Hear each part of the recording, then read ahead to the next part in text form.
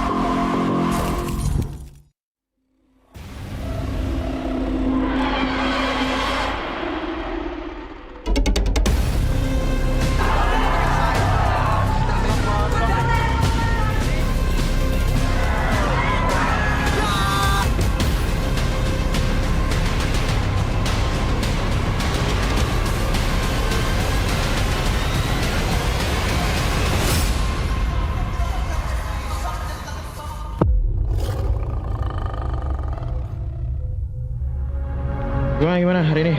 Aman. Hari ini gimana, lawan siapa? Liquid. Terus mau gimana? Kita kasih yang terbaik aja dah. Udah.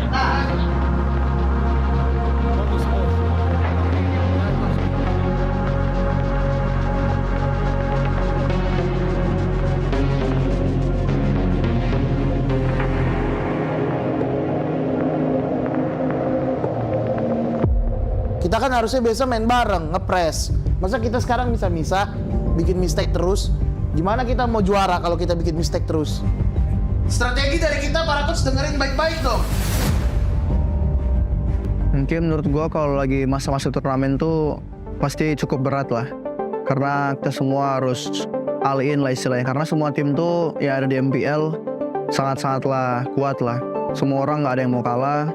Terus kita harus perhatiin juga gimana cara mereka buat menangin lawan kita, gimana kita biar mendapatkan kemenangan tuh banyak faktor lah dari hal kecil. Jadi ya kita harus konsisten lah intinya. Terus juga kita sangat-sangat butuh fokus sih.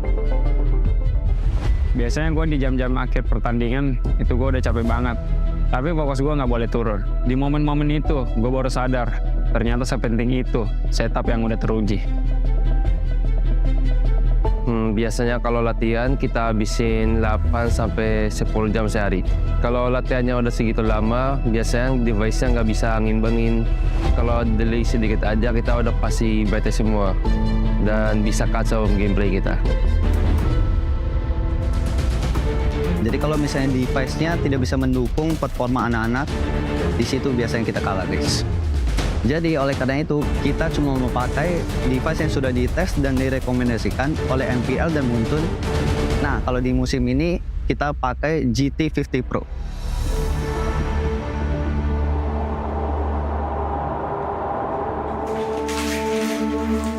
Sebelum nentuin official device untuk MPL, kita melewati rangkaian tes selama 1 bulan, dan kita juga mensimulasikan dari turnamen conditions juga. Kita juga melakukan tes game setiap minggunya. Tesnya mencakup several key aspects, mulai dari konsistensi frame rate sendiri, karena kita mau memastikan pada saat turnamen, match-nya bisa berjalan dengan smooth. Lalu ada tingkat stutter untuk melihat adanya gangguan pada saat bermain.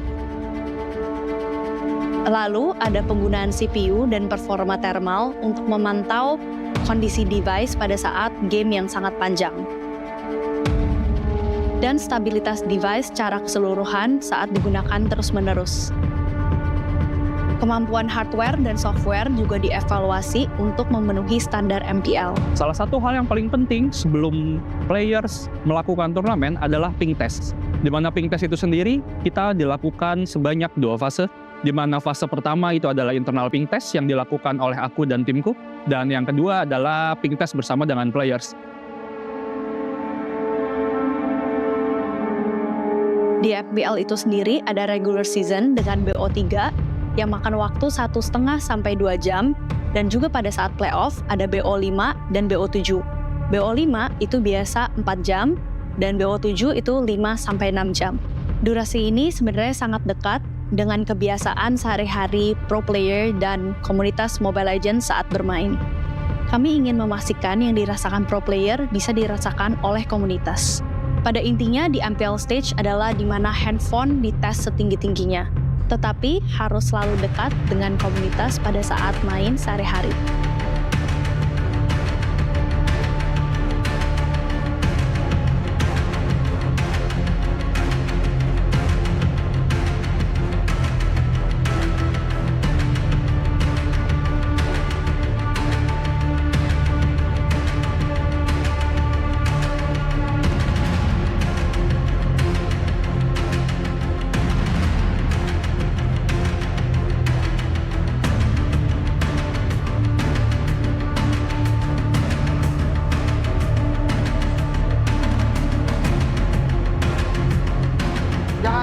Jangan lengah, sama tetap respect.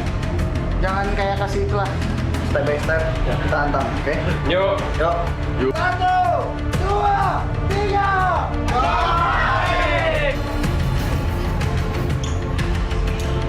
Kemenangan atau kekalahan? Sama-sama kita saksikan, please. Welcome, ONIC! What time is it? It's ONIC time. Akan menjadi pemain terakhir dari game pertama yang bisa dieksekusi oleh ONIC. Bahkan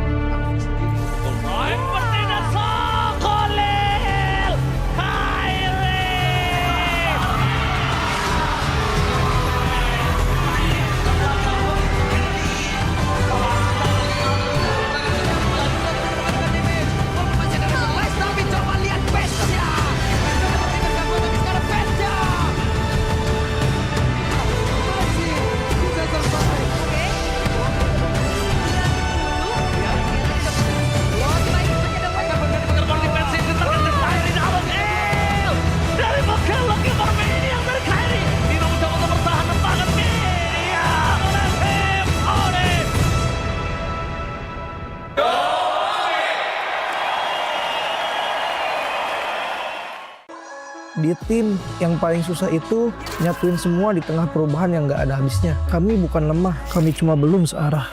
Menang atau kalah itu biasa, tapi ingat satu hal, kita itu keluarga. Waktunya konsisten saling percaya. Sejak kapan Navari jadi CEO?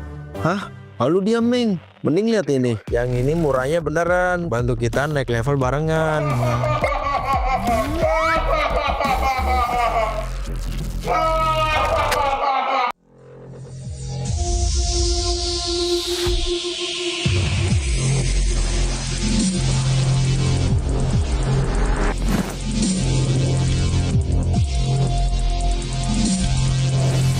First blood.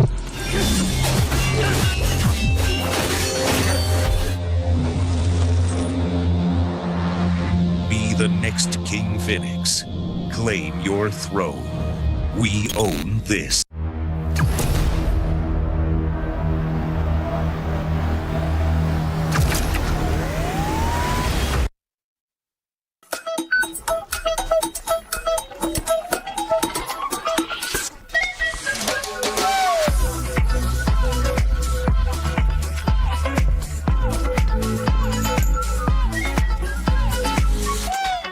Fairy Games. Spend, play, and win.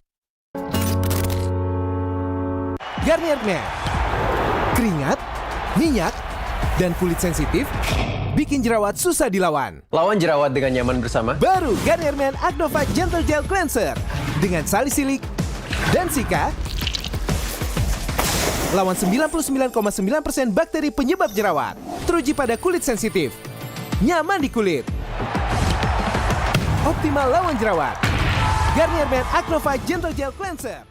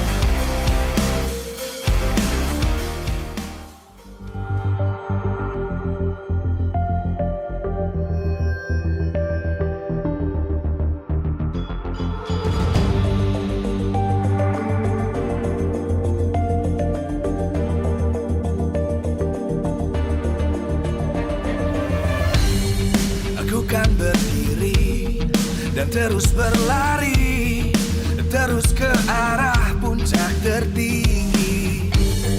Ku takkan berhenti, hanya sampai di sini.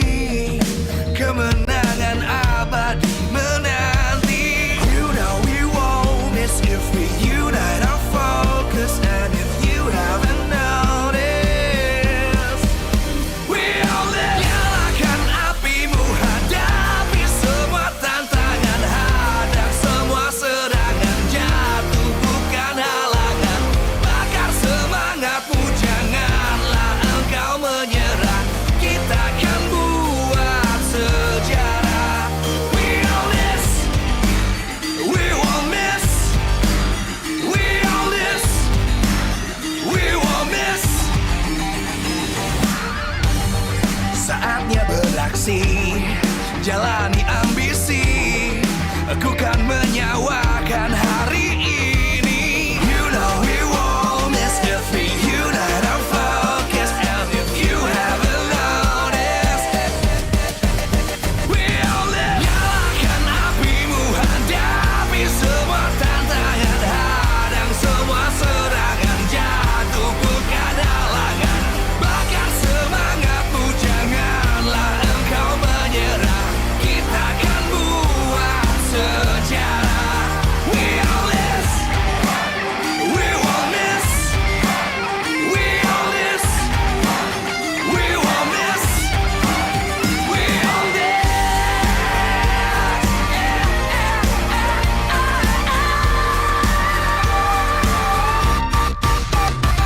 Nyalakan apimu, hadapi semua tantangan, hadang semua serangan, jatuh bukan halangan. Bakar semangatmu, janganlah engkau menyerah. Kita akan buat sejarah.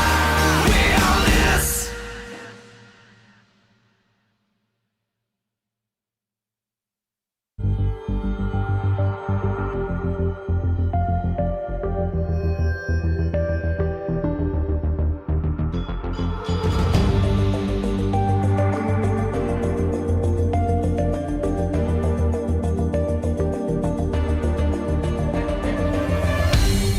Aku kan berdiri dan terus berlari, terus ke arah puncak tertinggi.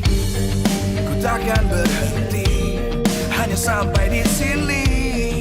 Kemenangan abadi menanti. You know we won't miss if we unite our focus. And if you haven't noticed, we all live. Nyalakan apimu, hadapi semua tantangan, hadang semua serangan, jatuh bukan halangan. Bakar semangatmu, janganlah engkau menyerah. Kita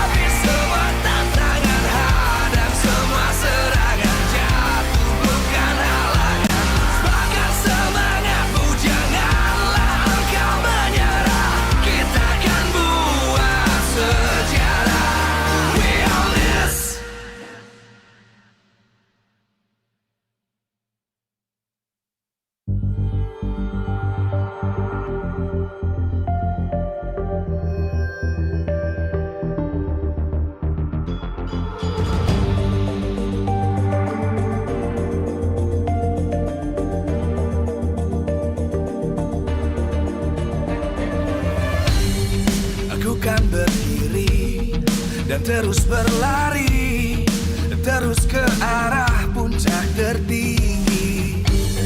Ku takkan berhenti, hanya sampai di sini.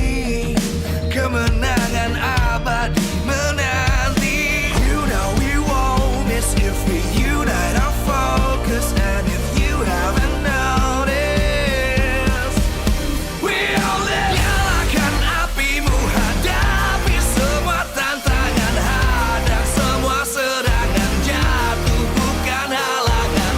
Bakar semangatmu, janganlah engkau menyerah. Kita akan buat sejarah.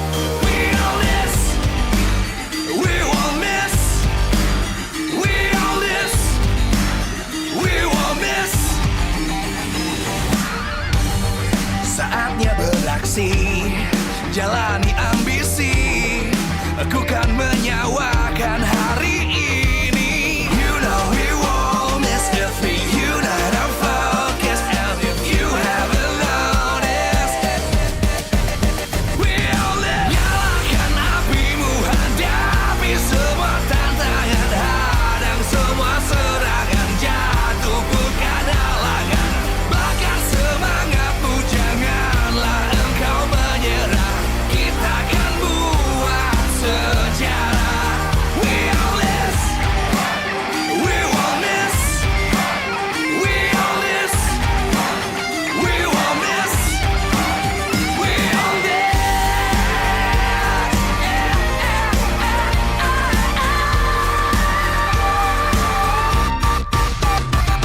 Nyalakan apimu, hadapi semua tantangan, hadang semua serangan, jatuh bukan halangan. Bakar semangatmu, janganlah engkau menyerah.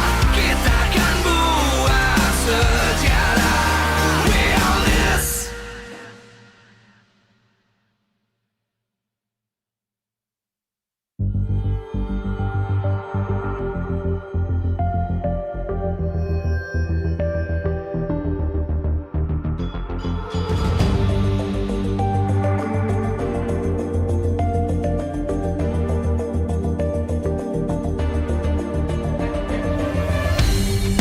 Aku kan berdiri dan terus berlari, terus ke arah puncak tertinggi.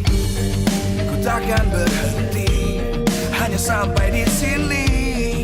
Kemenangan abadi menanti. You know we won't miss if we unite our focus. And if you haven't noticed, we all live. Nyalakan apimu, hadapi semua tantangan, hadang semua serangan, jatuh bukan halangan. Bakar semangatmu, janganlah engkau menyerah. Kita akan buat sejarah. We all this, we won't miss. We all this, we won't miss. Saatnya beraksi, jalani ambisi.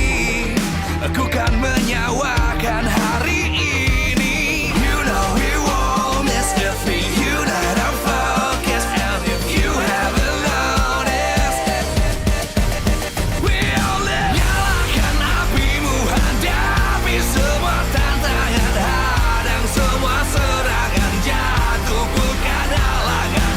Bakar semangatmu, janganlah engkau menyerah. Kita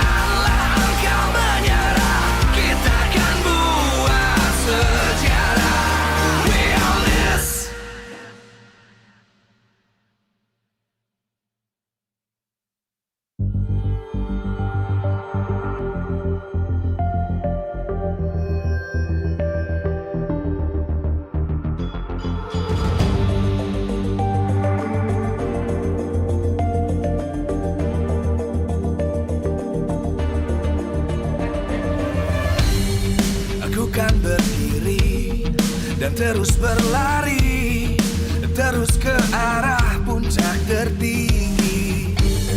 Ku takkan berhenti, hanya sampai di sini.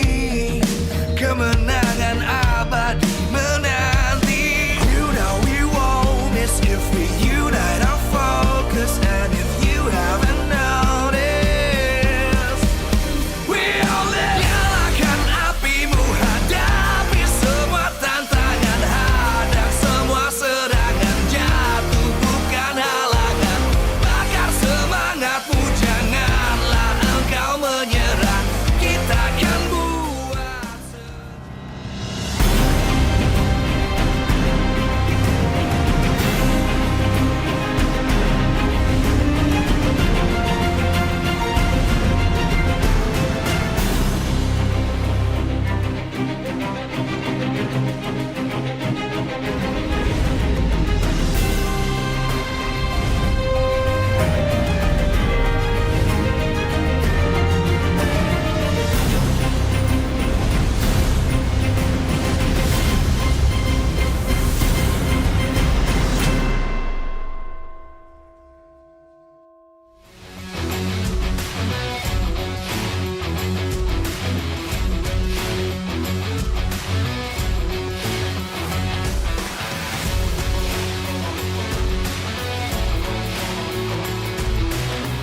Live from Jakarta International Velodrome, MPL Season 17 Playoffs is powered by Muta.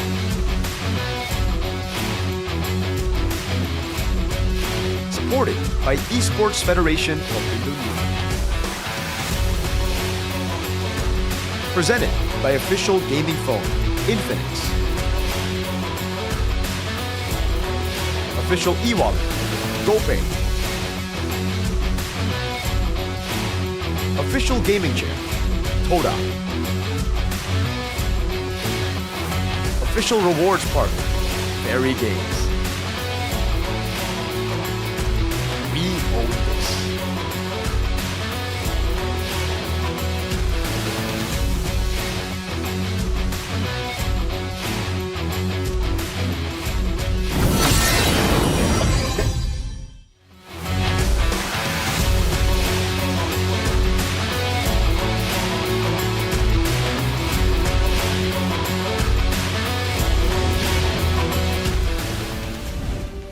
On day one, the MPL Indonesia Season 17 playoff stage heated up immediately.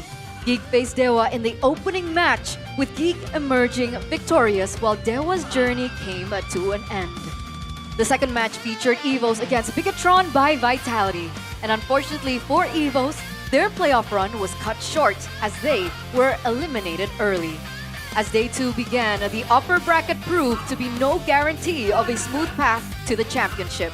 Team Liquid Indonesia was forced down to the lower bracket after falling to Geek. This was followed by a high-stakes clash between ONIC and Bigetron by Vitality. Despite arriving with tremendous momentum, Bigetron by Vitality was brought down by the Sky Kings and sent to the lower bracket. On day three, the tension reached another level. Every match became a do-or-die battle. One small mistake could mean an early exit, and Team Liquid ID saw their campaign come to an end after being defeated by BTR. Meanwhile, in the upper bracket finals, Geek fell to ONIC and was forced down to the lower brackets. And on day four, only 3 teams remained standing. The final ticket to MSC at EWC Paris 2026 was on the line, and the Giant Slayer faced off against the Red Robots in a winner-takes-all showdown. With a dream of Paris at stake, BTR emerged victorious, while Geek's journey came to a heartbreaking end. The reigning kings ONIC have arrived at the Jakarta International Velodrome for the MPL Indonesia Season 17 Grand Finals. And of course, before entering the arena, the ONIC players made their way through the KINGFINIX Festival. A thunderous welcome followed the defending champions as they walked through the crowd, and of course, BTR followed close after. So, before we begin, we're gonna take to this video.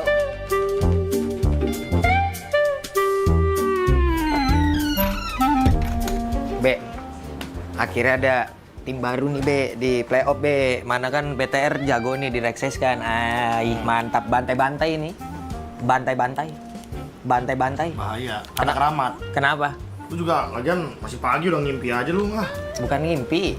Pak Pul, ini ONIC udah masuk Grand Final 8 kali. Kalah sekali doang. Itu win rate hampir 100% loh. Iya kan? Ini BTR lagi jago juga sekarang. Itu counter handphone.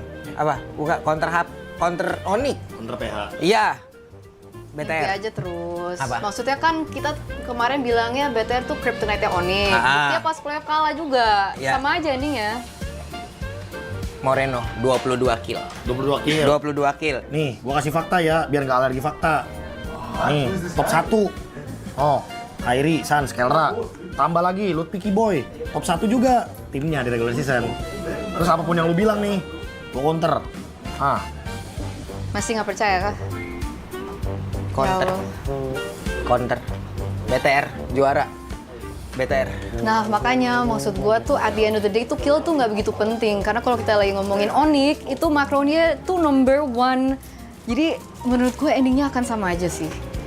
Ya udah gini, kalau masih nggak percaya, lo coba aja deh tanya ke warung burger sana, ya nggak Be? Ke warung burger? Udah, warung burger. Depan? Iya. Depan? Duit? Nih. Burger ya? Burger.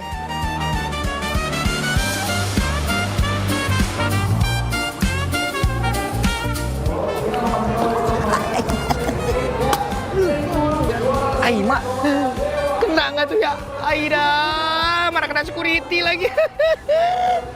Gimana ini?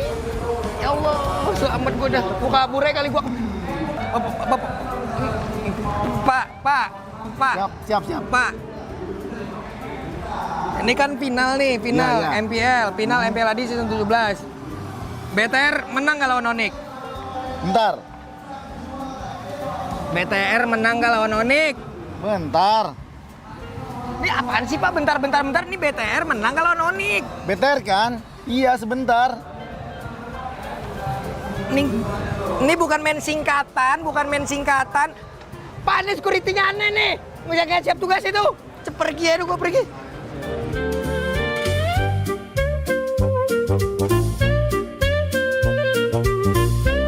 Untung selamat gue dari security tadi, Cok.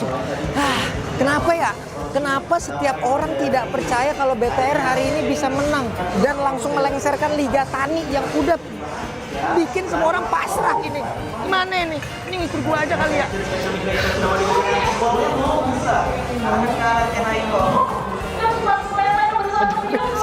Super fans. Iya bang. Dom, kan RRQ nggak lolos. Ada bang, RRQ juara. Hah? Juara apaan RRQ? Super Fans Cup bang. Ini bakal perbesaran ya kayak dong. MPL. Iya kan ada juga di sini bang, RRQ juara bang. Kan Super Fans MPL dong yang juara MPL. Iya gua mah. Lu mah nggak lolos playoff pakai segala datang lagi, tapi nggak apa-apa. Datang aja semuanya. Siap. Tapi gua mau nanya sama lu. Oke, nanya apa bang? Gua bisa. BTR fix juara sekarang. Iya bang. Enggak bang. Kenapa? Yang bisa ngalahin BTR cuma RRQ bang. Pas season 9. Saya emang nggak bisa lepas dari masa lalu lu ya? Nggak bisa bang. Gua aja nonton itu bang biar bangga. Kenapa BTR nggak bisa ngalahin? Pokoknya RRQ yang bisa ngalahin ONIC bang. Nggak, BTR. Nggak bisa bang. BTR kenapa? Kurang coba? super. Sakit deh. Efeknya gini banget deh. Di area top lane.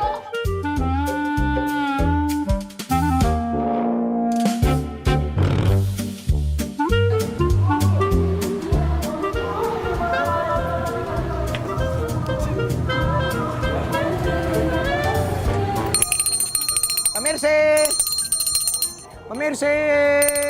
Kiu. Kok lu lagi? Boleh, mau menu apa? Menu apa? Gue mana menu? Nih. Apaan nih coy? Apaan nih? ONIC ngegulung BTR 2-0. 2-0, 4-0. Apalagi ini ONIC nyemes BTR 4-1. Apa ini? Apaan? Gue patahin nih. Jangan dipatahin. Gue patahin nih.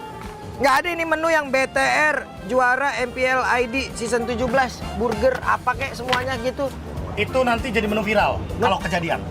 Emang pasti viral. Trust the process, bro. Nggak bisa. Karena ujung-ujungnya, trust us, we will win again.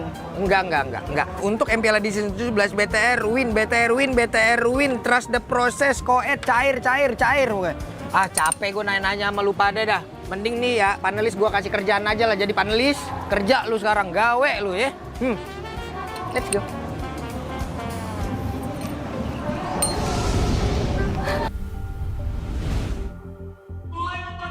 With all jokes aside, ladies and gentlemen, heading into the grand finals here at Jakarta International Velodrome.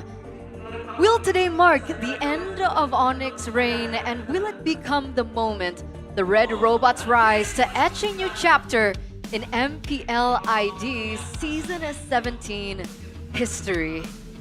We'd like to welcome you once again, ladies and gentlemen, to the English broadcast here for the playoffs, the final day of the playoffs, the grand finals of the MPL Indonesia playoffs. Back with me, Eterna, as our guest host, alongside Arashi and Shefin this time around. Welcome, boys. Welcome. Pulse check, how we feeling about today? I mean, I'm really excited. I want the movie ending, right? I'm a happy ending type of guy. I want Bigetron to take it all, be the champions of Season 17, and then later on we'll see. But right now, Bigetron. To reference some other ball sports out there, this feels like OKC versus Spurs. Well, the whole world is literally against OKC. Arsenal versus PSG when the whole world is against Arsenal, okay? And now the whole world is rooting for BTR. I have to agree. I think everyone out there, of course, other than the Sonics, are all rooting for BTR because what? If ONIC win this, it's going to be their ninth, imagine that, the 9th trophy that they get, and a back-to-back because unfortunately Season 14 TLID won that one. Hey. You gotta thank GeekFam for that. Okay, you didn't beat ONIC. I'll give you that. We didn't. It was a GeekFam that took down ONIC way before the grand finals, but now that ONIC have once again arrived in the grand finals, it's been, what, 8 times that they've won it? As soon as they get into the grand finals, they only lost once to RRQ back in Season 9. That's like exactly the point that we have to highlight right here. You know, despite the current situations, we can't forget history, right? We can't forget. Those who forget history are doomed to repeat it. That's the old adage. So, hey, in the same way that was the case for ONIC, right? They've always been able to win it somehow in the Velodrome. So this is quite literally a coup d'etat by Bigetron in the Velodrome. And maybe they can take some pointers from RRQ, right? Maybe some weaknesses has been exposed throughout the years by TLID as well. And hopefully that's going to be enough. Hopefully, because I mean, talking about the playoffs, it didn't seem like BTR were able to take them down despite them being called the kryptonite of ONIC in the regular season. We're in a cross point right now between trusting in the process and of course, trusting in that they will win. Trusting in the process. What does this mean for BTR? I think it's like what they mentioned, man. They've worked so much on the mental game. They've worked so much on the chemistry, the bonding. I think it makes sense because they haven't really been losing when it comes down to the drafts, the mechanics. It's that late game discipline. It's that communication. So I think they're taking steps in the right direction already. We've seen some of the results there against GeekFam. For this poster though, you ever get that feeling when you look at yourself in the past and you don't recognize who you are? Yeah. That's kind of what it's like. Yes. And we're in more ways so than one. Proud. Honestly, we're so proud of Moreno. I mean, he's been, what, 8 seasons in BTR, not being able to touch a single international event. And finally, he's here on his way to Paris. And it's a similar story for Eman. It's been a while. I think MSC 2022 was the last time we saw him. Well, he eventually won it. So that goes to show of the caliber that Eman has. But on the other side, we had Trust the Process. And now we have Trust Us, we will win again. Well, unfortunately, if we're talking about the historical context of ONIC in MPL Indonesia, in Jakarta International Velodrome also, we've also seen other curse activates yesterday. GeekFam, 3rd time for 3rd place in this place. Yikes. And I hate that. Hopefully, the curse will not continue here for ONIC. But despite the regular season record turnout of BTR versus ONIC, it feels like if we're taking a look at it, objectively, ONIC is still the stronger team. And playoffs is just a different beast. Well, I mean, we mentioned a lot about experience being such a huge factor. Yep. In yesterday's match, right, with the rookies for GigFam. Now it's a bit of the similar situation. Bigetron has made has made the distance, right? But now they're here against someone who's been here for a long, long time. That's the thing. That's the thing. It feels like experience seems to be a little bit more in favor of ONIC, despite, of course, BTR being strengthened by quote-unquote veterans themselves. I mean, Moreno hasn't touched a international tournament, but technically, he was there at SPS. And they were top 2 as well. Do you remember that when ONIC won? The mukbang? Yeah. The mukbang. But there's a difference in mentality turnout. Before Moreno fought against ONIC, he said that, I don't think we're going to beat ONIC, but right now, it's a whole different kind of Moreno. Exactly. And right now, we are going to take to a VT, or an interview, I believe, with Bude. Oh. That will come up very, very soon. Who's it with? I think it's with a brand ambassador. A very familiar face. We'll see what it's about. Let's take to it. Kita akan segera menyambut season baru, season 41. Menjalankan peran sebagai seasonal ambassador MLBB season 40 kemarin merupakan sebuah kehormatan bagi aku. Selama season 40, aku berkesempatan untuk ikut berbagai campaign dan aktivitas MLBB, seru-seruan bareng teman-teman kreator, melihat langsung antusiasme komunitas di momen-momen besar MLBB, sampai ikut merayakan berbagai update dan konten keren yang hadir sepanjang season ini. Pokoknya season 40 bener-bener seru banget, dan sekarang waktunya aku menyerahkan tugas ini ke ambassador berikutnya. Buat ambassador season 41, selamat ya. Semoga kalian bisa menikmati setiap momennya dan punya perjalanan yang sama serunya seperti yang aku rasakan di season 40. Good luck untuk next season ambassador, dan untuk teman-teman semua, jangan lupa kasih dukungan terbaik kalian. Sampai ketemu di season berikutnya. Halo, gua Kairi, gua seasonal ambassador buat MLBB season 40. I feel lucky karena gua udah pro player dan bisa kepilih jadi season ambassador, dan gua bisa share my knowledge to the community. Sejak gua jadi seasonal ambassador, gua ngerasa lebih dekat sama community. Buat the new seasonal ambassador, dari gua semangat dan ini bakal seru banget. Tips gua buat yang jadi next seasonal ambassador mungkin lebih mature aja karena lu di look up sama banyak orang. Oke guys, videonya itu aja, dan buat next seasonal ambassador, good luck, semangat dan have fun. Bye-bye.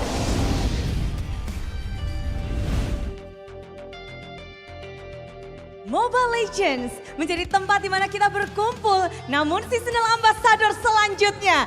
Mari kita sambut bersama. Inilah dia, seasonal ambassador Kelra dan Skylar.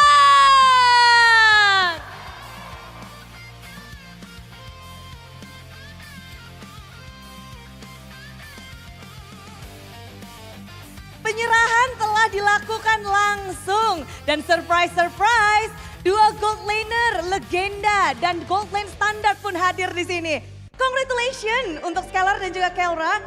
Gimana Skylar menjadi the next seasonal ambassador, diserahkan langsung tadi? Lah, karena gue baru pertama kali juga kan jadi brand ambassador di season ini juga. Senang pastinya. But how about you Kelra? Congratulations. Sebenarnya gue kaget banget tadi, soalnya baru dikasih tahu gue tadi. Gue senang banget. Wah, surprise dari Kairi ternyata ya. Jadi dari Just No Limit dan juga Kairi langsung menyerahkan kepada Skylar dan juga Kelra. Tapi menjadi seasonal ambassador, apa sih yang kira-kira mungkin Kelra harapkan? What is your wish? Semoga kalian semua bisa mau joget sama gue. Berjoget bersama Kelra the Dancing Machine. Dan mabar sama gue and Skylar. Semuanya bisa mabar sama kita. Yeay. Kita main di live stream. Woohoo. Bakal rame banget nih, Land of Dawn akan bergoyang. Tapi gimana dengan Skylar? Yang pertama udah pasti sama kayak Kelra lah. Kemungkinannya kita bisa mabar di live stream bareng, atau nggak bisa mabar juga offline bareng lah sama Kelra gitu.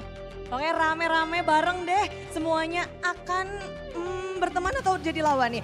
Bisa dua-duanya. Tapi in this season, you become the the ambassador, is there any message you want to say? Terima kasih buat udah yang voting gua. Terima kasih buat Monton for this opportunity and masih semuanya. Oke. Senang banget. Makasih. Makasih banyak banget. Tapi Kelra, you have something after this, the grand final. You remember? Best of 7? Yes, Budai. Are you ready? Ready! Ready? Oke, silahkan you can be prepared for your grand final. Thank you. We release you. Tapi Skylar di sini sendirian. Goodbye Kelra. Kasih tepuk tangan untuk Kelra. The Gold Lane Standard yang begitu aktif, periang dan tentu saja sekarang kita akan menghabiskan waktu bersama Skylar. Skylar menjadi seasonal ambassador di season teranyar. Bakal ada apa sih di season ini? Mungkin di season ini bakal ada hero baru, Hirara, Assassin, dan beberapa equipment adjustment dari jungle. Dan yang ketiga mungkin ada perubahan roamer dire hit. Sama yang terakhir bakal ada skin-skin kayak Kimi lah, kolektor dan mungkin ada banyak skin seru lah. Udah di spill sama Skylar, season ini kayaknya bakal dar-der-dor banget. Tapi kalau dari Skylar sini mungkin ada yang mau disampaikan sebagai seasonal ambassador nih untuk kata-kata penutupan dari Skylar. Thank you buat semua yang udah support gua sampai saat ini. Gua nggak expect juga lah gua bisa dapat brand ambassador season 41. Ya kemungkinan ya season depan ya kita bakal perang lah di Land of Dawn. Nanti kalian bisa mabar gua sama Kekelra lagi. Mabar, tapi bagaimana untuk grand final ini? Skylar, ada yang mau kamu sampaikan untuk grand final season 17? Yang pertama udah pasti coaching staff dari ONIC ya, semangat buat cewek, Coach Chef sama Mr. Pedi dan Bang Fatur juga. Sama player juga ya, anak-anak tetap semangat, fokus ya, jangan lupa ya auranya. Aura. Ya. Best of 7 bakal dihabiskankah 7 game Skylar? Kayaknya 4-1. 4-1. Tapi bersama-sama semuanya beri tepuk tangan untuk Skylar, the ambassador, seasonal ambassador. Thank you Skylar. Tentu saja begitu meriah, entah di dalam game bersama dengan seasonal ambassador teranyar kita. Mereka meneruskan jalan dari Just No Limit dan juga Kairi. Kita akan sambut bersama-sama mereka di season terbaru bersama Skylar dan juga Kelra. Tapi di babak grand final ini tentu adalah babak di mana kita akan melihat siapa yang akan menorehkan sejarah. ONIC dan Bigetron akan bertemu kembali. Tapi sebelum itu, sebelum kita menyaksikan bagaimana pertarungan epic ini, izinkan Bude memanggil satu sosok yang tentu saja akan mengisi tempat panggung ini. Kita akan undang Ibu Airin Umar selaku Wakil Menteri Ekonomi Kreatif untuk naik ke atas panggung untuk bisa bersama kami semua di sini. Ibu Airin, dipersilahkan.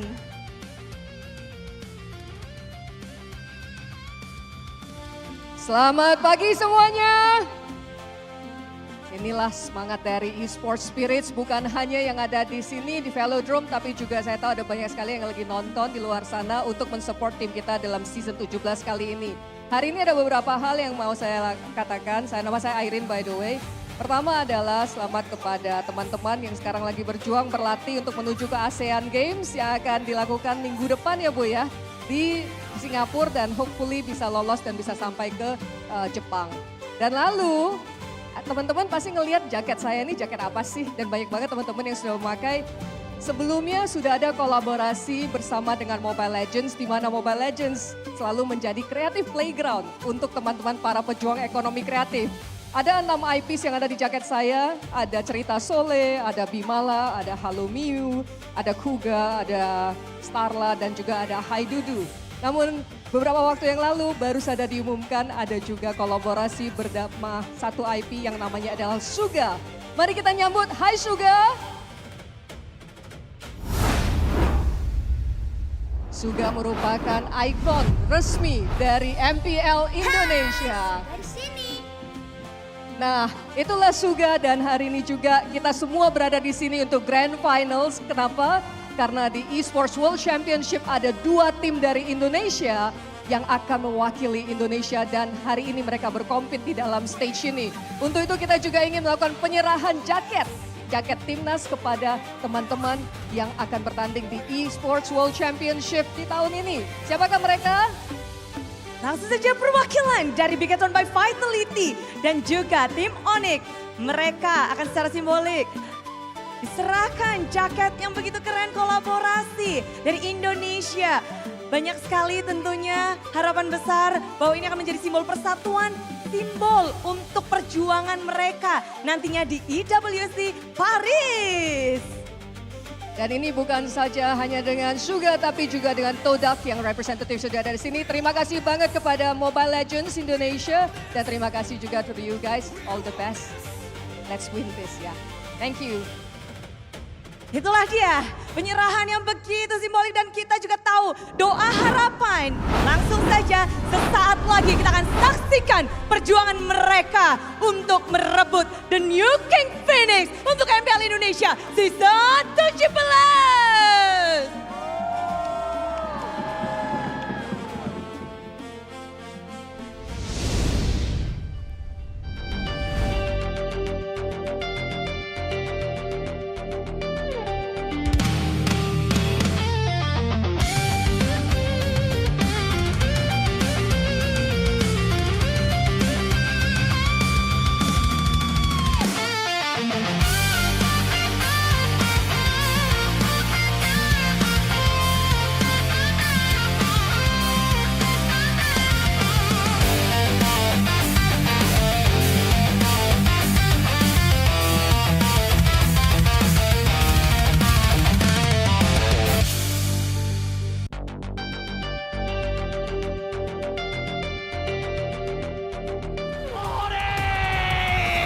Berhasil mendapatkan tiket ke IWC Paris. Bigetron by Vitality berhasil mendapatkan tiket menuju Paris.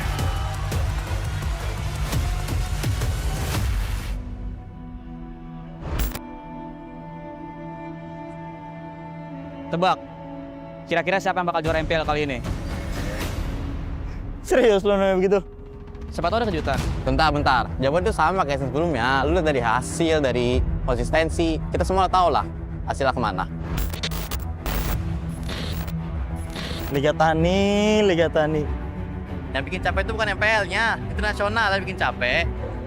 Iya, ujung-ujungnya PH juga yang angkat. Kembali menjadi region nomor 1 tim Liquid Filipina, membawa pulang piala MSC ke region Filipina. Iya, bukan karena kita nggak percaya diri. Cuman karena kita selalu berharap, tapi setiap kali mereka nyentuh garis akhir, mereka selalu berhenti sebelum finish. Makanya sekarang semua kritikan rasanya valid. Mau lu nyalahin mental, mau nyalahin draft, atau adaptasi. Kita semua tuh ada contohnya. Karena hasil akhirnya bakal sama. Tewok kandang.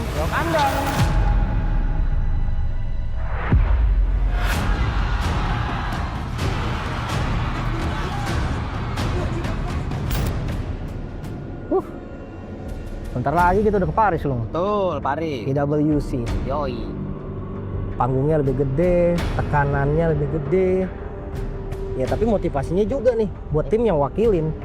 Motivasi gede dong, prize pool, IWC juara deh kan, prize pool digabungin duit banyak, cuman mohon maaf nih Lin, bukannya gua ragu ya, belum yakin aja. Mana nasionalisme Indo Pride-nya mana? Enggak, bukan masalah. Gue Indo Pride ya. Gue Indo Pride paling depan, gue Indo Pride. Cuman sebelumnya nih kalau kita lihat ke belakang ya, kita pernah datang dengan pemain terbaik. Kita pernah datang dengan narasi apapun yang kita gaungkan. Rotasi dicoba, adaptasi dicoba, apapun itu kita coba. Hasilnya apa, Lin? Masih belum cukup. Iya sih. Cuman sekarang gue rasa beda loh. Di season ini tuh timnya kuat. Jadi harapannya juga makin tinggi buat Indo. Pemain-pemain terbaik kita ada. Tapi final lain, Filipina masih tetap monster-monsternya. Malaysia lagi naik-naiknya. Bahkan beberapa season belakang kita under banget. Gue bukannya ragu. Gue bukannya terinopet. Gue mencoba realistis.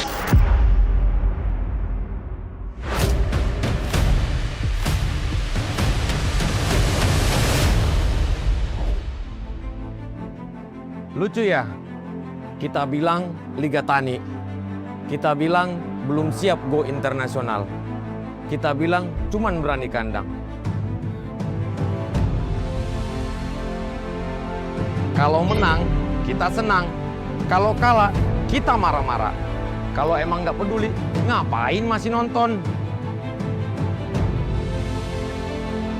Itu karena kita masih berharap. Kita juga pengen lihat Indonesia juara.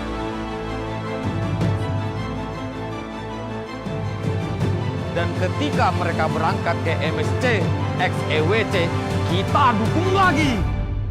Woi, sini kalian semua! Siap!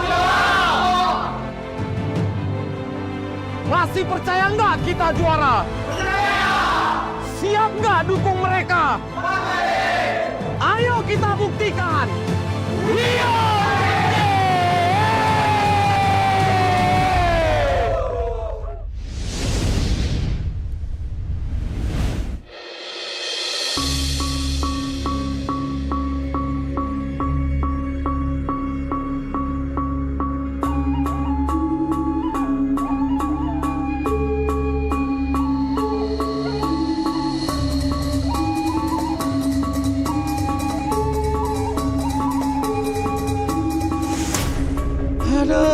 Aduh.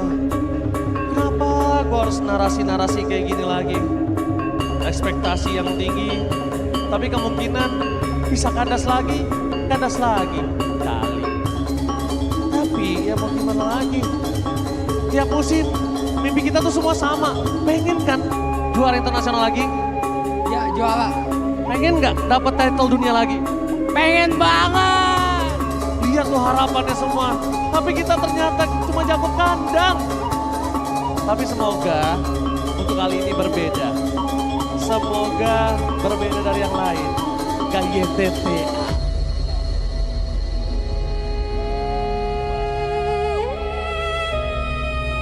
Berapa kali lagi kisah ini harus terulang? Harapan dibangun setinggi langit. Hanya untuk runtuh di panggung dunia. Musim demi musim, kita datang membawa mimpi, hanya untuk pulang dengan tangan kosong. Api yang dulu berkobar, perlahan semangat redup, melihat region lain semakin kuat dan jumawa. Katakan padaku, masihkah kita bisa percaya mereka bisa ditumbangkan? Memang benar, sejarah tidak selalu menyenangkan diungkit. Realita kadang sekali masih sangat pahit. Tapi itulah alasan untuk terus berjuang. Berjuang untuk mencari dua wakil terbaik Indonesia.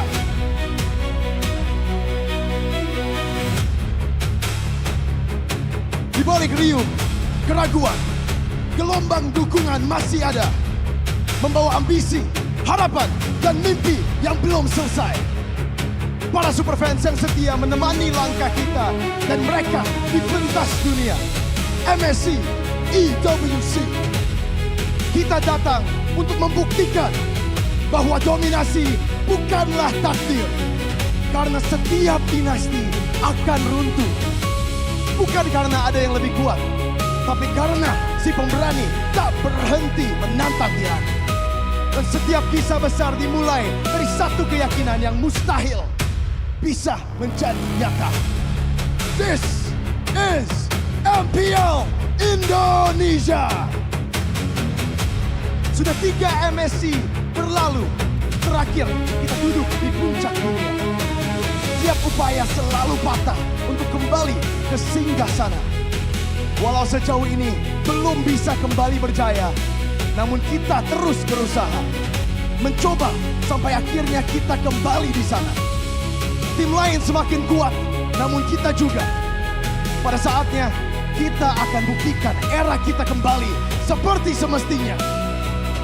Bersama kita akan saksikan siapa yang paling kencang berlari ke puncak tertinggi.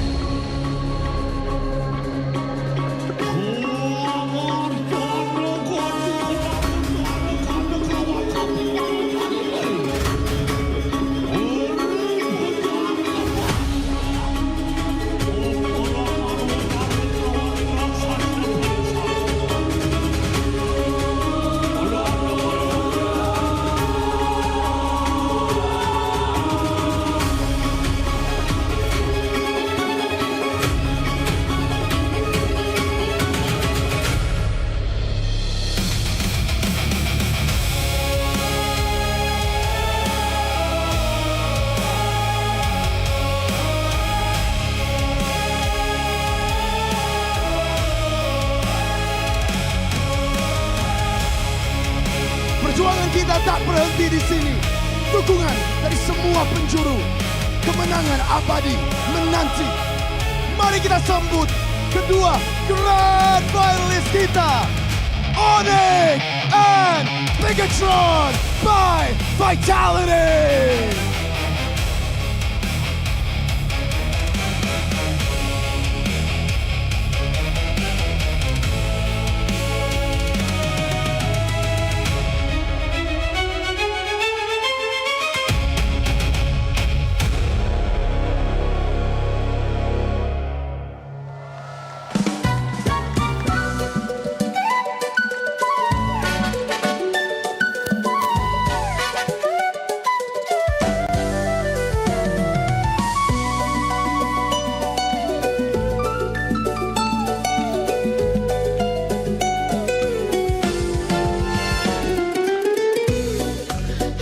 Berdiri dan terus berlari, terus ke arah puncak tertinggi.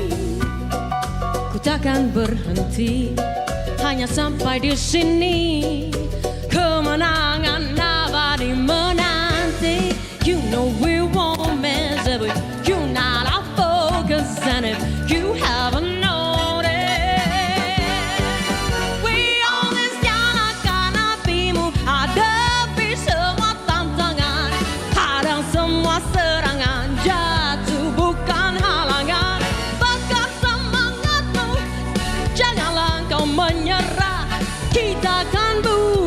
sejarah.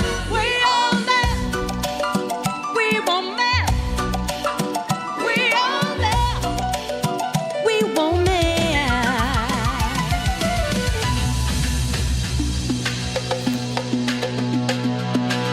Mengalun perlahan bagaikan dentuman bassline. Merekalah para pemantik kekacauan di Land of Down. Shogun dilawan. Astaga Lutfi. Flamboyan, elegan, mencuri perhatian. Bersiaplah terpukau oleh para jungler rupawan. Si darah dingin, ada Sky King, Nael, dan Kairi. Gerakan groovy, beatnya tak terprediksi. Simak lilis inisiasi sang pemberani. Finn, the human, and this is K-Boy. Up the beat untuk gold laner agresif. Sang ngebacker, game changer, the gold standard, Eman and Keldra. Orkestrasi pertarungan, maestro di Land of Down. Dengan kunci di IWC di tangan, sigap cari celah amankan kunci kemenangan. The Maestro Moreno dan Gila Sans.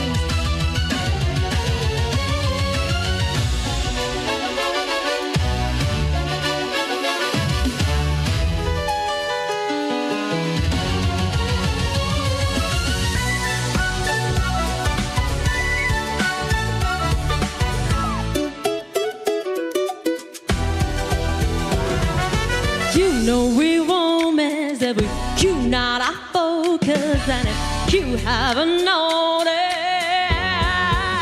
we always nyalakan apimu. Hadapi semua tantangan, hadang semua serangan, jatuh bukan halangan. Bakar semangatmu, janganlah engkau menyerah. Kita akan buat sejarah.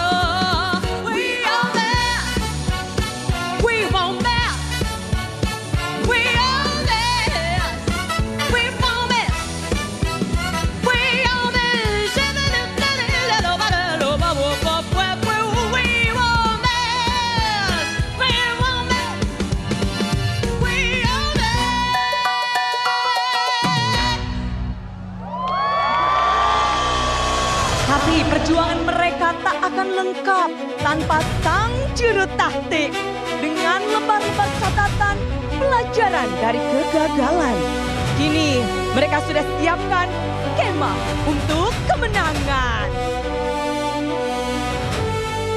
Dan Skylar sebagai the next MLBB Seasonal Ambassador membawa Immortal Cup sebagai simbol perjalanan kedua tim.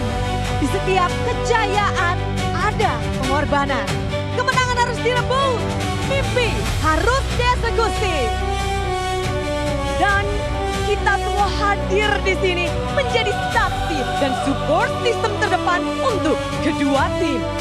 Para super fans di rumah, para restreamer, talent, termasuk coach dan rival-rival yang sudah ditaklukkan sebelumnya menaruh harapan agar kita bisa kembali sejajar dan bersaing menjadi yang terbaik. Sudah terlalu panjang perjalanan kita, sudah terlalu keras kita berusaha. Doa dan dukungan menyertai. Kali ini peluang tak akan terlewati. We own this and we won't miss.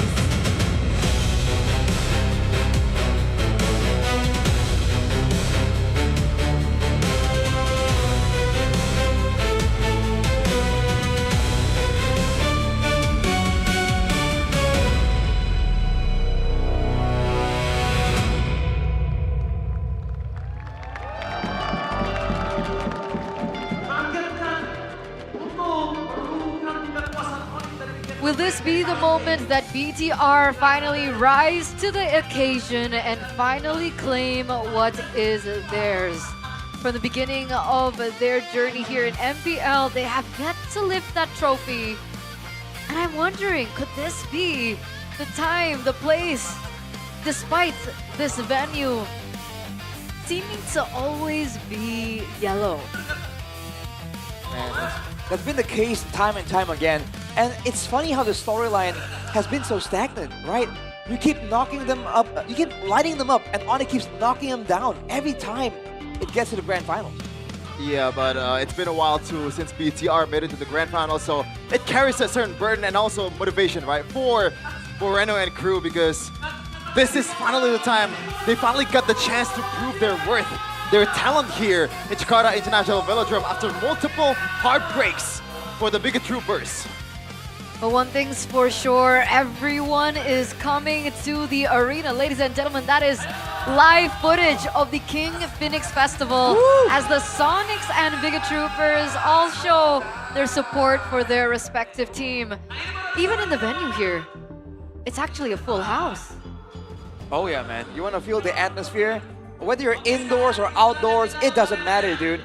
With a match of this magnitude, there's always gonna be the crowd as they erupt right here.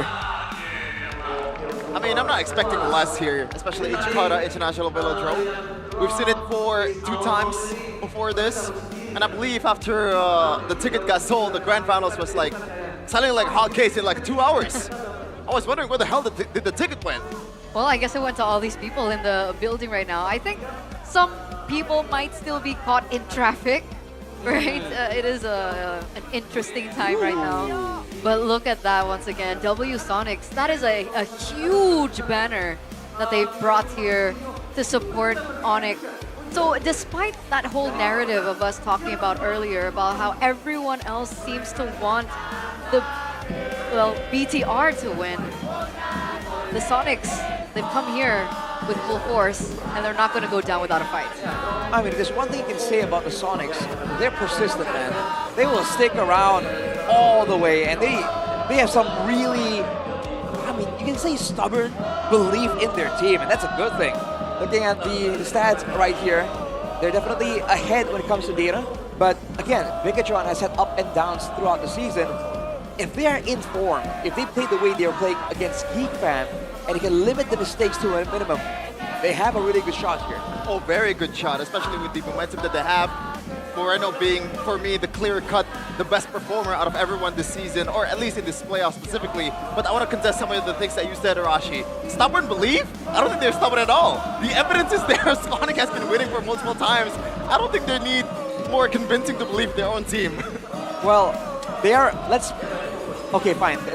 They're really convinced. They have been convinced for good reason. Let's put it that way. What if that is the beginning of their downfall? What if? We're just putting that what if out there. pride comes before the fall? Maybe. Man, you know, Maybe. what's crazy is we've been saying it for so long because the ONIC fans, they have had such strong belief time and time again. The only thing you can tell them is like, watch out, bro, you're gonna get caught lacking. And still, ONIC just keep delivering, and they have not paid the price for it yet.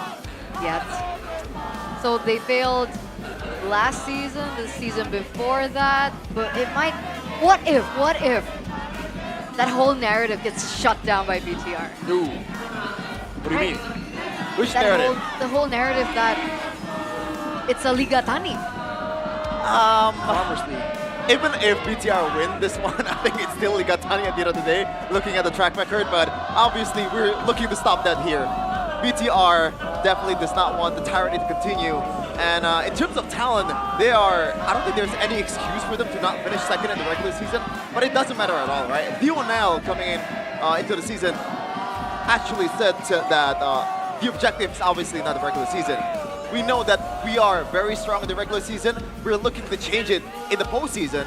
There were some roller coaster kind of ride before the playoffs, but now that they're here, I feel like they've got enough experimenting to do. They've got enough team building and also convincing that they can actually do it against the mighty ONIC. Okay, and it's going to start with the spearheads of both teams. Obviously, we have Kyrie on one side and Nile on the other. We heard what Nile was able to say yesterday after that victory against Geek. The fact that if he wins here and the victory that he was able to get yesterday was, of course, a tribute to his late brother. Now, if we're looking at that storyline and we're looking at his development through the seasons, do you think at this point he has what it takes to go head-to-head against Kyrie? I think mechanically and hero pool-wise, the basics, you know, the textbook things, he's always been up there when it comes to being a jungler. It's that mental game, it's that consistency. And so far, considering that it's been a while since Nile showed up here and exploded onto the scene as a rookie, I feel like his experience should be enough at least to put up a really good fight against Kyrie. Okay, so you're saying skill level, not there yet. Is that what you're saying? I feel like skill level has been like inconsistent in a way? Inconsistent, you know, a lot of times we said that his highs are higher, but his lows are lower. Okay. So with experience, it should flatten out just a little bit. And that's the question, is the average gonna still be higher than Kyrie? And is that gonna be enough for them to really pose a threat? Because again, like Shevin mentioned, the belief, the name is such a big factor here, right? When you show that ONIC can be defeated, when you've already beaten them twice in the regular season, you know, the ONIC name that was so feared by Moreno back then in SPS is no longer the same, right? I think Bigetron has, you know, the same kind of aura coming into this, basically. Yeah, that's the, I would argue that in terms of confidence and also how they're gonna play with a chip on their shoulder, BTR has more motivation than ONIC. Nile obviously playing for his late brother. I mean, a lot of these players are having heartbreaks for multiple seasons and now they're here. And if you ask any other players or coaching staff in MPL Indonesia on who do they think has the best mental game, mental edge out of any players, it's Nile. And they would argue that it's not even close. I think we got to talk with the Stakes about that, how he has this, I love this term so much, irrational confidence about him. No matter who it is, no matter, you can play against someone that is objectively the best player in the world and Nile will think that he's better than him. And that's exactly what they need, right? They need that story, they need that mentality. And I agree with you guys. I think that consistency still needs to be topped up for BTR. And we saw what happens when BTR are in form yesterday against Geek. They were clean, they were composed, and in yet another best of 7, do you think that perhaps momentum is on BTR's side in compared to ONIC? I think so, which is why I think if Bigetron gets it done, it's gonna be quite dominant. I predict myself like a 4-1, possibly. But if it slows down, ONIC definitely have the edge, and they have all the backup they require. Coach Yeb is in the building. But let the games begin, ladies and gentlemen. Game number 1 in the grand finals, a full best of 7. And we're going in through dangerous grass. This is the drafting phase, ladies and gentlemen, presented to you by the official gaming phone INFINIX GT50 Pro. BTR by Vitality are gonna be on blue side and ONIC are on red. Phobius, Paquito, Jushin banned out. The response from the Sky Kings, the defending champs, is the Freya Fanny ban, and we're waiting on the last one, considering Marcel is still an open hero to pick up. By the way, like, ONIC did not ban the Fanny at all, I believe, against GeekFam. And they're putting it here in the second phase. That shows that they actually have some sort of respect towards Nile and BTR overall on how to play around the Fanny. And it's proven in the regular season, right? Nile was amazing when this hero gets ONIC. Right, the Marshall is left open though. Gonna be a Baksha ban from ONIC to slow down the potential early tempo approach that Nile likes to do on that utility jungle. That's one of the advantages they used before, using the Baksha so that Moreno can go for damage items and not go for the glowing wand. Marshall indeed gets picked up. What's the answer here for ONIC, and what are we... Look, what character is this? Robbie! Smurf? Avatar? I feel like it's Avatar. I think so, yeah. There's a sling.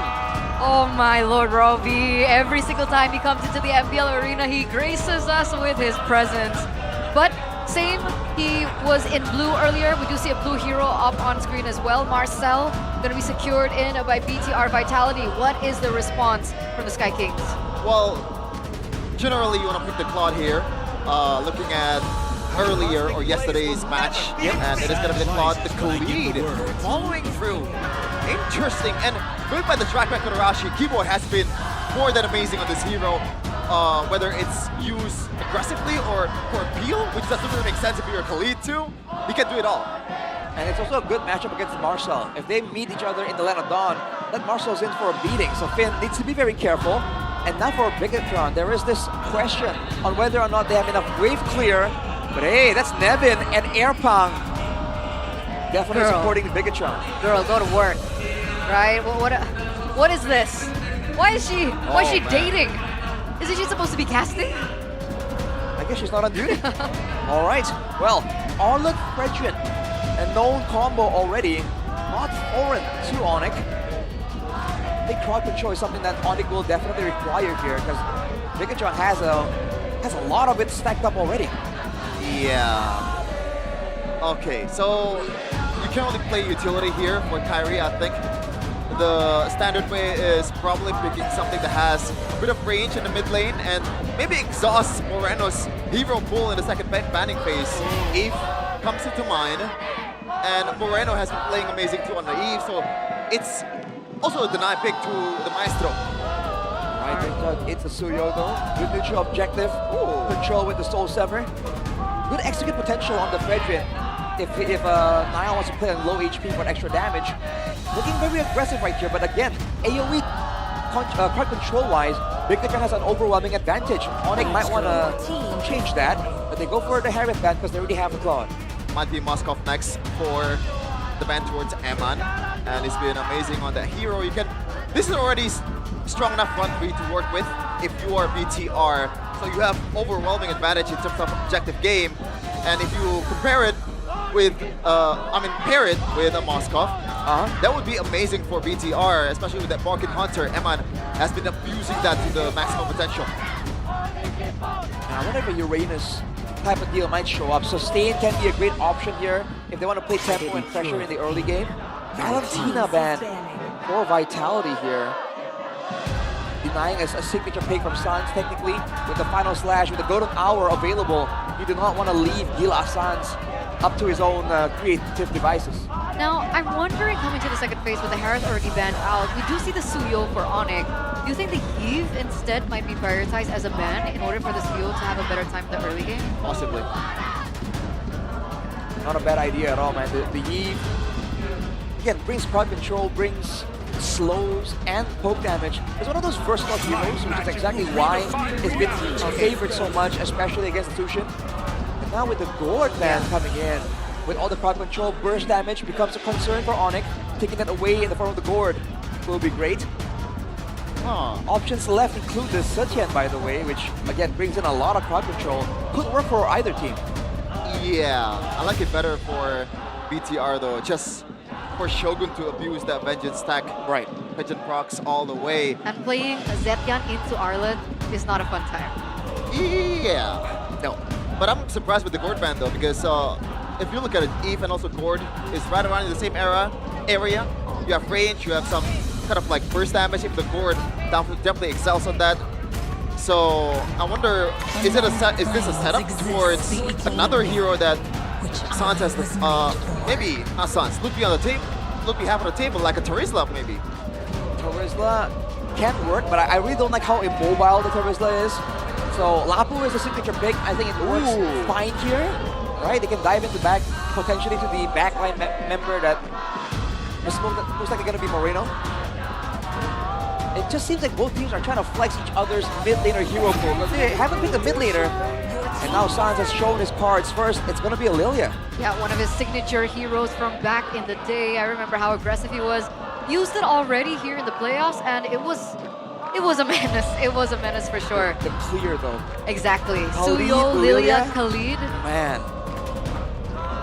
Quite ridiculous. Moreno, what is he gonna pick up? Did he go for Selena Q-Champ, you think? Against a Khalid that has a bit of a maybe more tempo. I mean, you mentioned the Zetian earlier. It still could be the Zetian.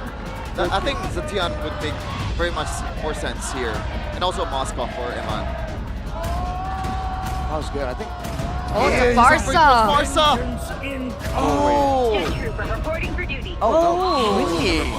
Juked us. Again, with all the utility already there, having the Kimi to follow up and have an extra bit of front-to-back potential, now it's on ONIC to try and find ways to get to the backline. But again, that Lapu is available. I think if you're trying to deny the Moskov, the Kimi, not a bad pick at all.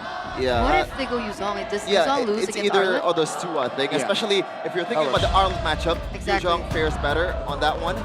But Then Yuzong can go straight into the backline? that is true.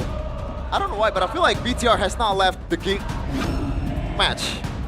Because this draft really feels like they just want to play it super safe with the front two back and also having a low risk with the Fredrin. Okay, I guess we're just gonna throw it straight into game number 1 here. The opening game of the Grand Finals. For seasons, MPL Indonesia belongs to ONIC. And today, Bigetron will try to take it. Dynasties are not inherited, they are overthrown. Welcome to MPL Indonesia Season 17 Grand Finals. It's Realize and Mirko reporting for duty.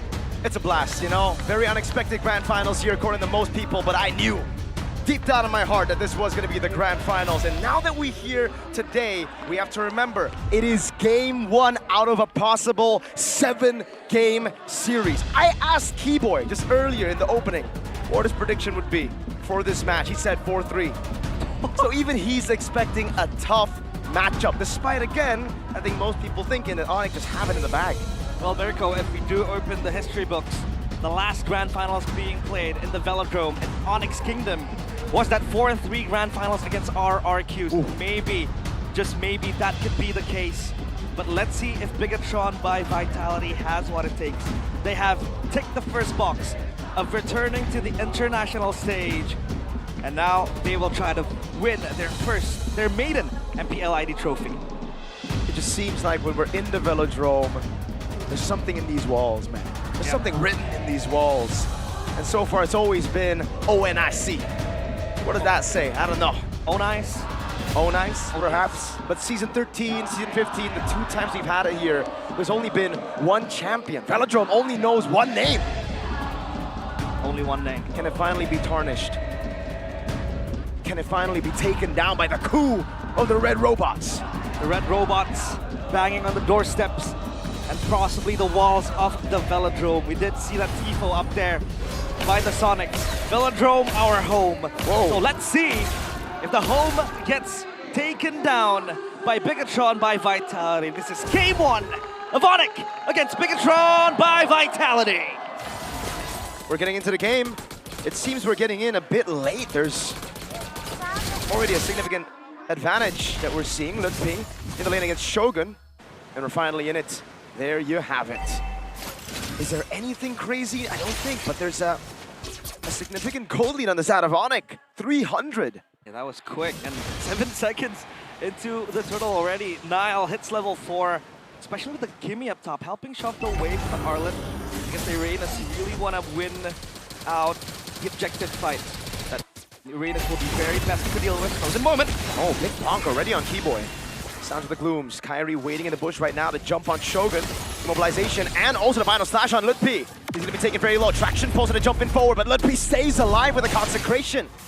Finn and Nile holding on, trying to make an opening to get back into the turtle. Kai, steady on the Suyo. Lutpi walking back up. Now it's going to be Kelro with the walk up as well. Nile wins out the retrieve and SOD lands at Finn. Is able to collapse on him. A good queller as Kyrie charges the surge. But Bigetron win out Turtle 1. The first win for Bigetron by Vitality in this best of 7. The objective completed. Shogun with a maiden kill as well. But you can take a look at how pesky that Uranus was to kill. They need something to shred it down. The Moskov, the Kimmy scales well into the late game, and that could be possibly the silver lining to deal with the Uranus. But what if you just dodge the Uranus, go for the other carries, especially the Suyo and the Lilia, super safe to play. They have tools to deal with that. This Kimmy pick had the Moreno we saw yesterday. He picked up the juice and now it's Kimmy. Oh, he finds a taunt just at the edge. Nile with a bonk on Sans. Now Sin going down. Kyrie looking for the play. Golden hour to save Nile and to zone Kai from getting a blade surge in. Now it's Lutpi cutting in after getting the top tempo. Trying to take it down though. The Uranus will have prio and just moving around the map. And you can just proxy the waves as well. Play for that rotation. So far, nothing too crazy. Emblems by you. Bargain Hunter for the Kimmy and the Moskov. So it's all about just getting those items quickly, getting the power spikes quick. Because ONIC know they can force the fights when they also have that advantage. Other than that, nothing too crazy. ONIC, they will be playing for both Moreno and Emman, the hyper carries. And now we see the Suyo finally being picked up after being abandoned for a few series. The Suyo does pretty well as well for that clear. The Fredden though, that neutral objective take will be very interesting. Talent predictions by GoPay. 4-3 for me and for Eterna too. Just want to say this way, Arashi's my boy. Just want to say, you know. 4-0. Hey, 4-0, bro. Believe. Hey, right now they're doing good. That'll all work out. Let it all work out. Hopefully, but right now it does look very good. Nile getting that mid-prio for Moreno, and this is a very weird pick for Bigetron standards, right? We were seeing a few heroes, however. The Farsa made more sense if you're thinking about the Maestro. He's back on it, traction pulse on Sans. He's able to walk out of it. Keyboy gonna get caught by the frozen moment as Shogun jumps on Lutpi, who's already used the consecration. Now it's the turtle dance. Claude rotating as well. Kai winning on the retrieve battle, but now gets stunned up and a bite bonk to send him back home. The SOD connects. Now they go over the golden hour as well. As that's over now, looking for the tongue. Won't be able to find it as Kelra pops the blaze and win and purify. But Keyboy has the quick sand guard, pops it in, stays alive. Lutpi walks up to go for more damage. Eman doing more. Sounds with the black shoes and Keyboy will hold on to this bush. Miss on the final slash from Shogun. He's trying to survive, just barely finished, trying to expedite this escape. Keyboy gets a kill on Finn, and it's 2 on ONIC. Big bow from Nile, though. Finds a taunt on Sans. The cold-blooded killer does it again with the Frederick is 3-0. And Lutpi shredded down to pieces, but he's going to be fine. ONIC lose the members they need. Lutpi! Can you survive this? Moreno guns him down. That is a lore inaccurate Stormtrooper in the mid lane. Very chaotic early game. They want to brawl out, but it's a bit uncanny for Bigetron by Vitality when you know it's not about winning the lane when you play the Kimmy, the Moskov too. It's about farming up a storm, but they still have that power in the Fredrin. In the fact that Finn has his hands on a Marcel. Shogun as well with the Arlet, very, very spectacular. And now Bigetron take control. Oh no, Purify, what Kelro? Oh my goodness, Nael! He's a man on a mission. He got deleted just like that. And the chain CC works pretty well for Bigetron by Vitality. They have the tools needed, the taunt, and then you have the vengeance stacks for Shogun with the Arlet. And that also helps the Arlet play more because then you have the frozen moment to play with. Kyrie. Late surge. The way the taunt coming down, and look at the auto resets bonk as well. Niall is unstoppable. So much power, so much control for Bigetron by Vitality. ONIC, they have to think think of something, a way to possibly weather the early to mid game and then wait for the items to come in, because late game, this Lilia, the squad will hit like a truck, and that's where you get the Shred to take down the Fredrin, to take down the Arlet. Oh, so far, Keyboy was looking for something, but I don't think he's going to commit himself to that. That's going to be the second turtle for Bigetron by Vitality up top.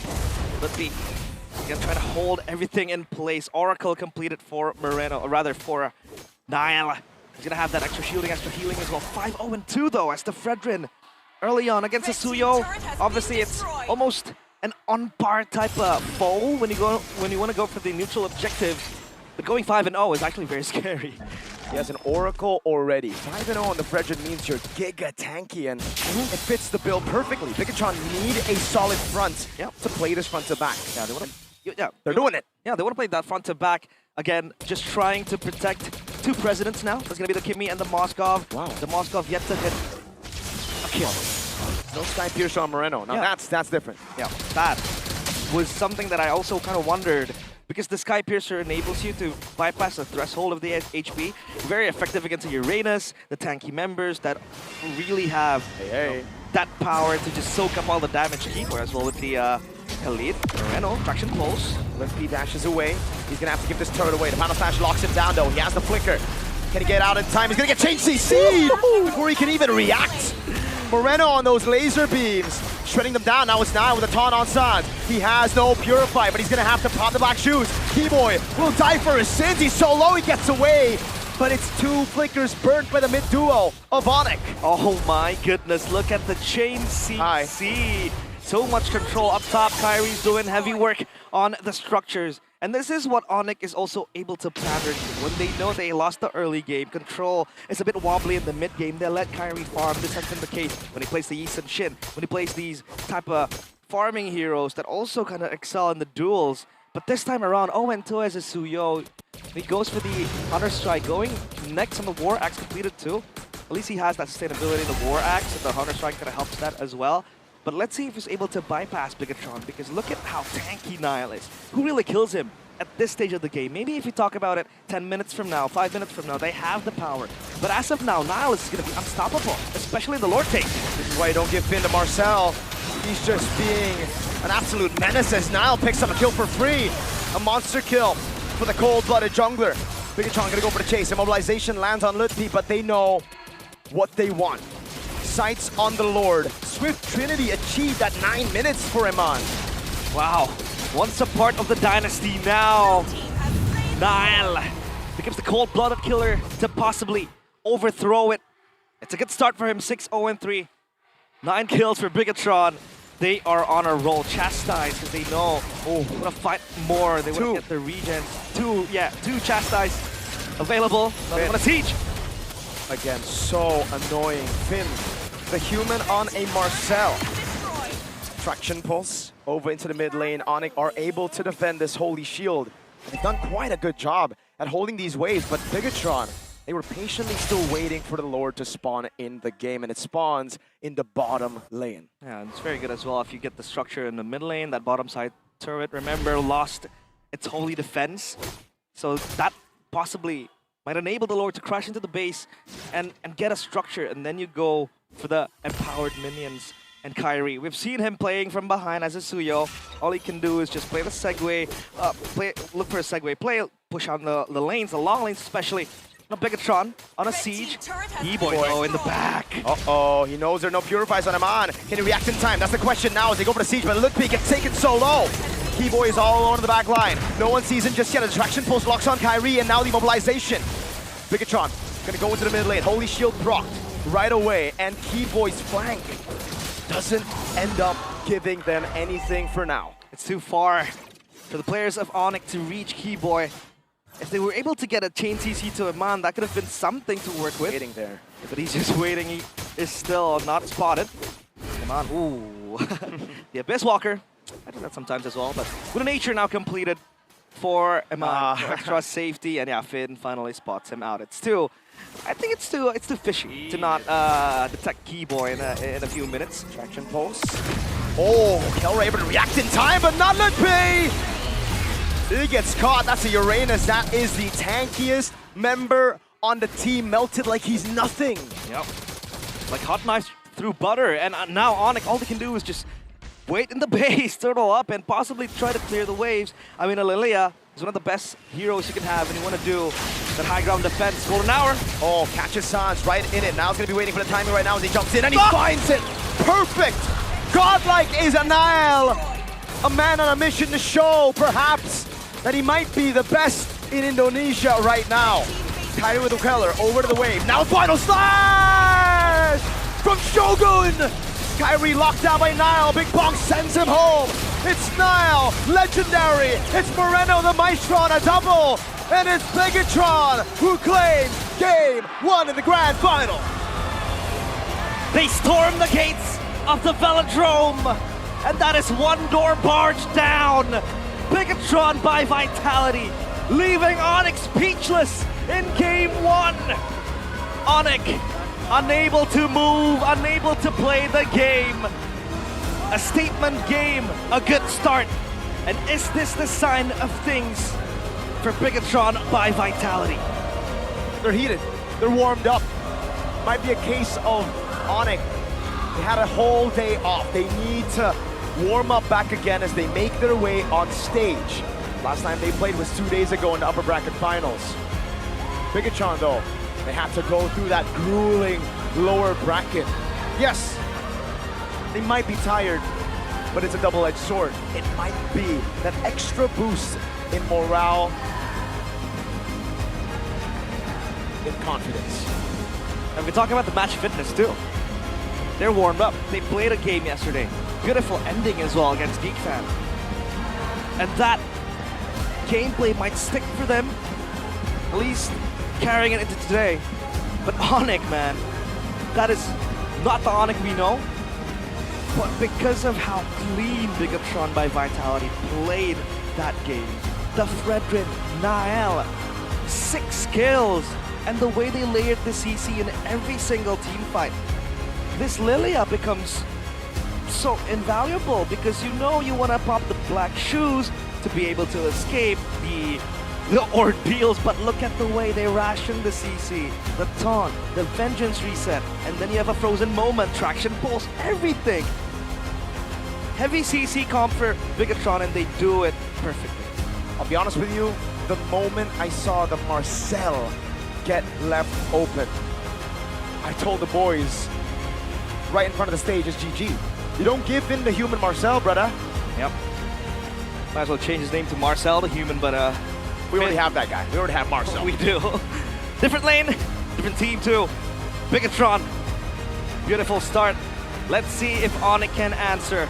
But for now, panelists, please break the game down for us.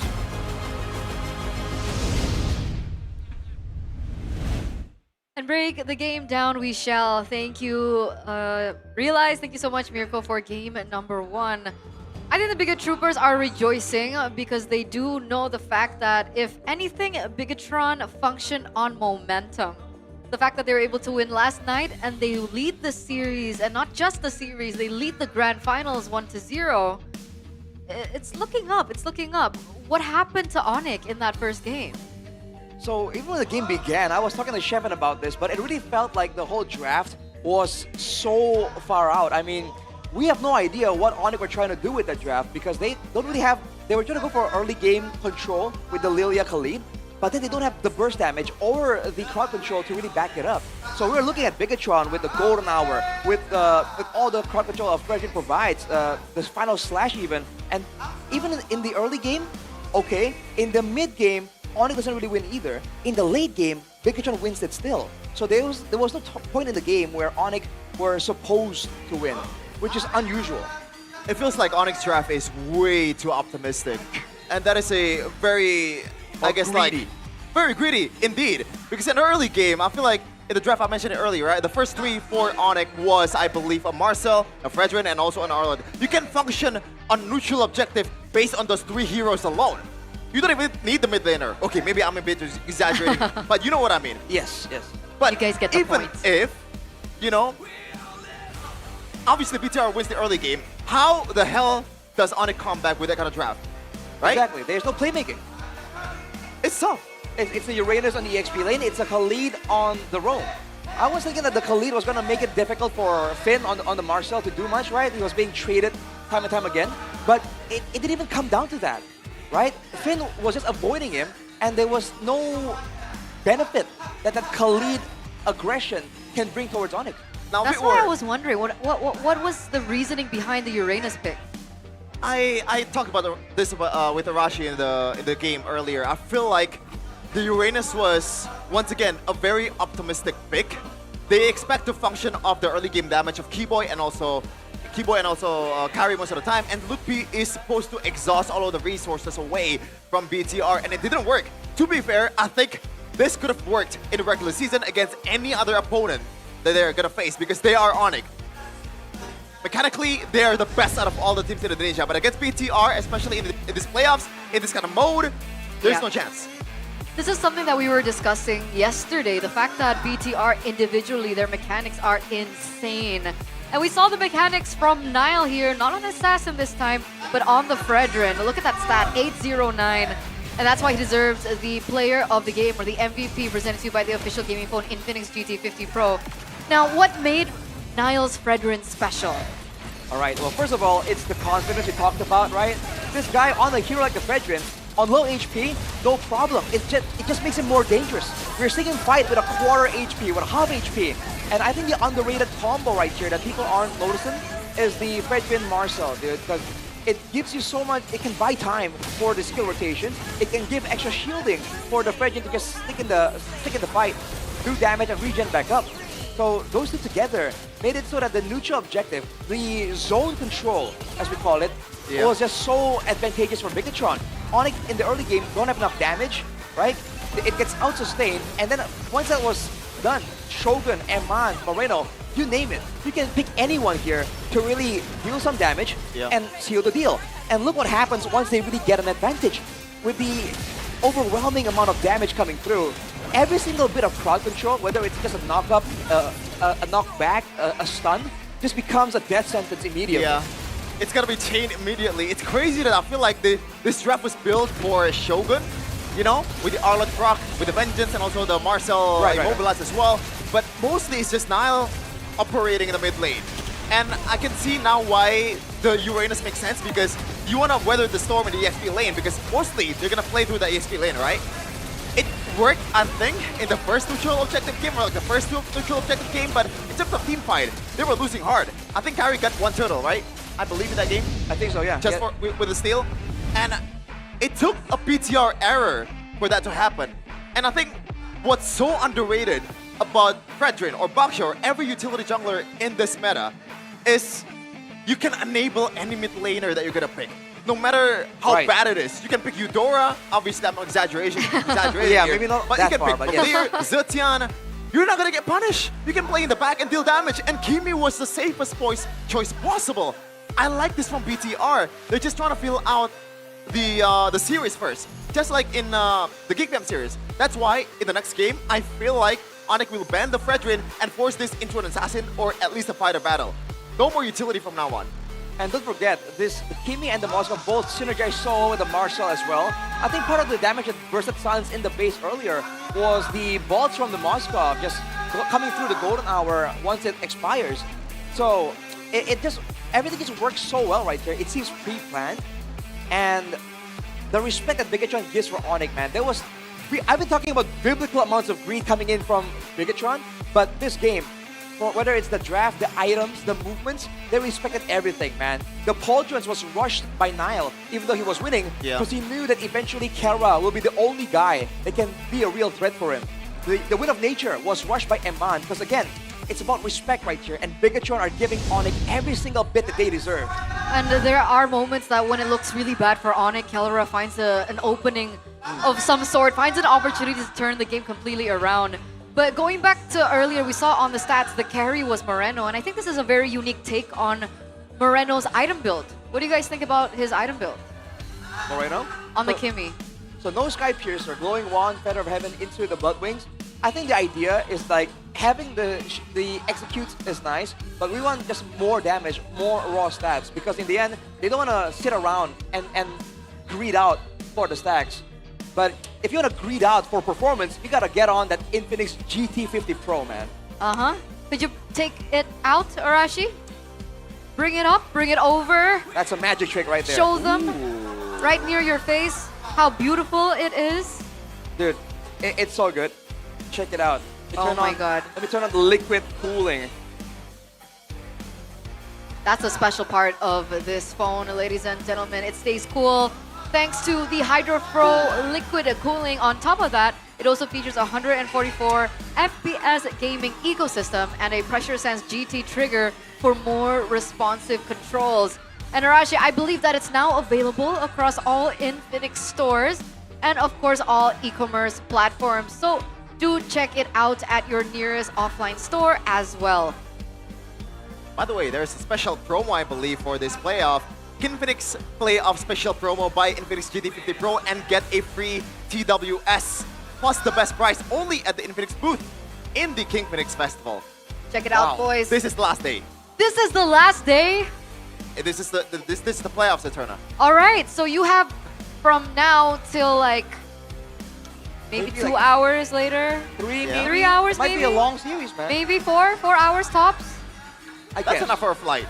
There you go. It's That's enough true. for a flight. So head over, check it out, because while you're at it, you guys can also check out the GoPay booth, because of course a GoPay for the playoffs, especially for the playoffs, the prizes aren't just discounts or vouchers, but they're also fairy rings, toe deck thrones, and you can also get that Infinix GT50 Pro that you saw earlier, plus just everything. All right, and including electric motorbikes that are also up for grabs during the playoffs. So start printing from now. Actually, this is the final time you can do it. Or are you guys too late already? Vote for your champion? Is it too late now? You still can, though, because the champion isn't decided yet. Okay. You guys can try. Well, make an attempt, right? Because every single bid counts. Now, at least now, if you cannot vote for your champion, you can still get a free WDP from GoPay. It's GG on GoPay game special for MPL Indonesia Season 17. It gives you a free weekly diamond pass. Just scan the banner right now that appears during the MPL Indonesia Season 17 live and claim the promo only at gopay.co.id/games. Yeah. As easy as that. You can top up, do anything with GoPay, and you can get a lot of prizes. Yeah, it was right below Sheffin earlier. It was right below Sheffin. And this is what we were talking about, right? The WDP that you guys can get for free. All you need to do is scan the QR code right beside Sheffin over there. Because who doesn't want free stuff or cheaper stuff? Sorry, the music got I know. I can hear the background music as well. You guys have to come to the arena. It's super fun. They're having a karaoke time. Karaoke song. Yeah. I think it's impossible not to bob when you hear that song. It's a classic. At least there's some like... That's why I got so distracted. I was like, you gotta do some spiels, but I hear bangers in my ears. It's not fair. We're getting distracted. That's true. But I hear I'm gonna take a look at a bit of a comparison, was it? Maybe. We'll see. Oh. The cool thing about, obviously, this current matchup, which was something that we did mention earlier on before, was seeing two amazing junglers in action. And unfortunately, we haven't seen that, assassin duo just yet here in the grand finals, but we might be seeing it. And the variation of statistics for these two players have been quite interesting. If you take a look at total objectives secured, it's actually Kyrie at number 1 and Nile at number 2. Why is this? On it, I mean, if you're winning, you get totals. As simple as that, I think. I think I would prefer it to be much more just how dominant ONIC was in the regular season. But ONIC does not play by that rule. Sometimes they won the fight, sometimes they just try to make a trade on the other side of the court, and also getting the opposing purple buff maybe. Right. And there was a bit of a slump that Bigetron had in the regular season. A lot of slumps. Well, you can say a bit, but there were slumps. They were almost out of the playoffs, bro. That's true. They underestimated the most consistent team in the league right now, RRQ, and they paid the price for it.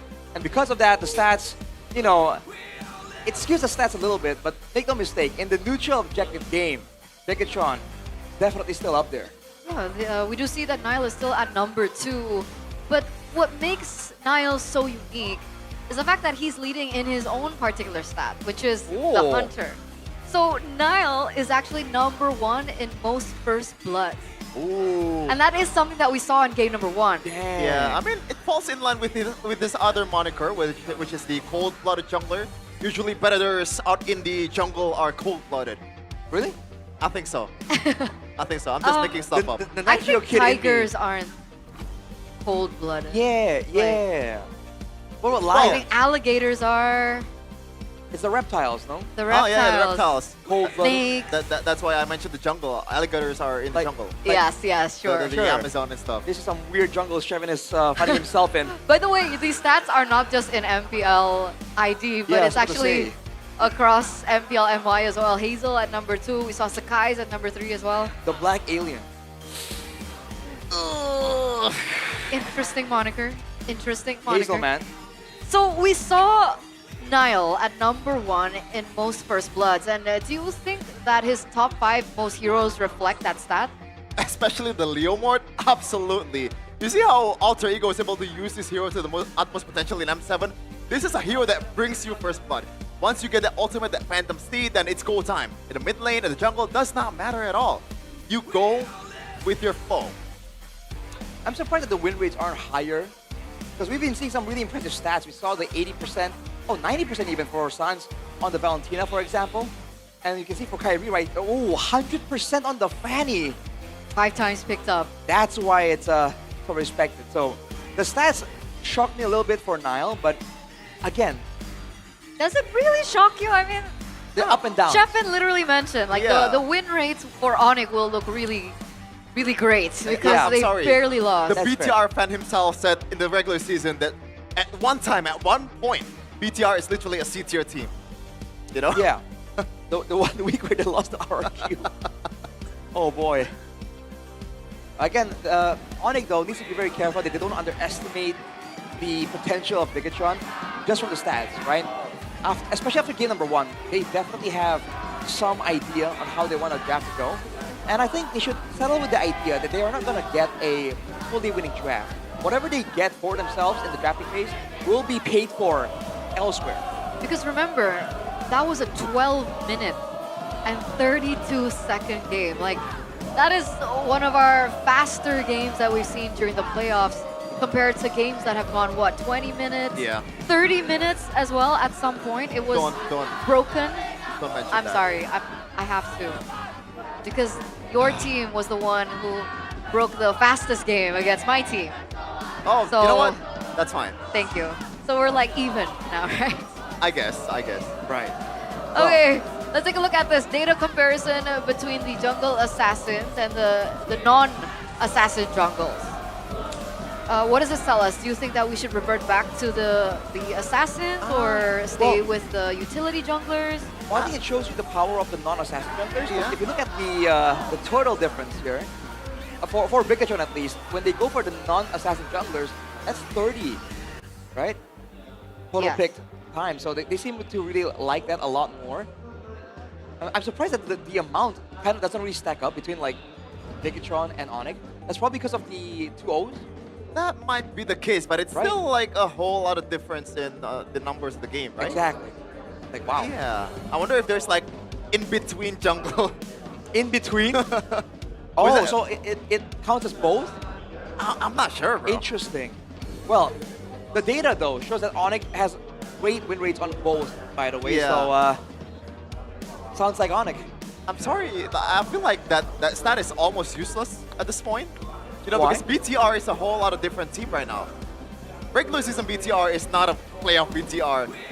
It pains me to say that. It pains me to give some nod to BTR. Especially, there is this very annoying guy in the casting desk. I know what you mean. I mean, Shevin predicted like 4-0 for ONIC. That's wild, I am man. trying to hate, brother. And we can see that, I'm yes. just trying to hate. He's just a Miracle hater. See, I'm not hating on Bigetron, I'm hating on Miracle. Exactly. That's it. I want BTR to win, but I don't want Miracle to be super loud, you know, just Exactly. posting to everybody. Well, too bad. It's a buy one, get one free. Like literally everyone feels that same way. Like even Taz mentioned it in the talent room earlier on. You guys remember Taz, right? He's like, yeah, I don't want BTR to win just for one reason. And that reason is Miracle. So I think it's a universal problem right now, ladies and gentlemen. But We saw in game number 1 that BTR were on blue side. As we get to game number 2, ONIC have left their favorite side. They're not on red anymore, but they have opted to go for blue. Now, we're gonna see exactly what changes will unveil for our second game in the grand finals as we see which map will bring us there, and the map will be Flying Clouds. Boys, Marcel was a highlighted hero in that first game. What do you think is gonna change now? The immediate respect there. We've seen Keyboy perform on the Marcel, okay? We don't need any of that, especially if you're supporting Bigetron. Now, with that being said, though, they have to ban the Fannies as well, but the Tsushin is actually banned out by ONIC themselves. So the Paquito is the other thing that comes to mind. It's usually traded for the Tsushin. So I think Bigetron will have all their hands completely full. Just respect banning here, along with the go-to must-ban hero. It's just Fanny and Freya, I think, for BTR. It's not going to change anything, but the fact that Marcel got banned on BTR side means that the utility junglers, the Baksha and the Fredrin, will most likely be open for both sides. So now I think BTR, they got a chance. No, ONIC does not have that, in a way, for me at least, my very biased perspective on the utility junglers, the almost auto-win card in the Fredrin/Baksha. The almost auto-win card Fredrin against the Baksha? No, Fredrin or just the Baksha against a non-utility jungler. Right, so you're saying that fighters, almost like a cheat code in the current meta, Bigetron, I was gonna say much prefers the Baksha for the tempo, but if they play the Fredrin like that, if you get the comp that can work with the Fredrin, either works. I get a feeling ONIC might be eyeing the Paquito. Right? Oh! It's the one pick that might be left open here. This feels like a Baksha first pick or like Baksha cryo pick for ONIC because the Arlet ban, no? But it depends what BTR ban here. Yeah. If they leave the Fanny and the Paquito open, technically ONIC, will they be forced on the Fanny?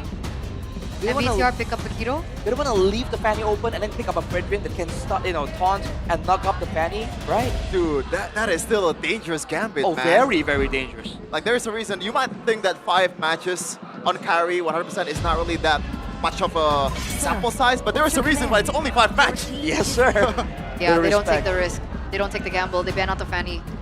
ONIC are free to pick up the Paquito if they so choose. Swift is win. It will be the Paquito. Strong laning there. The usual counters is gonna be the Paquito, the Bovius, same P. Banned out. Already banned out too, so I feel like Bigetron might leave it for later and pick up the usual suspects, Claude first, right? The Claude and the Fredrin or the Baksha. Yeah, I kind of prefer the Baksha at this point. Right, because the Baksha technically has an advantage against the Fredrin, lowers the region. Yeah, but it's paper, speed. yeah. We're talking about speed here. I think it really depends on which team are using it. I think both of these teams, or maybe I think BTR likes the Fredrin a bit more. ONIC definitely likes the Baksha more. Kyrie literally said that that is his favorite pick, but take it away. We'll just take it away, and even if with the Fredrin, the Arlet will not be there. Huh. Okay. So what will be the response? Do they want to secure their mid laner here? They might secure a roam. Take Harris? They might secure a roam because we've seen that one of the ways to counter a Paquito is to get mid-prio, some really strong mid-prio, and just gank that lane again and again. So if they get like a Khalid here maybe, with a good wave tier type of hero, it might cement this Paquito as a power pick. I think there are a lot of ways to roam for ONIC, but one thing for sure is the Fredrin is going to be picked. There you go.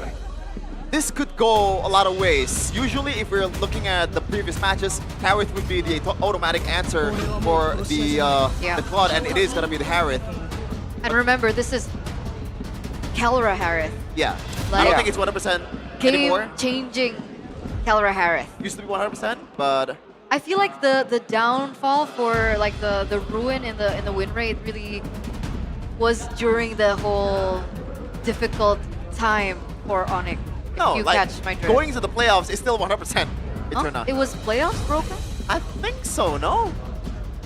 I'm not sure if I'm really correct now that you're not sure because you're paying more attention to the stats than I do. Stats are difficult, man. Harith right now, well, according to the stats we have on desk right here, 92%. So it broke once. The clouds are ever shifting. Okay. Sora. So they have the chance to ban out the Valentina, the second phase. I mean, Paquito is already there. There is some chance of the Valentina still getting picked. But generally, against this kind of tankiness in the front line, you don't want to pick a Valentina, and Harith is not really a shot either.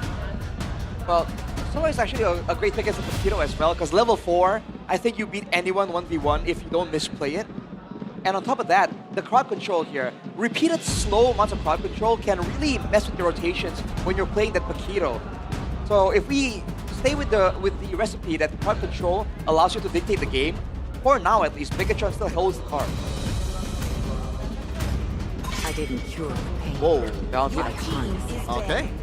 I mean, it is one of the Sun's specialty. I feel like, I believe it's still on 90% on Suns, around the area. He is statistically the best Moreno, the best Valentina. 91%. Huh? 91%. There you go. Yes, sir. That means 10 out of 11? Something like that? Yeah. Yep. All right. Next ban from the defending champs. What is ONIC picking off right here? Because again, they don't want to go for a... From the looks of it, for a pure 5v5, they probably want to have some macro advantage. Oh. I don't think that the chip's in the picture, right? That's a geek fam type of approach. For BTR, I don't think so. They have the Baksha already, and you want to play around that? I mean, it's still playable, but for ONIC, I can see them doing that, Right, even though it's not likely. It feels like a very cheese last resort kind of pick for me for Honor. Like, maybe not now. I mean, it's still a possibility for sure. But like you mentioned earlier on, right? Khalid is still open. Blue is still open. Oh, the Cho. Cho is still open. That's what I was about to say. I think it's banned. Dude, all those heartbroken. He loves seeing Keyboy on a mechanical hero. He's right there, actually. We can see him from the panel desk. I mean, who doesn't? Is that Coach Yep? In the okay, it's just the jersey. My bad. Clear ban. That's not it. Oh, this is gonna be a mid-off for Ashi. It's gonna be a front-to-back approach here from ONIC, no? If they want to ban away the Valir. It's probably just gonna be a gimme again for Moreno at this point. And we might see a Farsa if there is a Kimi on the other side. I think it's a bit vulnerable though, the Kimi here. Yeah, maybe not in Red 4, Red 5. Perhaps. Mayhaps. Whoa, Romeo and Juliet. Okay. What's the choice for BTR? The Force. Oh. Oh, no. We're talking about the game, champion. Okay. I don't think that. Oh, Atlas. Okay.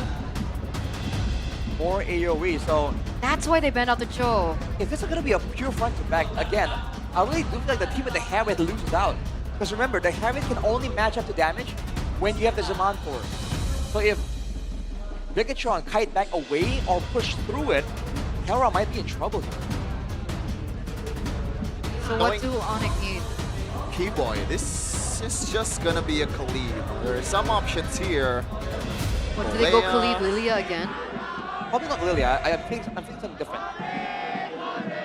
No. They can go Kimi, no? Oh, Valeria's banned, my bad. Not like a weird Kadita pick, right? There Oh! you go. I was scared of a weird pick. It's not a chip, but it is gonna be a Lo Yi. It's taking a page out of their brothers in Philippines book. It's the Super Friends Fresh Special. This is scary, dude. With the Yin Yang effect can mess up so many combos from Bigetron because their comp needs to fight together. I wonder... Nah, they need some form of more damage, right? Do they not need burst? I feel like crowd control, so all three of us have a different... I think Farsa They already should be have up crowd there. control, no? They have Sora and Atlas. Don't It's they a need someone Farsa. to follow up? They need, Like something like the Farsa, I think, yeah. Yeah, the usual answer to the Harith is usually the Farsa, and you outrange the Luoyi once you get level 4. Moreno Carita. I'm not sure about that. No way. Nah. That's a nah for me, Chief. Okay. That's a bit of damage, a bit of crowd control, and... Burst. And burst, kind of. Late game burst. Nah. Depending on items. I wouldn't put it that way. Full stack Sky Piercer. Exactly. Burst. Maybe. That's burst. Sure, but that's kind of a boring answer, man. Agree to disagree. I prefer Farsa, bro. Me too. I prefer Farsa. I prefer Guardian. I think it would be difficult because you're up against like Harith and Paquito, so it's not as safe, I think. Oh, for sure, man. The Paquito will one-shot you. That's a terrifying thing to face. as a squishy backline character. Quick predictions before we head into game number 2 in the grand finals. I'm scared of ONIC, man. Honestly. I already forgot the draft. Okay, thank you so much, Chef. And what do you guys think? Miracle, Realize, take it over. Well, Jeff Finney forgot the draft, but my man right here, Miracle, he's on a roll. He read through all of it. The Atlas pick, the Cho band, the Valier band. But ONIC goes for the Luo Yi, a pick that we haven't seen for quite some time. I think they were just backed onto the ropes early. That's what happened, right? They went through their 3 picks, and I think the 3 picks from Bigetron were just a tad bit better. Then we saw those bans, man. Those forced errors coming in from Bigetron from the bans itself. It was already tough for ONIC to pull it off at the end. But these are picks that have won them championships, so we cannot take it away from them. We cannot, especially with the crowd behind their back in their own backyard. Game 2, ONIC against Bigetron by Vitality. Yep. Here we go. Land of Dawn. Okay. Well, at least with the Paquito, with the Fredrin, and the Loi, to a certain extent, you have tempo in the early game. You have a way to kind of win out. Because the problem with the draft of Bigetron is the range. And that's why the Kimi comes to mind. There were also discussions about the Farsa. You mentioned the Navaria as well. Possibly popping. Oh, wow. Look at the damage from Shogun. He goes with the concussive blast, so at least extra tad bit of explosion in that early in the last proc. Helps him rotate quite fast as well. And now this Atlas, river control, everything else, you name it, that's gonna be the main contention now for Bigetron by Vitality. Will the glue be able and be enough to match that prior? That's the thing about the glue, though. This is such a risky pick. It's basically Keyboy banking on the fact that he's a good glue. If he can mount the Baksha before he gets all in by Bigetron, it's great. But if you fall behind just early here, if you get knocked up by Finn before anything even starts, it's going to be a long, long day for Patrick. It is. Gonna be making burgers again, the Krusty Krab. Now, for those spawns, still objective take. Finn coming close by. Niall with Baksha. This Baksha-Fredrin matchup we have seen multiple times throughout the playoffs. But mostly, it's with the Baksha. There you go. Traction pulse. Now it's going to be Shogun walking up, going to go for the shifting skies, able to find it. Niall wins out the retreat battle as that's Lutpi. Chain CC. Kyrie in the midst of it all. Getting the big bump, but it's not going to do enough damage as Shogun walks up again and stuns Keyboy. And it's Shogun who claims first blood.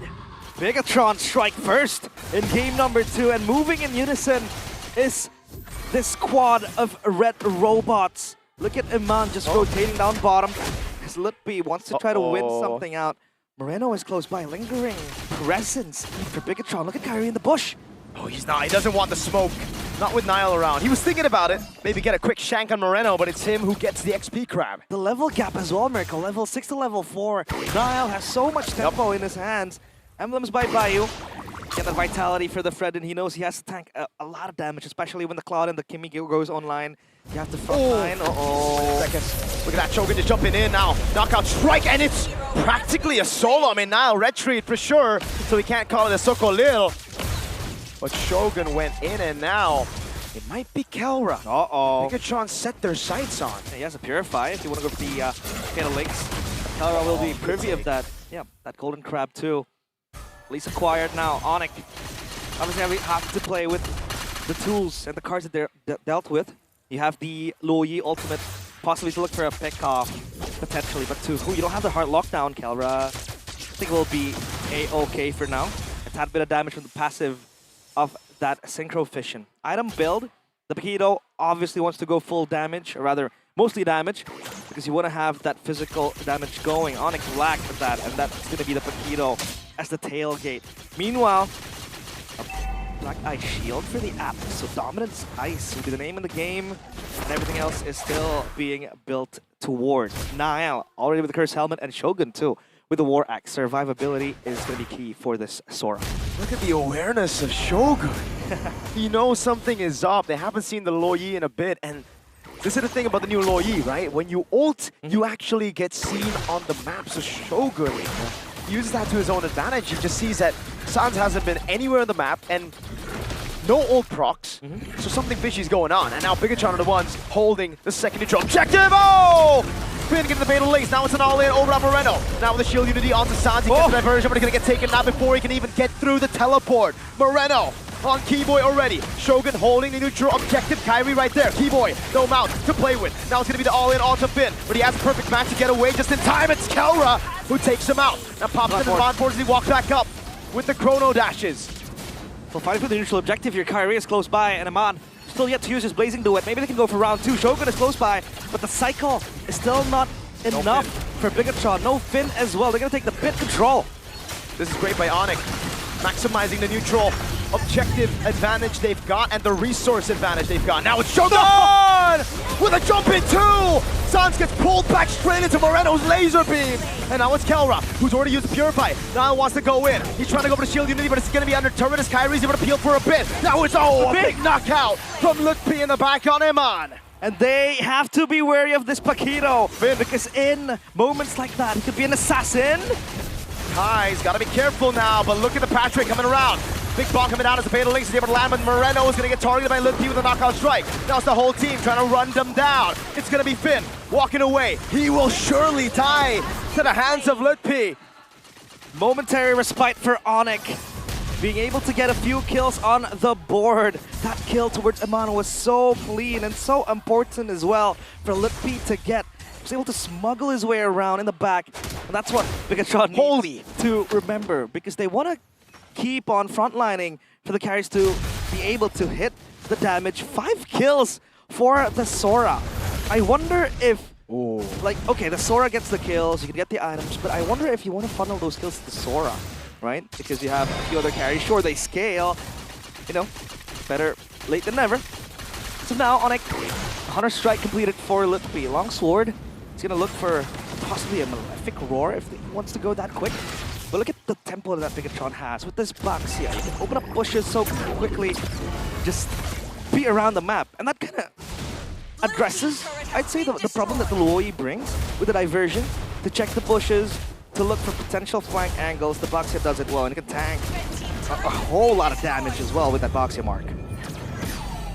So now it's back to the waiting game. What's so eerie and scary was the gold rankings earlier. Did you see it? Yeah, Kelra up top. Kelra is, I think, 1,000 gold ahead of Iman. And when you give the god in the gold lane that much of a lead, it's just always something that you have to have in the back of your mind. And we've seen his heroic play with the Harith against Bigetron too, when Bigetron bit off more than they could chew. Oh, good poke. Poke coming in from ONIC. Meanwhile, Finn pops the perfect match. Fatal link to the perfect match. Iman Ying gonna be able to get out. Whoa! He actually dodged away, blazing the wind and flicker around, but now he goes for the PMI. A big ball! Kai wins the entry, gets a buy one, get one as he gets the kill on Iman, and it's a shutdown for Sans. A massive shutdown for the Luoi. Shogun was carrying a bounty on his head all along. And now ONIC want to advance into the deeper territories of Bigetron by Vitality. What a diversion to send Kelra and himself down below into that bush. And man, he had no idea what hit him. By the time he realized, it was a big boy swinging a big sword on him. And that's how you use the diversion. Because now it shows in the midst of the chaos of the team fight, you can always look for that flank play with a mini diversion when the team fight ensues, when the chaos is at an all-time high. And that's how Kelra was also able to be sent in the back and get that kill, get the damage going towards Iman. 5-6, Bigetron lost their gold lead that they built. Finn, uh-oh. It's okay. He has the match. That's one of the privileges of the Atlas. So open up bushes going for river controls. You can always have that safety net. Golden Staff for Iman. But I do want to circle back to a point where Moreno actually went for the Blood Wings first item. So all he really wants is just to move fast, have that extra shield, play it safe, and then he is going to go for the Feather of Heaven, which he has completed. So extra spell vamp right there to survive for himself. Item build by Dunia Games. So glowing one for Sun, still stuck on that item. So the Sea Halberd for the Paquito. The Paquito is able to bypass all the shielding, the heals, and potentially get extra damage. Radiant armor as well. So Harith and Luoi hits like a truck already. Yeah, and that goal is the reason for it. Yeah. They know the Harith is spiraling out of control. Obviously, after what happened, having a Harith that's still well farmed, with items to go, a Holy Crystal as well. He wants to scale quickly and be prepared for a potential fight, because Bigetron are always going to look for it when they know they have a massive, strong hero to look for the sets with the Fatal Links. You have to be very wary to pull yourself into the team fight. The wave building down bottom, the Lord will be neglected as of now because they have to clear the waves. And let's see if ONIC can carry this momentum, diversion play, just to rotate themselves faster into the mid lane. They're going to go for the Lord right now. They have the tempo and they have the advantage. They want to utilize Kelra's big lead before Eman gets to his item power spikes. And hey, Lord's already half HP. ONIC know what to commit to. Niall still hasn't shown, but now he gets spotted in the back though. Finn! Go for the Fatal Links. That's the question. He gets mounted before he can even do anything. That's a flicker around the Fatal Links. In desperation, Keyboy gets away. Shogun able to find two as Eman beats in and plays in the wet. Now the big ball comes around. And it's Kelra in the back surviving. Oh my god! Kelra, he finds. Oh, what?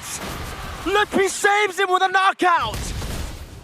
Wow, the gold standard shows up again, but Lutpi steadfast to protect their main carry. Bobbing and weaving with the Zaman Force, getting to the right targets, giving the right damage. ONIC turn the game around, and they will get a Lord for themselves as well. Now they can work on the structures, now they can reassign the map. Kelra gets everything for himself. But last minute, Lutpi was there with his heavy punches, the boxing glove, to save Kelra. And now ONIC, they're the ones pressing to Bigetron. Honest prediction by GoPay. It's a close vote. Wow. 51% to 49%. When is the last time you have believers, Mirko, for Bigetron in such a high-stakes game? It's usually only me and 5 dudes. No, I'm joking. That's you know. Hey, we have believers, you know. I was in the crowd. They were chanting. They were great. Bigot troopers all around the world. It's just they've been in a cave for a bit too long. You know, finally show up now. Shevin's looking at me for no particular reason. Kelra though, god dang. This is what I said in the early phase. 1,000 gold lead early. There's something scary about it, man. Yep. He's locked in. If they didn't pick the Harith, I think the game would be chopped in the drafting phase. Yep. And now this Harith needs to be taken care of. How do you really want to go and access the Harith? Because you have a lot of things you have to bypass. Obviously, the Fredrin will be there, frontlining Keyboy with the glue. So good on just handling heroes like Atlas, like the Sora. You can always mount towards those heroes, potentially not making them advance even further. And as of now, ONIC, as long as they can play for Kelra, as long as Kelra is going to be in a safe position, they too will be available to fight. But hey, that's Skylar and Diffa. Congratulations, by the way, for they're expecting. Yep. Hey, W Skylar, man, always been a fan of this guy. Yep. What a fantastic player and now a fantastic restreamer as well. Watching outside in the KINGFINIX GT50 Pro MPL restreamer booth. Always fun. That's Shogun with the shifting skies on Keyboy. He's gonna go for the knock-up as well. Finn goes into the back line and finds Fatal Link, but it's only on to one member. Eman! Tries to lays into West, flickers in! And he finds the kill with Niall right there. A big ball goes, sends Finn home. Shogun will die to the mount as well as Finn comes in for the back line. Eman gonna go in for the gun down, but he's gonna be covered. Knockout strike, and now Eman gets away with a BM by Keyboy! They're getting flanked from behind. ONIC scatter Bigetron by Vitality. It looked like a winning team fight. They got Kelra, but they lost 3. And that's the trait they have to take. If they don't kill Kelra, Kelra's gonna go for them. And if they kill Kelra, the other members will go for them. That's a big dispersion and rotation that landed on Moreno. They're gonna have to give this base turret in the mid lane, and ONIC have finally cracked this base open. It's all about the damage for the Harith and Loyi. Look at the Divine Glaives completed already, and Sans is now storming. So the Wishing Lantern completed too. So now Bigetron, you kind of wonder what can you do in these type of situations.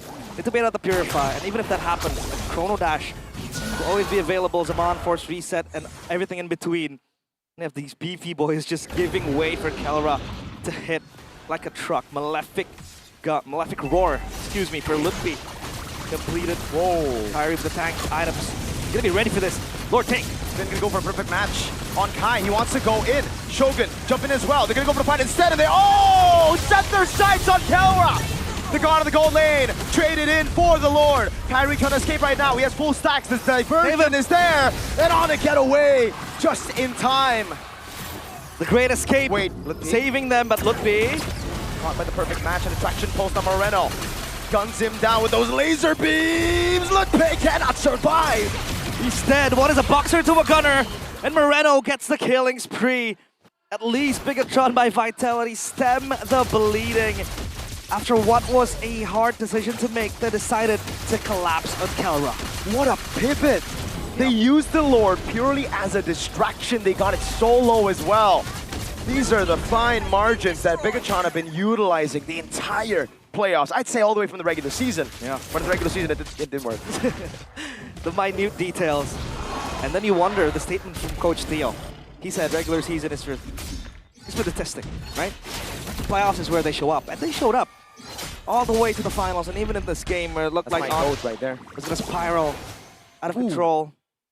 And now look at the winner crown as well for Eman. So all that he wants to do is survive, possibly pop the Blazing Duet, and then get that, time to buy himself survivability and then give Bigetron leeway to go in. Because if Kelra dies, sure, there's still a Lutpi. The main damage dealer, Sans is still available too. But if Lutpi gets damage in the way, then there is no way for ONIC to re-engage unless Bigetron by Vitality pulls something insane. Immortality for Keyboy, again, just looking to survive the long drawn-out fights.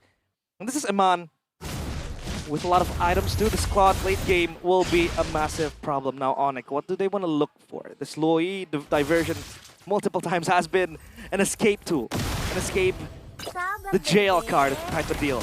But it has also been used to rotate fast into the objectives, knowing that Bigetron can't really contest. But again, this boxer just enables the players of Bigetron by Vitality to sniff into the movements from ONIC. And look at the long lanes that Eman has also been working on. At least the structures for ONIC. And that bottom side turret still available. Wait, they go for the full shove and ONIC. Wow, they're scared to even walk up to this wave. They know the Atlas is possibly there and they're going to have to wait for it. 2 winner crowns. 2 winner crowns. They got to deal with the Fatal Links, these combos. Yep.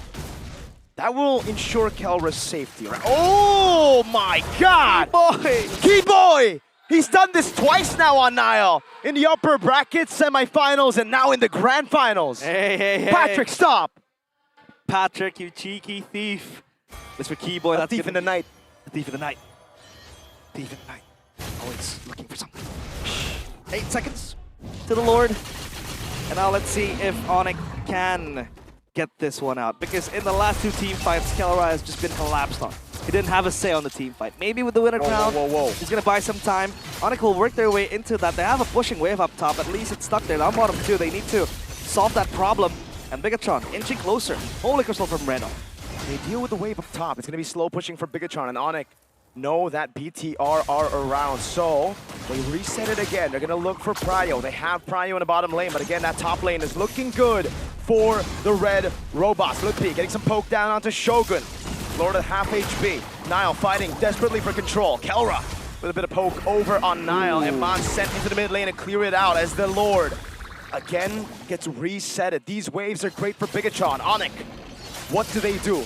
How do they deal with it? They send Harith, Kelra, and Sans up top. Yep, and the Lord evolves as well, so this will be game-changing. They do get Wait a second. On this objective. They show. At least they have the diversion to relocate back quickly. So maybe Bigetron want to rush this one down. They want to go on Keyboy. They have the tempo advantage, but Finn won't just go for it just yet. There you go. This is another reset up top. I wonder how the wave is right now as Kelra holds the neutral objective. Keyboy trying to fight for that tri-bush control. The mid lane as well, even as it stands. Lord, still solo, Conceal player. They're looking for potential Fatal Links. They want to go for the retreat right now with the Fatal Links. Fly! So is it out? Fatal Link, no! In the back line, locks on down. Kelra's going to go for the Zaman Force now. Eman flickers out of safety now. It's going to be him taken out by Kelra. Shogun in the air, going on. But it's Kelra with the crowd. He's going to be able to go for the Chrono Dash again. And Shogun goes for the chase. Kelra with the Chrono Dash. Lutpi jumping in. Shogun getting rid of Kelra. And now it's Lutpi and Keyboy versus the world. Now taken low, taken down already by Lutpi right as Keyboy stays alive, and ONIC got the evolved forward. Lutpi keeps the hopes alive. At least they have the evolved Lord Kyrie. Does not miss on the retribution. And Kelra bought so much time surviving for the longest possible minute And now the Lord will march into the base. I don't think he can do anything about it. Shogun's trying to save the space turret in bottom lane. Can he do it? Shogun walks up again. He's going to be able to get the shifting skies now onto Keyboy, and that's going to be the jump to take his immortality down. Keyboy, can you survive? I think he might go for the mount. Oh God, Moreno just takes him out as the Lord gets dealt with. And the wave up top, and the game keeps on going. And Bigetron deal with that easily, because that's a Kimmy. That's always going to be able to shred fast, especially when you have the passive available. But they tried to do something. ONIC didn't even get a single structure out of it. Wow. That bottom side still intact. So that mixed feelings on that one for ONIC, the Lord. Blood Wings this time. And the winner crown, for Moreno. So winner crown galore in the Land of Dawn. Are they forcing something here now? What the hell? Now jumps in on Sans. Dang. Well, that's a tanky box, yeah, so maybe he's just impatient for the vision to go in. Oh my God. What is this? Bigetron with their awkward initiations again, the Fatal Links. Kyrie can't get away right now. Oh, with a blaze into what? And a winner crown. Shogun in the back now, jumping on Calra as he goes into the air. But it is going to be Calra cutting away as P jumps in, but Keyboy is isolated against everybody. The Maestro gets a double. Get Kyrie and Keyboy in that process. It looked like a botched engage. It looked like it was rushed and too aggressive. But they knew they were going for the carries. At least they were able to get the tanks. What the heck? Frontliners, 14 seconds. And this time ONIC has to fight unprotected. They do not have the front line. If they can buy some time, maybe, just maybe, they can wait for Kyrie, Keyboy to respawn. But for now, they can't do anything about this Lord. I think Bigetron want to try and rush this, just blitz it quickly. Especially when you have a wave down bottom. There's no way for ONIC to react to it. There isn't. I mean, they can send a diversion, but it's 3 members against 5. That's practically suicide unless Kelra can do the things he's been able to do. Anile with the retry evolved, Lord secured for the red robots. Don't forget the empowered minions, that's all you get from the evolved Lord. It's gonna hurt a little bit for ONIC. And the wave clear, I'd say not the best. I mean, sure, you have a Harith, the Luo Yi can always play with a dispersion, but it's not as good as a Kimmy per se, or like a Moskov. So they need to deal with this pushing Lord. Evolved 1-2, item build. Again, wishing Lantern for the Harith. Sold his boots with a CE2 sustainability plus extra bit of damage with the projectile and to eat up the tank. But so far, Eman a bit struggling when he wants to engage, but that all he needs is just a decoy. Something to distract ONIC, and he can come in with the Blazing Duet. And the rest of it will be on Bigetron's hands. Evolved Lord up top. That mid-wave also worked on, down bottom too. And then it'll be a tri-lane, but it'll crash the turret, so at least they're gonna buy some time. They're gonna play as slow as they can. They want to build these waves as much as they can. Again, into the bottom lane. They don't want to get caught off guard. That's why they let the Lord do its thing, and they split into 2 waves only. I like the Genius Wand purchase from Keyboy too. He buys the Genius Wand. I think it's a bit too late though. Yeah, it is. But at least it's gonna add 4 magic damage for both Sans and Kelra. Sans walks away from the traction pulse. Mid-wave gets cleared, but now they have a big evolved Lord up top, and they have split ONIC up. The bottom lane is the priority for ONIC, as they know that the top lane is for sure done. Certain helmet as well for the Atlas. Attacking damage, replenish it as well if you want to CO. go for the second fight.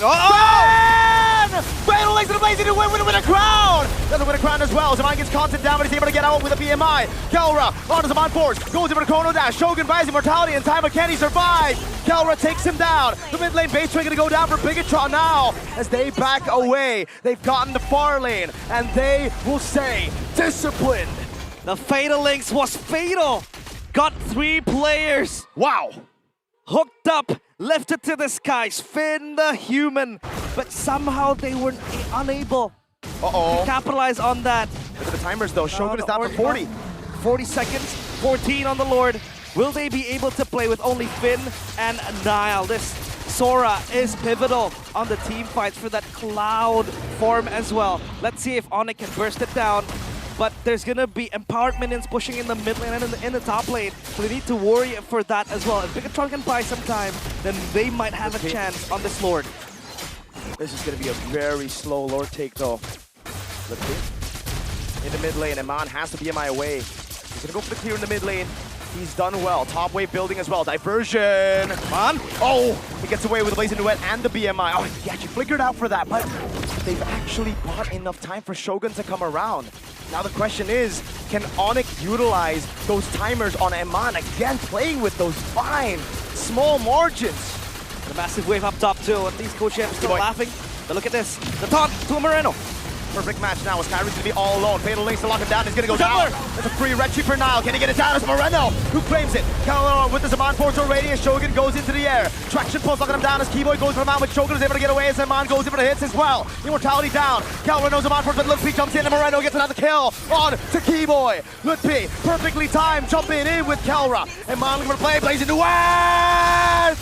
From Eman, and now Moreno collapses from the other side. Kelra has the Zaman Force back up. Eman is not Moreno. It's going to be Kelra jumping in, but Eman is able to get away in time. Now with the Zaman Force built up already, it's going to be Shogun left to kill the god of the gold lane, but Kelra! Kelra, the gold standard, goes in for the last kill, Suns. He's going down. Eman's going to go for the chase. His main rival in 1v1 against Kelra. The Chrono Dash doesn't land. Kelra, how the hell are you still alive? He survives, but does the base survive? This Lord will march into the base. They have to clear it quick. 4 members, 3 members standing strong. Kelra needs to hold.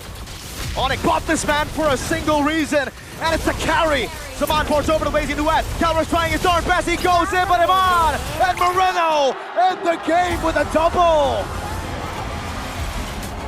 Yet another stage set for him to become heroic.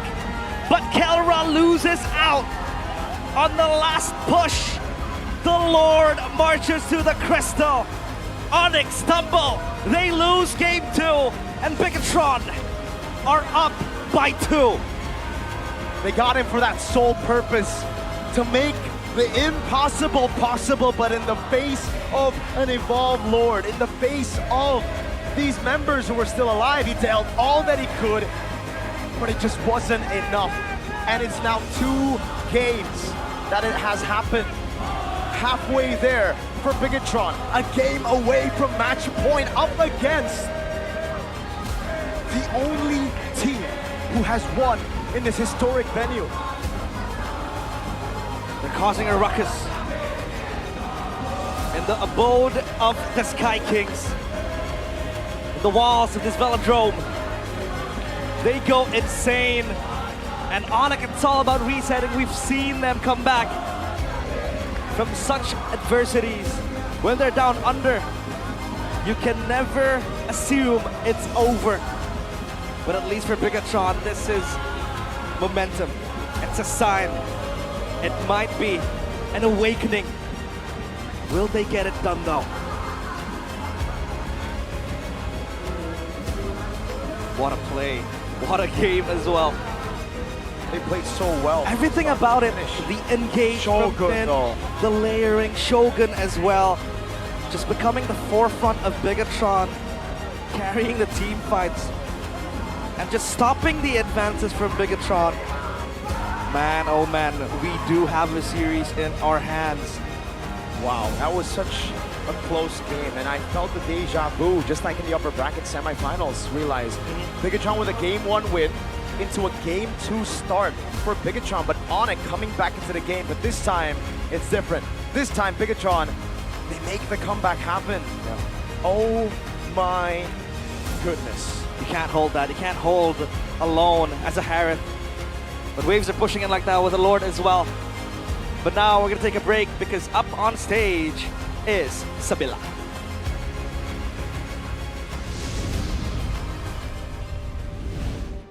Pertandingan yang luar biasa sekali kita saksikan di Grand Final Match untuk hari ini. Tapi sebelum itu sekarang di samping Sabila sudah ada Brevi. Halo. Boleh hawo-hawo dulu dong. Coba boleh. Hah? Boleh hawo-hawo dulu dong. Halo, halo. Oh.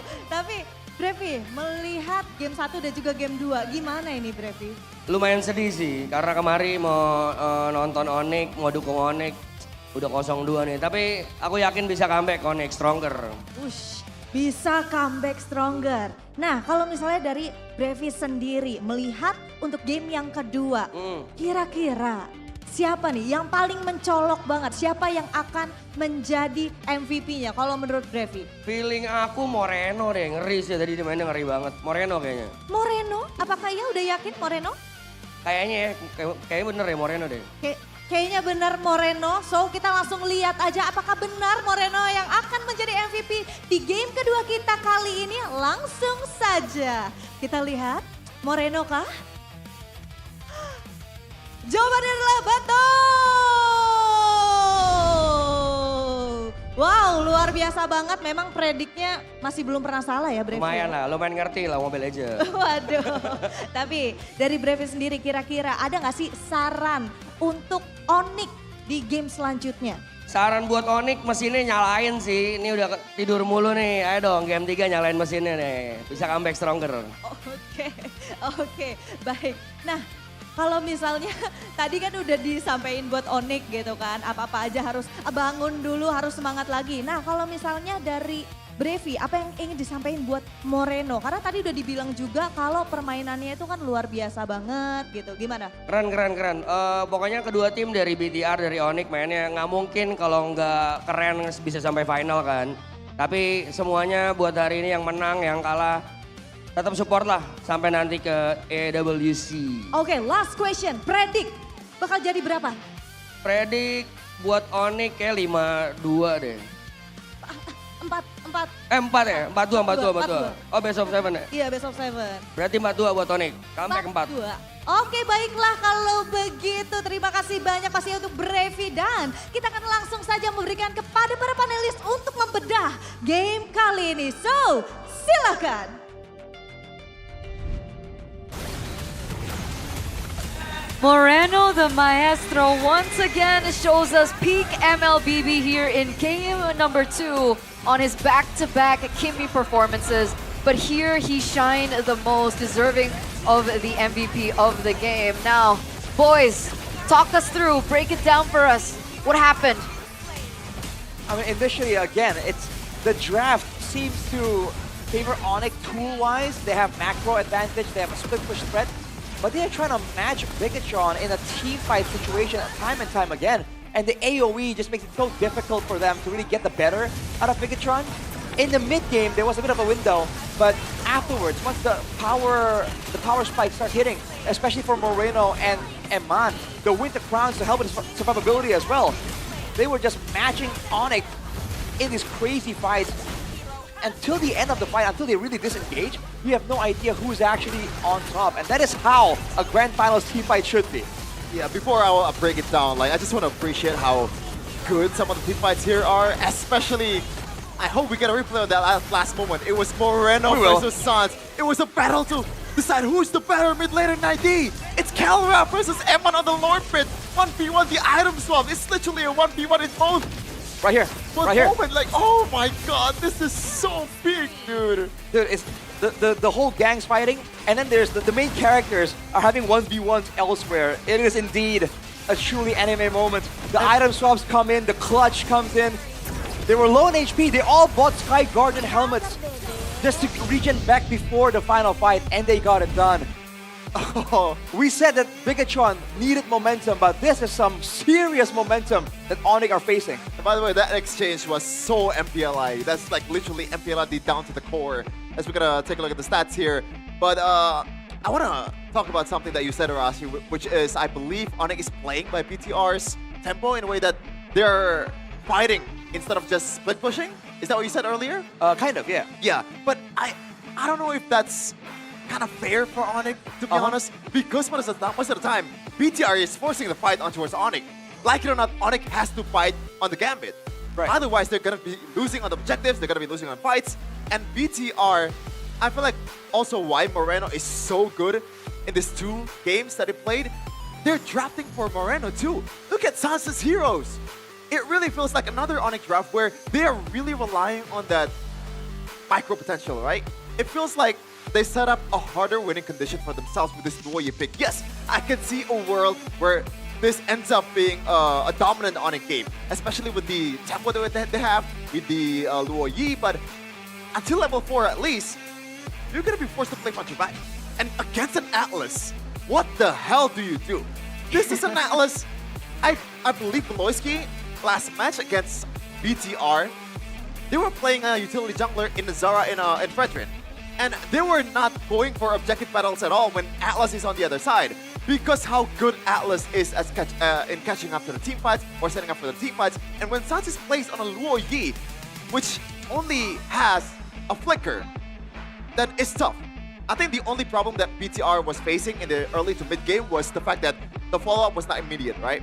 When you have an Atlas that can gap plus super fast, and your mid laner is a Kimi. Like it or not, Kimi takes a while to get there, and Atlas has to, in a way, tank up a little bit of damage until the follow-up happens. So that's why I think BTR was not able to dominate the game as I thought. But still, I feel like they have to set up a good draft for Sans. And also, I think the shift in momentum in that mid-game was because Iman finally didn't die in these skirmishes, man. The Winter Crown. Like, finally. Like, the first few fights, Iman instantly gets taken down by whoever. And then you see the damage just really...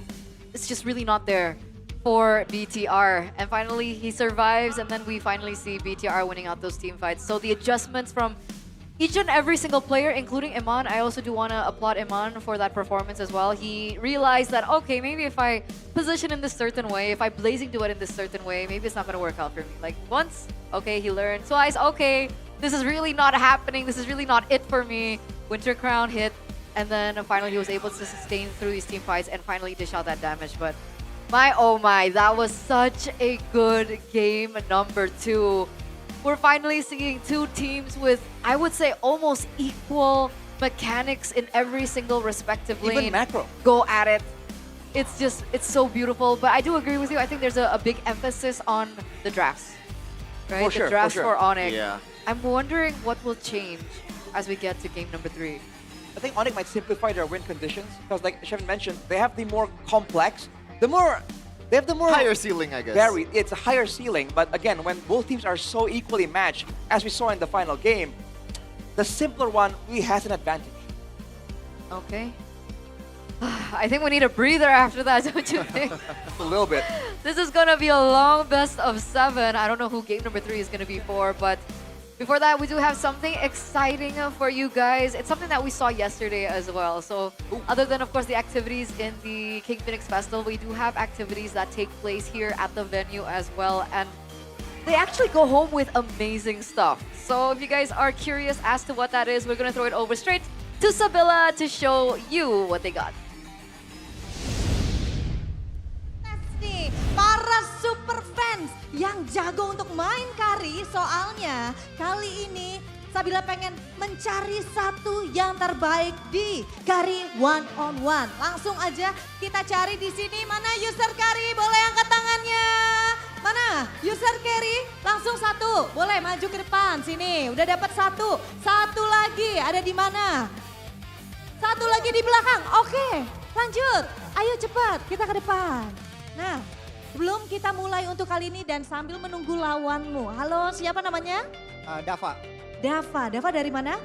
Dari Depok.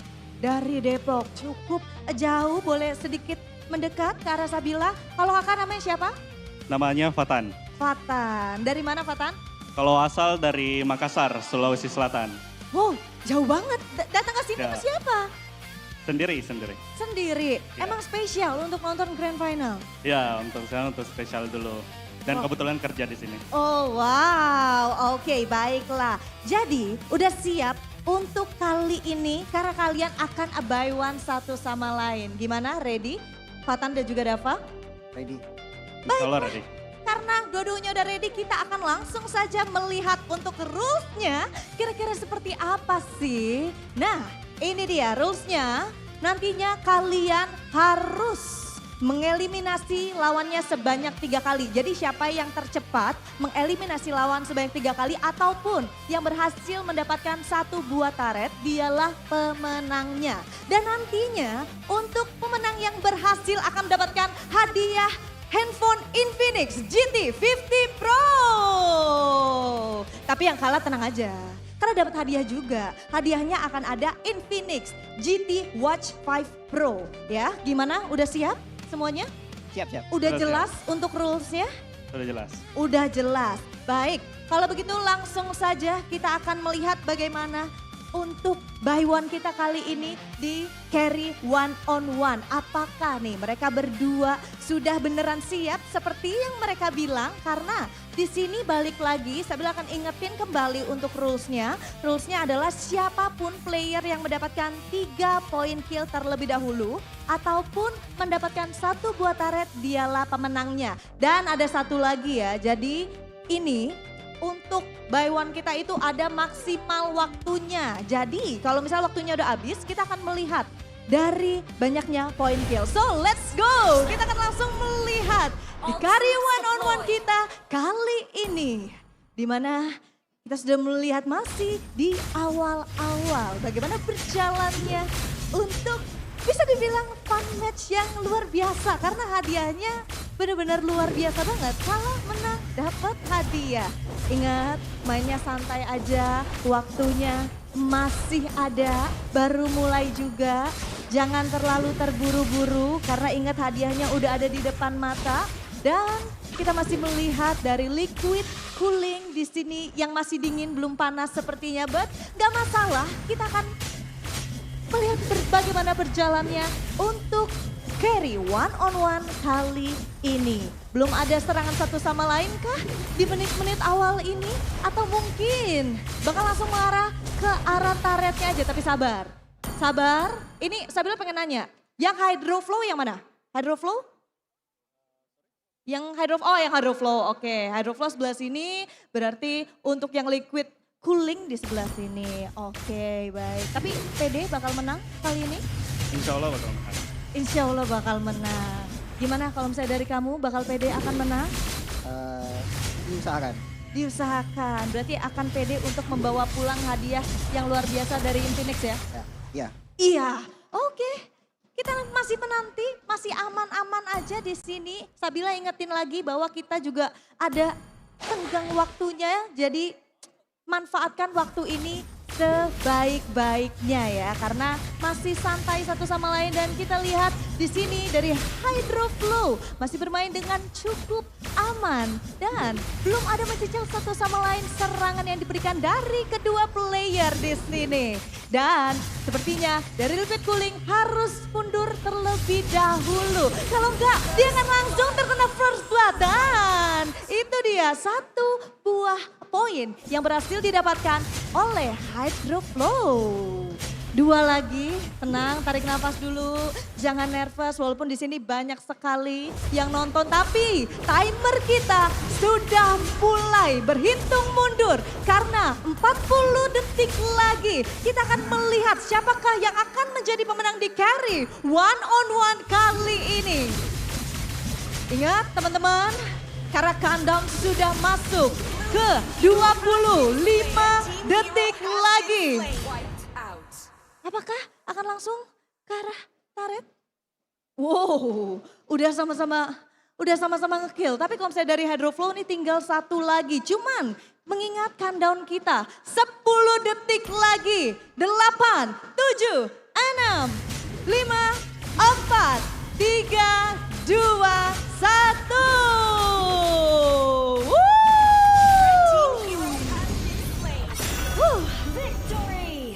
Sengit sekali. Kalian jadi ikutan panas pasti gara-gara ngelihat game yang tadi ya. Ngelihat game antara ONIC melawan BTR by Vitality jadi ikutan panas kah? Panas banget. Jadi panas banget. Gimana? Udah puas sama hasilnya? Udah puas. Udah puas, sudah lakukan yang terbaik ya. Baik, kalau begitu langsung saja kita berikan hadiahnya. Ini dia hadiah yang luar biasa sekali, di mana boleh diambil untuk hadiahnya yang atas. Yes, terima kasih banyak. Dan ini boleh ditunjukin dong ke kamera. Ini untuk yang kalah bahkan tetap dapat hadiah. Ini untuk hadiah yang menangnya. Luar biasa sekali, kita sudah melihat adanya kedua super fans yang mendapatkan hadiah dengan bermain di carry one on one kali ini. Makanya Sabila juga pengen ingetin buat teman-teman yang udah punya tiket, langsung buruan ke sini untuk menyaksikan match yang luar biasa panasnya, match yang amat sangat sengit. Tapi Sepertinya kita akan melanjutkan permainan yang sengit dan juga panas. So, langsung saja Sabila kembalikan kepada panelis di sana. Take it away.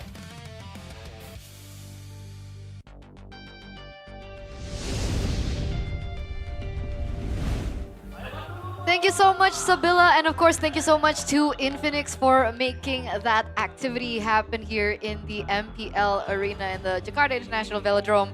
Imagine that. You buy one with carry, all you need to do is participate, because even if you lose, you walk away with the Infinix smartwatch. Yeah, I have a pretty good, I guess, like suggestion to the production team. You can get the casters. It would be much more fun, you know? I agree. We can cast the game at the same time as we're playing it, you know? And whoever stops casting gets like disqualified or something. I don't think that's the case. Why? That's I the mean, challenge. Sure. Throw some why curveballs not? in there, Chevy. Right? Sure, why Because not? it would be too easy for the casters, because apparently the casters are so good. The best. At least some of them are bad. You're not Like who? including me. Realize. Realize. Sorry. What? Yeah, I've heard really bad things about him. What's Whoa, up? whoa, who? Who? About Realize. We didn't say Like, it. is he that bad? We're just coughing. Well, why are you just putting your we're words just in my sneezing. mouth? Whoa, whoa. What? Oh, did no one say his name? No. Oh my god. Oh, well. Well, Realize. Moving on. Realize has high highs and extreme lows. You know, let's So leave it there at that. are highs. What, He's is generally there? high. I think it's something that a lot of people agree on. If you know what I mean. Moving on. Moving on. Moving on. Oh boy. Huh. How will they adjust? We were on that topic, right? I think for ONIC, they have to streamline their win condition because it's good to have flexibility, right? And they've always been known to be able to do a lot of things, even though the draft is meant to be doing something else. But when they're at a similar level of macro and micro, like we saw in the last fight, man, they have to like make things a lot more streamlined, you know? I mean, you can see the internationals, right? Every time they're faced against the S-tier teams, the LPH, the PH teams, pretty much all of them, it's harder than in MPL Indonesia. Let's put it that way. I think it seemed a little hard for Sans in that particular game. And I think it was a really good highlight by Sheffin, right? The fact that he was given the Luo Yi, he was forced on a hero that would be unable or it would be really disadvantageous for him to pick up the Purify. And he was up against Sora, Baxia, and the Atlas. So I'm considering maybe prioritizing Sans' hero in the early stages or maybe choosing something different for him altogether. But of course, the stats are still stats. Sans is still Sans. And he is at #1 when it comes down to KDA compared to all the other mid laners that we have here in MPL ID compared to Moreno, who is at #2. Octa as well, who is at #3, which is actually quite impressive. Octa at #3. He Very like cool. left very quickly in the playoffs. Why are you taking a shot at Octa like that? I mean, hey. I'm not. I'm saying it's impressive. I'm taking a shot at Dewa in general. It's impressive how fast it was? No, is that it's how impressive it that is? he's #3 on the stats, Okay. despite not going so far in the playoffs. Because he's early exit. Weirdly enough, he plays a bit of the same role as Moreno in a sense that he plays the Kimmies, he plays the Lunoxes, and he takes kills, right? He doesn't really funnel it away. But if you saw the stats earlier, Moreno isn't too far off from the KDA ranking, #2, with a difference of like 0.10. Yeah, it was really close. Meanwhile, it's a difference of like 21, right? Or am I bad at math? No, 21, yeah. About 21 in the assists. So, hey, shows again how well matched both mid laners are. So, at this one, we talked about how in the drafting phase, it seems like it's a battle between both mid laners on who has the bigger hero pool. Because they were banning the Yves, they were banning all these meta mid laners. Now it's time to see who actually has the more adjustable hero pool, no? I don't know if the hero pool is the problem in game #2. I feel like... I'm not saying it is. Oh. Didn't you say... It was like in the drafting phase, it was like a battle on like who has the better hero pool because they were banning both mid laners. Yeah, at the same time, I feel like Moreno has a head start in the second phase. No? How so? Because Sans is forced to play a Luo Yi against those dive heroes, man. Meanwhile, Moreno can just turtle around the back line. Let's count their hero pool right now. Sans is 1, 2, 3, 4, 5, 6, 7, 8, 9, 10, 11. Moreno is at 1, 2, 3, 4, 5, 6, Oh. 7, 8, 9, 10, By 11. the way, I just They're wanna say- 11 to 11 when it comes down to a total hero pool. Wow. Same thing. The exact same number. I just want to say, Uh-huh. for the people in the comments that said ban Kimi, I don't think that's the right Yeah, no, I choice, don't think that brother. that would There work. are bigger fishes to fry. If you want to blame CW for not banning the Kimi, I think you are the problem, brother. It's just not that simple, man. These are not... This is the issue when you're at a high level in the drafting phase. There's not like a single pick or ban that you can just like cross off and it will change the entire game. If you want to have an adjustment in the mid lane, for instance, you have to start from the first phase to figure out what kind of mind game, what kind of flex pick you want to use to really throw off your opponent. So simply saying ban Kimi, yeah, I don't think that's going to work at all. That is true. That is true. We are in a catch-22 situation, but things are going to be a little bit similar for ONIC now that we get into game number 3 because they are on blue side now. Earlier on, we saw the Phobia's Tushin Arlet banned out by ONIC. Do you think that might change the third game? Phobia's Tushin Arlet. I feel like maybe they might let go of the Arlet, right? Knowing that there might be a trade-off in the jungle picks between the Fredrin and the Baksha. If they assume they're gonna get the Fredrin again, then the Arlet could be something that they can use more efficiently compared to Bigetron that might go for the Baksha again. So they let go the Arlet? I think, and it depends on how they want to... There's so many what-ifs here. We can only assume, ladies and gentlemen, as we head over into the drafts for game number 3, presented to you by the official gaming phone KINGFINIX GT50 Pro. And we're going through Flying Clouds once again. All right, let's see the differences in the first phase. Will there be changes to the bans? Will there be changes to the prio in the first pick? And There you go. Paquito and Fredrin are the bans here in game number 3. I think this is what ONIC should have done in the second game, banning one of the utility heroes, Oh. the 2 utility heroes in the meta currently that is very prominent. The Baksha and also the Fredrin. Now, they can prio more towards the Baksha. I feel like this is going to be a Baksha first before anything else. Before the Jushin, before the Paquito, Yeah. or before anything else. There you go. There you go. And to a degree, it's still flexible, even though it's not preferable right now. For Bigetron, Claude, Tushin. In the relentless flow of time. No, Arlen, wow. I like that more, no? That breaks the Because there's nothing. Wait. The Fredrin is banned. I just realized. Yeah, so now My bad. ONIC can get the Tushin. Do they want to though, right? If this comes down to a damage face-off between Moreno and Sans, the Sushin can carry, but... What's up, Shevin? It's a Kyret 3, no? Against a Baksha, you win the objective game. With Arlen, that's pretty much Unli Dash, Unli Vengeance for Niall, and he played it. That's true. And I Does believe Gwyn- ONIC's already reading that. Does Gwyn not work for BTR? You know what? That's actually true. It's been a while since Gwyn ever getting picked, so it's Because it's still on always my banned. radar. It's always banned from BTR. That's why we don't see it anymore. Yeah. I guess that's the more optimal route or normal route for BTR. We'll see.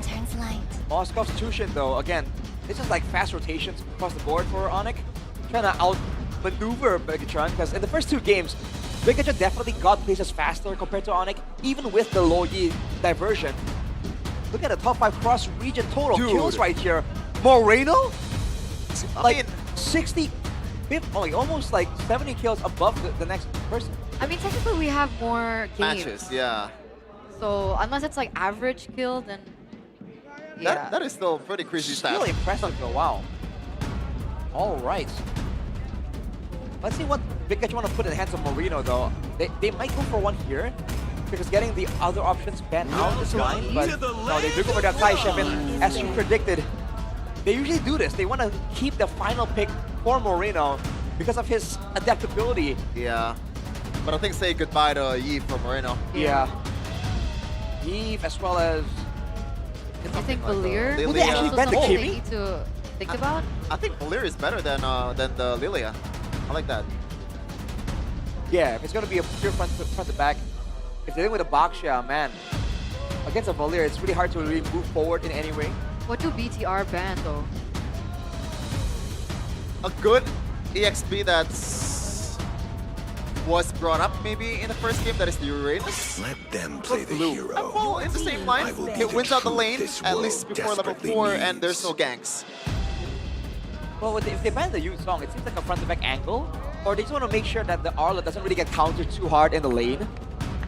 So both of those are valid. It's also making me think about Moreno's pick, you know, with the Yuzong ban. Right, is it going to be a backline type of hero? Yeah. But then again, he plays the backline heroes in the front, you know, so... But I mean, this could potentially be another Kimmy game because we're That's looking true. at a Kimmy versus Baxia. They ban out the Yuzong too.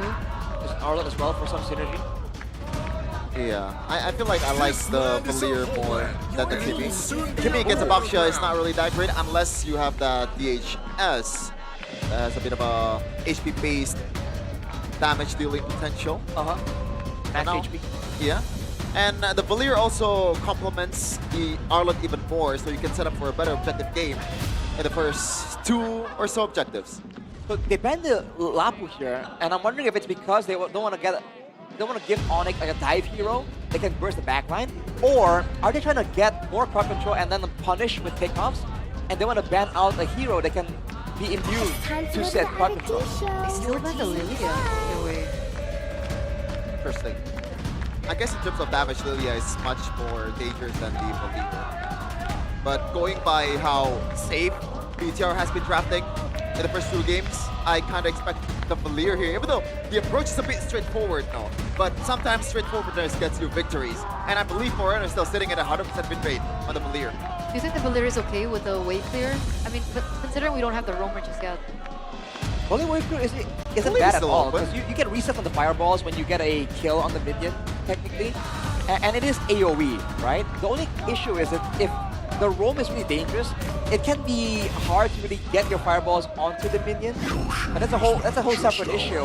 And they indeed keep that mid lane pick hidden. And they go for the Atlas again.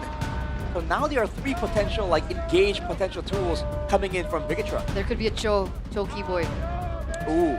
Oh, you know what? Gord is still playable, no? It's not bad. It is going to be a bit vulnerable, though. And if they want to go with the Cho, there's not a lot of synergy here. Not a lot of damage can follow up on the way of the dragon. Dude, I think there's nothing good for Keyboy here. I feel like... He might go Khalid. Just for Prio. Just for Prio, but when you look at the opposing composition, like, do you think, like, oh, that is a good pick? It's more like, we gotta settle for something big, right? Yeah. I feel like Cho is nice because also it's anti-CC against the Akai. There is left Khalid. Oh, man. We just talked about how mobility is something that Bigetron really wants to use, and we saw the Baxia, the Tsushin, and now with the Khalid, but then they have a really slow EXP lane. I don't know if I like that. It's Valier or Gord for Moreno. Or maybe Kimmy is not really that bad either, considering how well it's working so far in the first 2 games. What do you like better, Rashi? I think I'm biased for the Valier a bit more. More AoE, more crowd control, and a lot of damage if you can get the resets. It's everything we were talking about that could be used in game 2. I guess we'll see. Valier has that as value, but if they're looking for burst.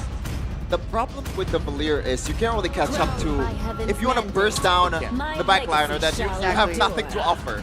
And this is something that they can offer here with the Zetian, I'm sorry. How do you pronounce it? Zetian. Zetian? Yeah. Okay, there you go. You know more than me. Whoa, that's true. I like it, man. I was saying I wanted more crowd control, and they really quadrupled down. Everyone except for Eman can quote-unquote engage or disengage for Bigetron. I like that. I think ONIC are going to struggle to really pick and choose the fights that they want, and Bigetron can pick and choose whenever they feel like it. So it sounds like your BTR for the 3rd game, just from drafts. I think so. What about you, Sheffin? At least Sans gets his heroes right now. Okay, and with that being said, we're going to throw it over to the casters to walk you through game number 3 in the grand finals. Bigetron have their troops surrounding the velodrome, and the coup d'etat is still underway. A revolt by the red robots. The uprising of the machines to finally topple down the dynasty ONIC has built from season after season, and they are one away from match point.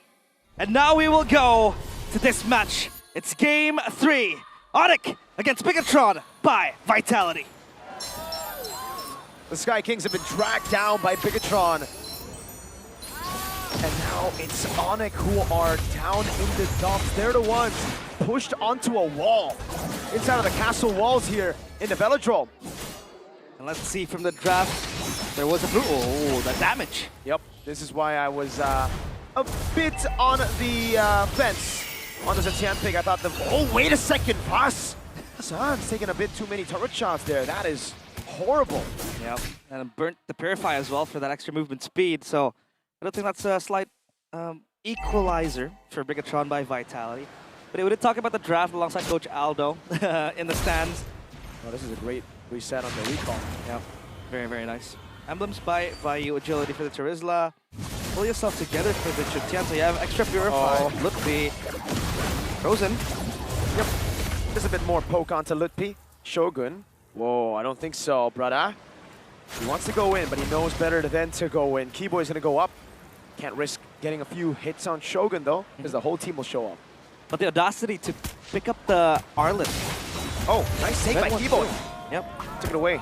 The level 4 right now. That's gonna be good damage on a Keyboy, but Finn just respects it. Flickers out of the way, and Nile dodges. So far, it's looking very, very, very good for Bigetron. They have the chain CC set up as well. Extra stacks for the Arlet to play when you have an Akai. And you have good disengage when ONIC wants to clump up like this. Uh-oh, Sans don't purify. He's gonna get pulled down. Fury of the Phoenix, and that's the final slash on Lutpi. Bigetron winning all in. Keyboy gonna be taken very low. Shogun's still there. Penalty zone, but Kyrie is able to get the neutral objective, but that's Lutpi having to flicker out. It's a kill for a neutral objective in the end. They were looking for a re-engage because Kyrie was close by. Oh, good take by Kelra. SOD for that extra bit of gold. The gold crowd goes for him, but Kaman will be okay with that. He's gonna re-farm again as the waves do collide. But the problem now for ONIC is obviously gonna be the range. If they can look for a good set, either from Terizla, either from a Keyboy Raging Sandstorm, then that's gonna be very good. And that is why, part of it, I think, why Bigetron picked up the Chutian, so that they have some sort of, I'd say, disturbance when ONIC wants to go all in. Because of the lack of the range, then they have to bank on the team fight. And that's why the Akai is super good too. The reason, like, mind you, they picked this up in the first phase, knowing full well how ONIC really wants to approach the game. You have a disengage somehow with the heavy spin, a pin down two. Oh, penalty zone. Yep, quick around for Moreno. Just a clean little getaway. But that is a great resource. Shogun, though. Into those big hits onto the turret. Keyboy might be going for the 1v1. Your Raging Sandstorm locks him down. Moreno so Khalil. Actually, a bit of an assist there by the Baksha, so never mind. Yeah, Keyboy so confident. And he knows the damage the Khalid can deal. Take a look at the audience prediction here. A slight shift of 1%. Uh-oh. Mondo in the back, ganked. Yep. Oh, great read by Kyrie! Onto the BMI. The Purify out, though, with the Blazing Duet. Another resource spent. Another resource baited out. He timed the crash to the BMI. He's able to get the crash. However, a Purify burnt with the Blazing Duet is enough for Aman to stay safe. Bigetron by Vitality. They can force these fights if they want to, especially with the early game damage that they have. The Chutian stings very much so. 7 seconds to the turtle. We haven't really seen a neutral objective contest, but if Bigetron want to play the long game, if they really want to disengage, then I think that heavy spin will play a huge part, scampering ONIC and just disintegrating their formation. Kyrie completes the Curse Helmet, and Keyboy up top is battling it out with Finn and Shogun. Mind you, he has the Fatal Links, and Shogun will come close. Good poke by Shogun. Penalty zone, flicker out from Shogun. Now the heavy spin onto Lutpi. That's a big resource spent already, and I don't think that's the right move for Bigetron. They were baited into that skirmish. Yep, a flicker for a heavy spin. One of the most important ults you can have so far in the neutral objective, and Kyrie will try to take this. And it is free, but maybe Bigetron say something. He tries to go in, Fear the Phoenix locks him down now. Shogun goes in, into Sans, comes in Beacon already down as Niles there, gonna be taken out as the SOD doesn't land, but now it's gonna crash onto Shogun.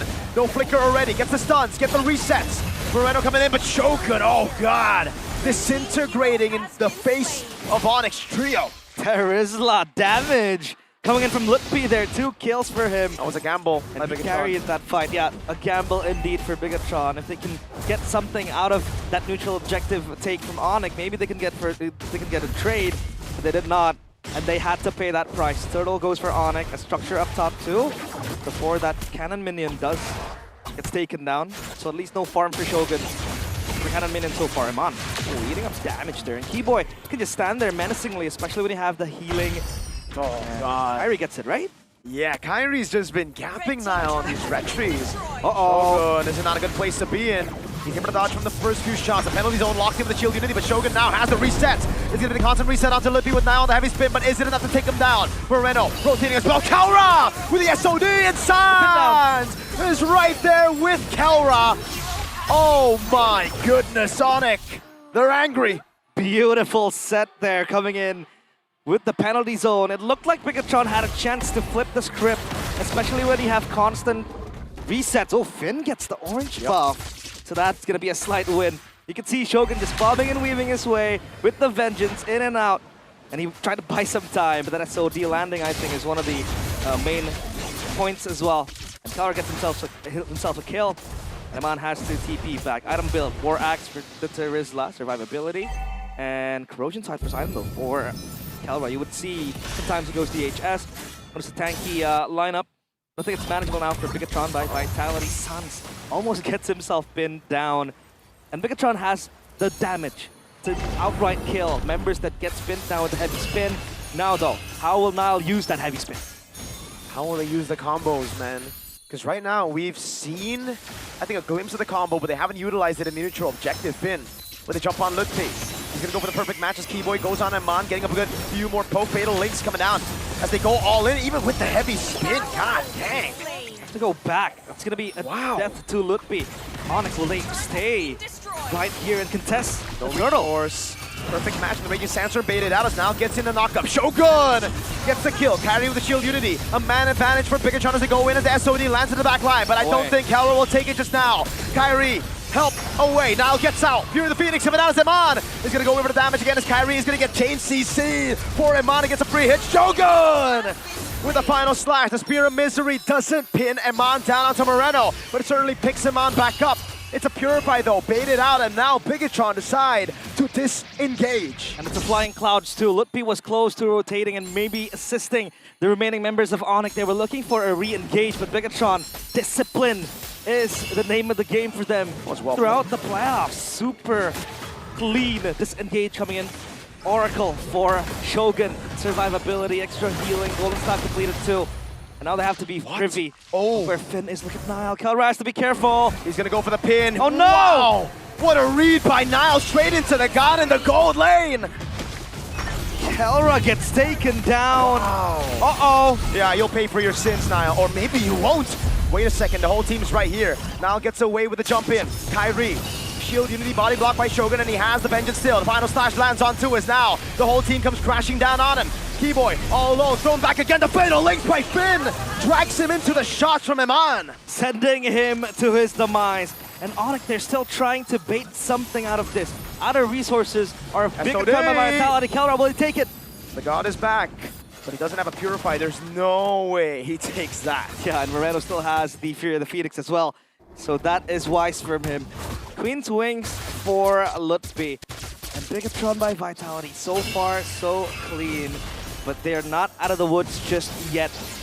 They can still take a look at the Moskov that really waits to scale to the late game. Looking for the Golden Staff after a completed DHS and Corrosion side. He's going to play the far lanes. Bigetron needs to answer this when it comes a pesky entity late game later on.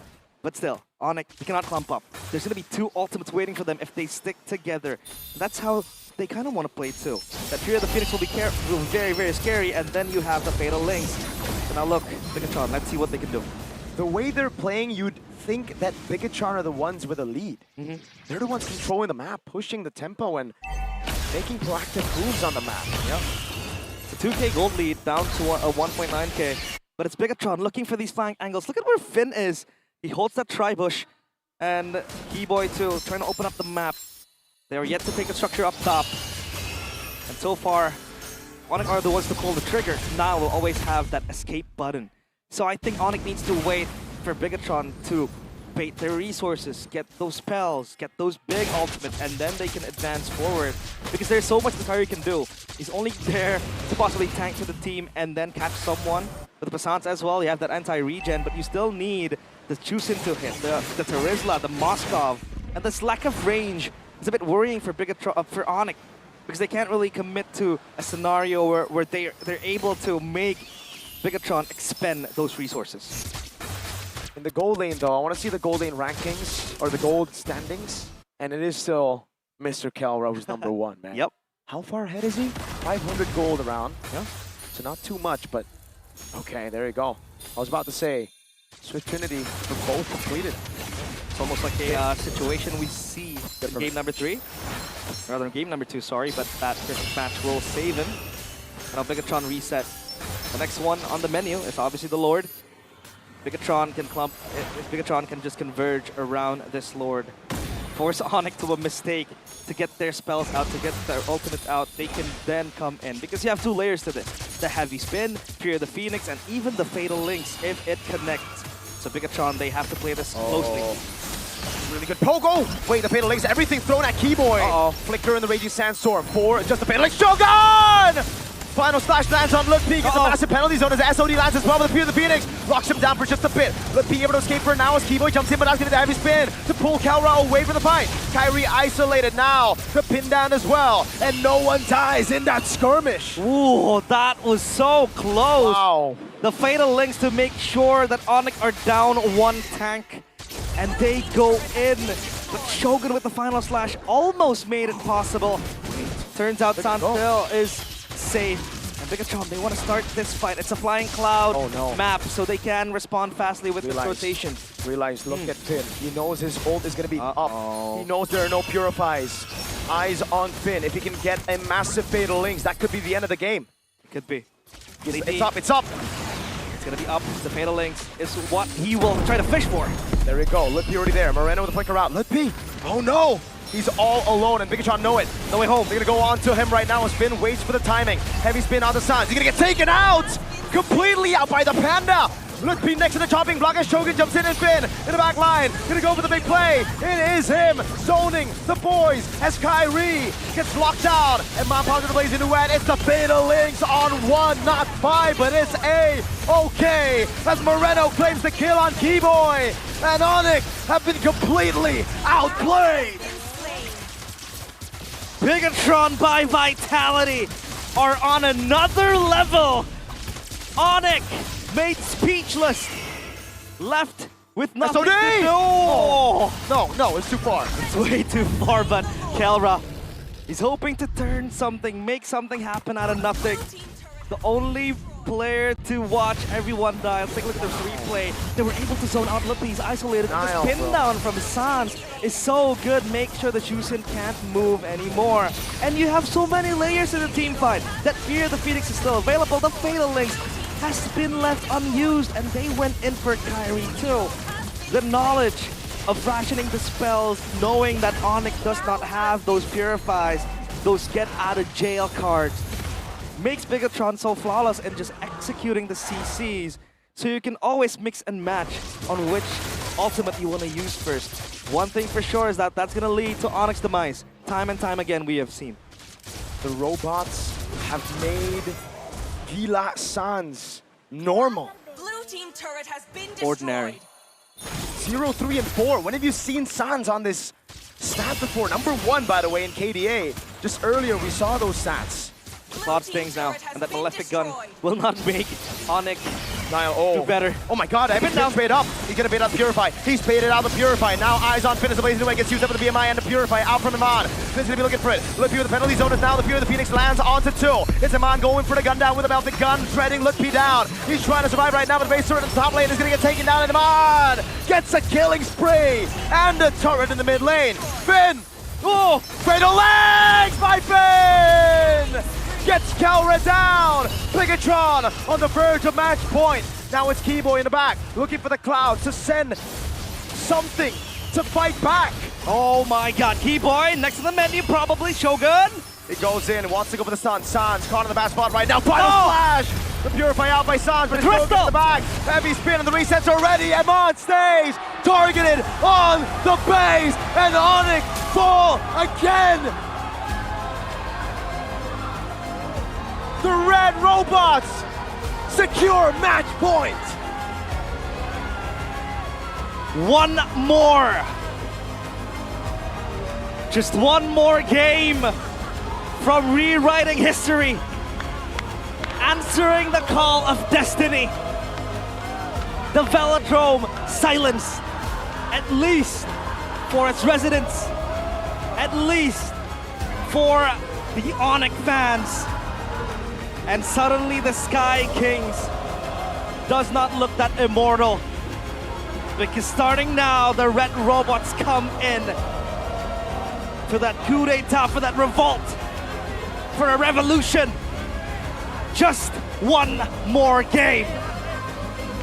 Now we know why Robbie Panchoro is in the building. ONIC, I've never seen them like this before in the final. This is their league. This is a farmers league. People called it a farmers league and they were goddamn right. What happened?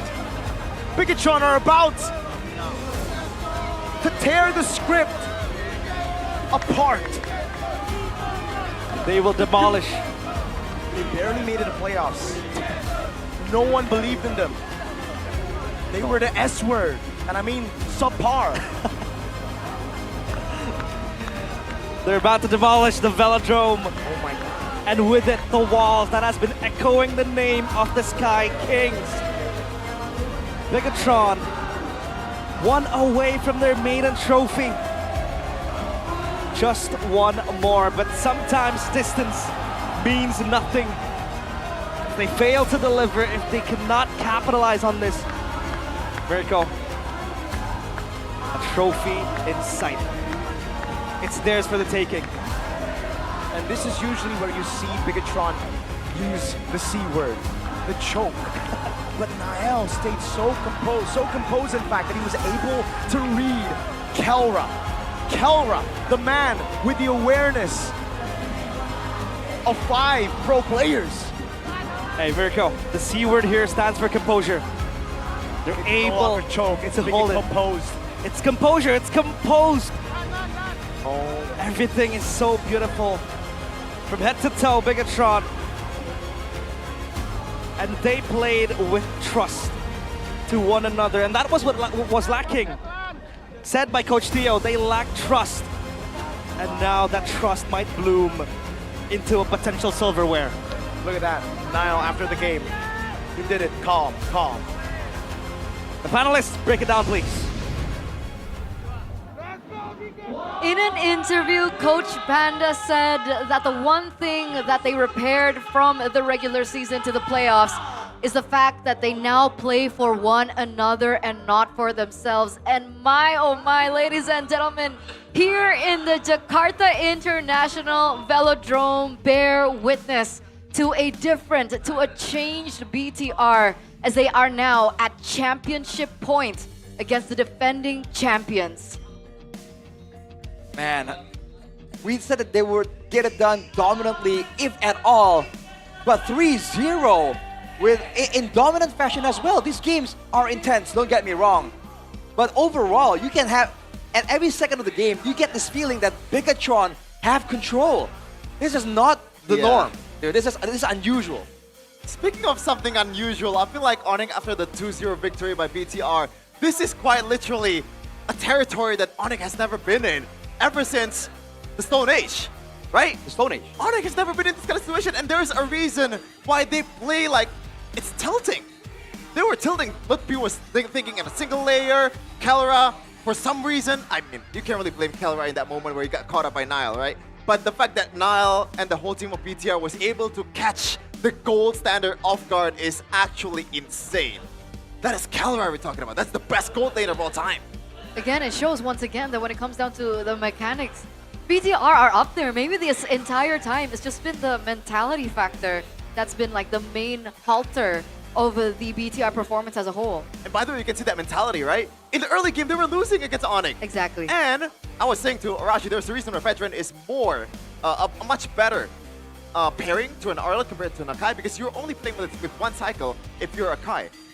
But the in-game adjustment from BTR is so good. They stay composed. As realized that Mirko said earlier, the C is not choke anymore, it's composer. It is composure. We're looking at the gold graph now, and it's exactly like you mentioned earlier on, right? It was ONIC holding control, even they had the control over the economy, and then at some point something swapped. But by the way, when we're talking about Akai and Arlet, this was a combo that we had in EWC and MWI. So it was always the Arlet Akai. Shoutouts to Renmar for actually picking that up when we were in MWI. And then we finally saw it in the latter stages of EWC MSC as well. So it's an old combo that they're bringing back out here for throwback BTR. season. Throwbacks. Man, I'm getting distracted because like the Bigetron fans are reacting to Mirko coordinating the cheers right now. Definitely not biased. What a moment for a Biget Trooper, dude. Like this is so good, man. And again, it's throwback to the old combos, but the fact that they're able to just pick up a lot of these older combos and on the fly, make it work like this. Like these plays in the base, for instance, like maybe early on was planned out, but these fights in the base very clearly were improvised, and still they knew exactly what to do. The miscommunications were minimal. The plays from this guy on the Arlet, 100% TP, what? That is insane. That is insane. This is the MVP presented to you by the official gaming phone KINGFINIX GT50 Pro. And we gotta talk about it, right? One of the main reasons why in the early stage of the game that we're gonna see in the highlights is the fact that the combos in the composition for the Red Robots, I don't feel like it worked out according to plan.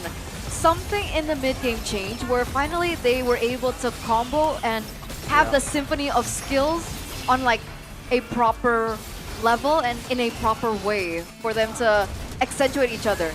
I mean, again, when both teams are waiting for the big moment to start a fight, the team with 1, 2, 3, 4 engage tools will always have like the better start.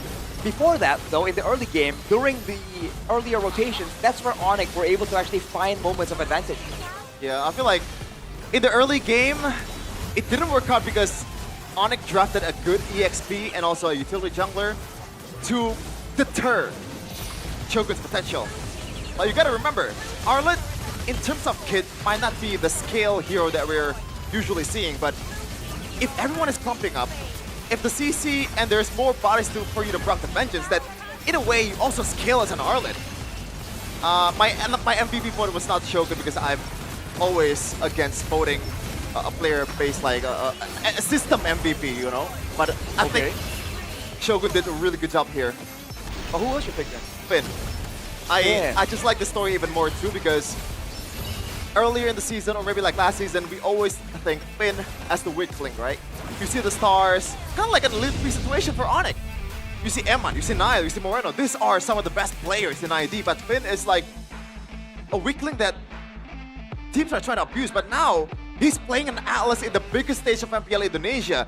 And you know, if you're playing an Atlas, right? You're playing by your rules. Beloyski really likes playing the Atlas because now he gets a say on when the team fight is happening. He gets more control on the team fights. And you're putting the burden on towards Finn, and I think that shows a lot of trust from the coaching staff, from the other players of BTR, towards this guy specifically. I definitely see your point. If there was an argument to be made, it was between those two, I believe. Even if we think about it, Moreno on his signature, I want to say signature now, right? Signature Zetian pick as well. The symphony of skills once again from BTR were just really, really emphasized here in game number 3. But we've talked so much about BTR. Now talk to us about ONIC. What happened to ONIC? How did they lose the ball there? And what can they improve coming to game number 4? Because once again, this is championship point. This is the defending champions that we're talking about. I think they have to kind of like recognize the fact that Bigetron are matching them when it comes down to the maneuvers and the mind games, right?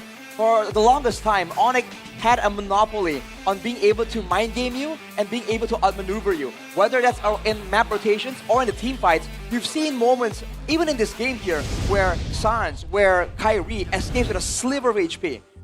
I feel like they've gotten away with it for so long, they forgot, but now that they don't have that advantage anymore, you have to recognize that some of these picks aren't really as strong as it was. I saw the Tarizla and I felt like it was so slow, you know, it was so one-dimensional, and it won't match this game where both teams are doing a lot of these feints, a lot of these mind games.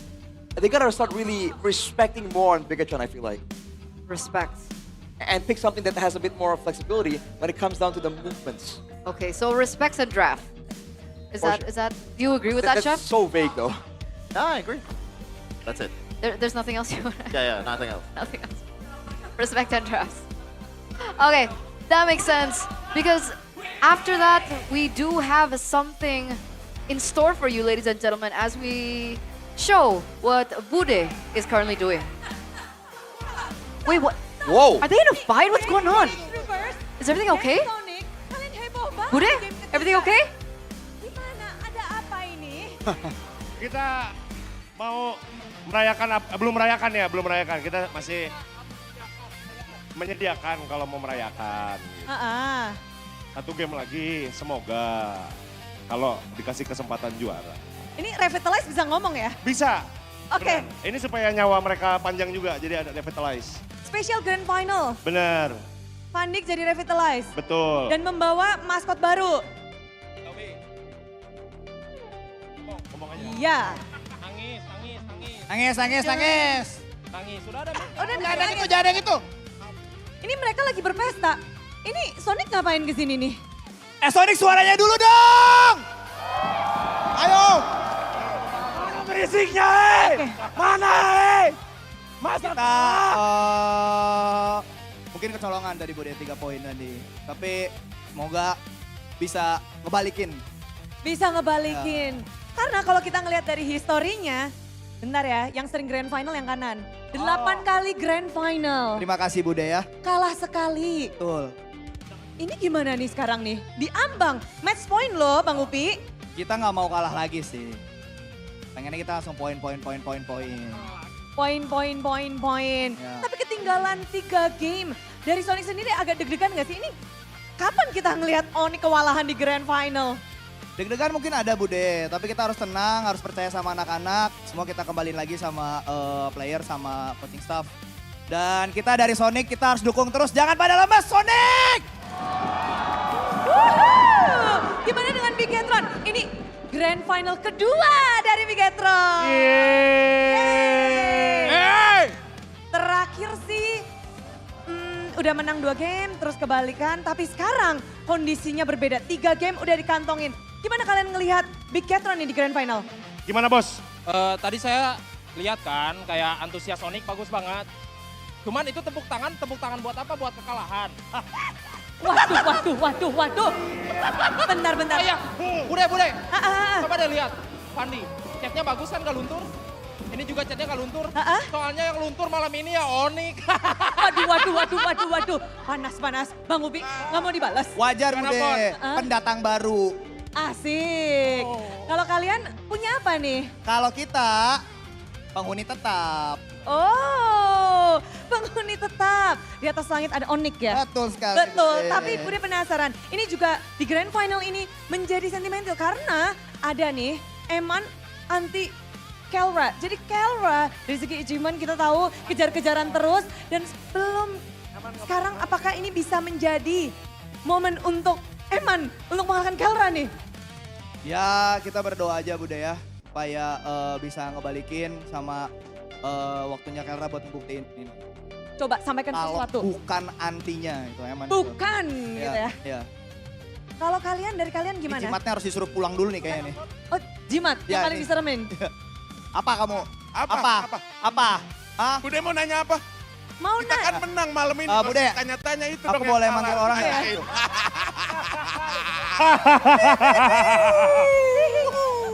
Mereka punya keyakinan penuh, mereka katanya penghuni tetap. Apa nih mungkin yang kalian mau bakar-bakar lagi untuk kata-kata penutupan dari geng Bigetroopers? Apa Coba. Mereka bilang dia penghuni tetap, kita mah pendatang baru. Kita pendatang baru. Coba nanti pulang buka buku sejarah karena di situ dicatat malam ini akan terjadi sejarah baru di Indonesia.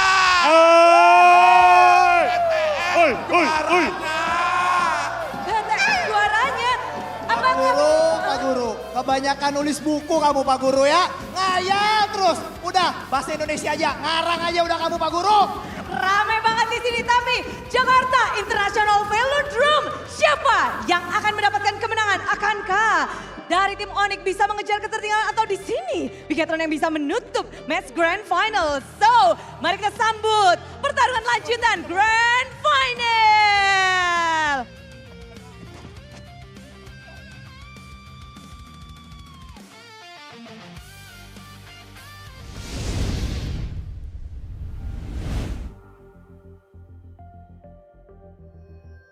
host. Is everyone okay? I think so. I think so. Are we High spirits, are I we guess. allowed to A little fight bit, like that? Yeah, a little bit of violence here and there is fine. I mean, someone hold Miracle back, cause They're friends. You Miracle know? would have been. I guess they're not friends anymore. Yeah. Hey, 'Cause friends fight too. Fandi grew up from Upi, who was on ONIC side, and so was Dara on BTR side. And on the other side, there was Sandy as well, who's... I'm so confused what's going on. What's Hey. the lore? What's the lore? Friends also fight. You know, it's part of strengthening your bonds as friends. Ah, okay. Hashtag anime. Strengthening What? the bond and also strengthening my wallet. That's Oh. what's important, ladies and gentlemen, because GoPay is, of course, your go-to wallet. And for you guys want to strengthen your wallet as well, you guys can do that because we're giving out free GoPay coins. Yay! It's so simple. By this point, I'm pretty sure that you guys have already downloaded the GoPay app. What did the producer say to me? Oh, okay, yes. Countdown QR code. Don't worry. We got this. All right. So after you have the GoPay app, open up your phone, open up the app as well, and make sure that you get your camera ready. So it's like a camera inside the app. I don't know how to explain it properly, but it's a camera inside the app. And once It's you like do, a scanner, yeah. we are going to show you the QR code, and Arashi will do the countdown for you. All right. Is everybody ready? Are y'all ready? I can't hear you. Aye, aye, Captain. Ooh. 5, 4, 3, 2, 1. There you go. Go ahead, scan the QR code down below through the GoPay app and click Open Rewards to receive your GoPay reward. And congratulations, the GoPay balance from GoPay reward will be successfully uploaded into your GoPay wallet for free. That's how simple it is. Imagine that. Imagine that, guys. It's just that simple. Speaking of free things, Yes. you're supposed to take over. Oh yeah. Well- Speaking of why did I say 3 kids?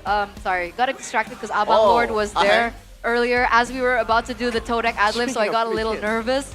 I think we got to make sure with Abang Lord if that's the case. But, ladies and gentlemen, attention, because for you guys in the VIP, we talked about this yesterday. Don't miss the special offer from Todak because with your VIP, you guys get the exclusive deal to get the Todak Throne, a gaming chair for only like 40% of its original price. So it's a 60% off discount Wow. exclusively for you guys. And the stock is limited, so make sure you get it today. Please visit the Todak booth for more information at the KINGFINIX if you guys need that. But I think Apparently- we're in line Right. as And well. apparently, you can take it home today. Ah. This isn't a waiting list type of deal, man. We are ready. So they have just the stock. Where did they stash it? Somewhere safe. Because those chairs are desirable, to say the least. That is true. That is true. And you know what? Speaking of Todak, of course, that reminds us of MPL Talk because not only do they sell amazing chairs, not only do they sell exclusive merch in collaboration with MPL, they also have the MPL Talk as well as the fact that there are collaborations with Ekcraft and MPL as well. And that brings us to the jacket that we've seen the pro players get, especially Bang. Alter Ego and specifically BTR yesterday and ONIC when they first secured their MSC tickets. Check that out, dude. Man. That's how you make a jacket. Got the characters on the side as well. Don't forget. Keep you company during your competitive endeavors. It's so cute. It's so good. Dude, feel this material, bro. Feel the inside. The inside? Hold it, Chefin. When I say it's comfy, Hold it. you know, I ain't what are you doing? Whoa. Oh. Ah. Anyway, this jacket is designed to represent a generation that is bold, competitive, and of course, always moving forward. And those, you know, the what do you call it? Cartoon figures? It's Starla, it's Dudu, it's... I don't know who that is. Those are like, The mascots, I guess. what do you call it? Easter eggs from the regular season. Is it Easter eggs? If you guys paid attention to the regular season, you guys will know who those characters are. And there's a lot of them, so, you know. Yeah, a lot of Indonesian people call this my beanie. Arashi included, I think. Really? Where did you hear that? You said it yourself, backstage. Super cute. Super cute. Must have forgot about it. But yeah, make sure you check out that jacket, man, because I believe it's limited to a degree, right? They didn't make too much of it. Yeah. I can't believe we can buy it. Imagine, you guys can actually... Can we? Yeah. Oh, we can? We can, we can. Oh, okay. Isn't that the point? Are we not telling them? Oh. That was pretty cool. We get to match with the pro players, ONIC. That'd be cool. BTR as well, Alter Ego, they all have the jackets. I want one. I want to go there and support them. With the jacket. Exactly. Right? By the way, this is fully embroidered, so it's gonna stay for a long time. It's not like one of those cheap, like, print, you know? Yeah. That just erases immediately after you put it in the washing machine. And there's not a lot of loose, like, stitching. So it won't come off. Because that's the worst, right? You have a good embroidery, and then like there's a one thread loose, you pull it, and you lose half the embroidery. Like, bro, I hate that, man. That's why, Happened like one too many times, honestly. It has. Anyhow, back to it's business. time to go back to business. Back to business. And there is a lot of business. Earlier on, we were discussing about, you know, respect and drafts, and I think Sheffin didn't have time to elaborate on it. Did you agree with respect and drafts being something that ONIC needed to improve coming the next game? Yeah, I agree. Right. Is there anything else you wanted to talk about? Do you think that maybe getting more crowd control might help? Because in this game, at least, they were completely outmatched crowd control-wise. My personal favorite method, but how about you? Maybe for me, like, one thing that I noticed, ONIC has never been in this position, right? I've said it earlier. I can't believe I'm saying this, but ONIC has to reset. It's been a long time since I had to say this. Blasphemy. This is 0-3, by the way, and the only 0-3 comeback that I remember was KINGFINIX ID Junior against RQ Senna in the MPL Season 10 Grand Finals. Yikes. Feels very specific, Sheffin. Yeah. Very specific. Gotta glaze my own team. There's not much choice. And There's not much chances as well. A certain someone's team on the panel as well. But we are looking at Eman right now up on stage, and looking at the stats, he's #1 when it comes down to total kills. Is that what we've been seeing reflected through the playoffs as well? Interesting. We've always assumed that it's because ONIC overall all do so much better that the kills don't get funneled over to the gold lane. But in these playoffs, it's a whole different story. And I question if these stats are updated, because in the past 3 games, Eman has been doing better, technically, right? That's why people are saying, is Eman the anti-Thesis or the anti-Kelra against the gold standard, who is #1 when it comes down to KDA? Because, man, Eman is #3 below Zeon. Shout out to Zeon, though. They got their gold lane already, Navi. Zeon out of nowhere there. Eman in 3rd. Wow. Not even 2nd. You do better, bro. What are you doing? #3. Here's the thing. Okay, so we've been talking about how ONIC needs to reset and so on and so forth, which is, I agree, something that we haven't spoken about in a very long time. But will this be the moment that BTR get overhyped? Because, I mean, this is, again, championship point. They're 1 game away of bringing it all, making history, by the way. The first trophy to ever be held by Bigetron in MPL ID since Season 1. Rivers. Boom. Damn. Sorry. By the way, to expand on that point, if you look at the trajectory of the 3 games that we've played so far, ONIC is closer and closer to actually getting a W. Would you agree? So if there's a time for them to actually get a W, it's this time, no? At least in the draft, it was a mess in the first game. I don't see them winning that game. Second game, BTR I think had the better answer. Third game, I feel like they could have find a loophole or work around that combo from Kai and all of that. And they did for a few minutes in the early game. They just lost track. They lost the plot. That's where it gets scary here, because for Bigetron, they have to make sure that they don't get the pressure of like being so close to achieving their goal, get to them.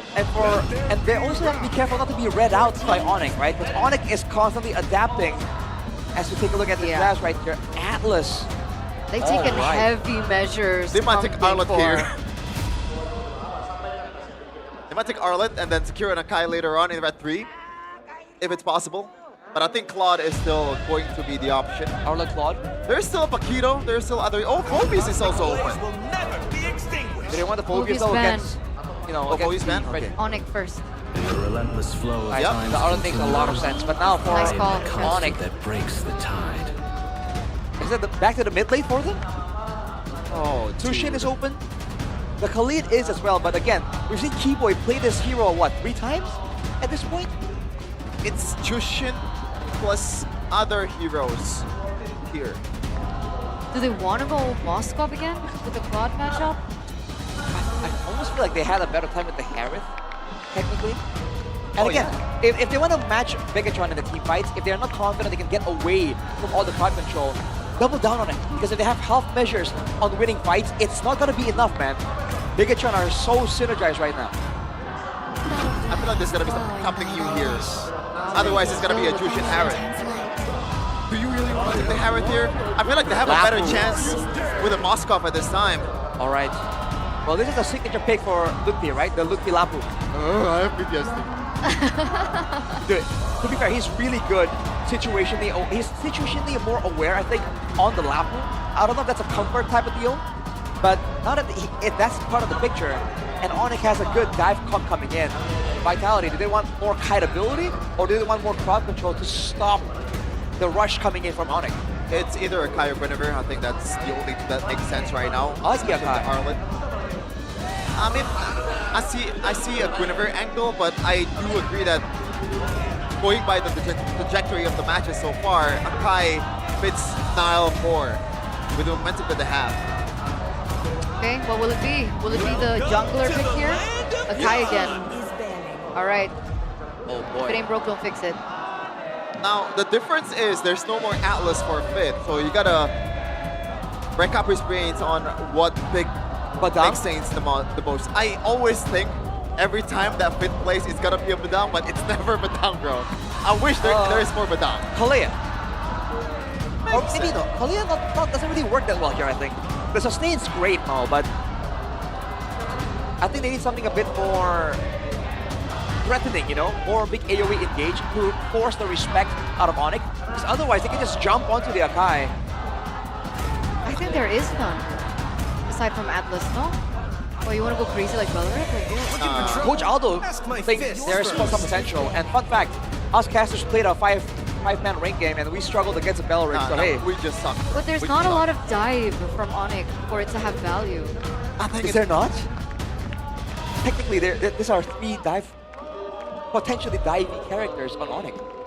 I think Kalea makes the most sense, but the combo will definitely not be there. It's more like a sustain kind of Kalea. You have the heals, you have utility jumblers. Yes. It fits well with the Arlet and the Kai. You want to sustain as much as possible, but I don't think they're gonna complement it with a burst in mid lane for Moreno. Oh, nice Kalea comes to mind for ONIC as well, banning that out.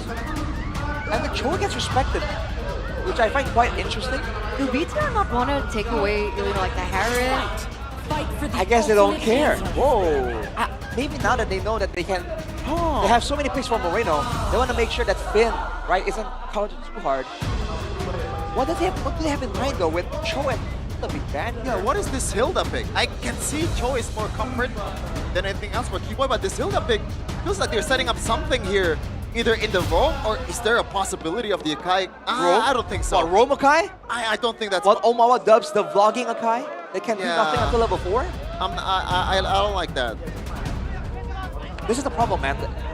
In your heart of hearts, you have the feeling that like Bigetron could possibly go for it, and that is enough to be confusing.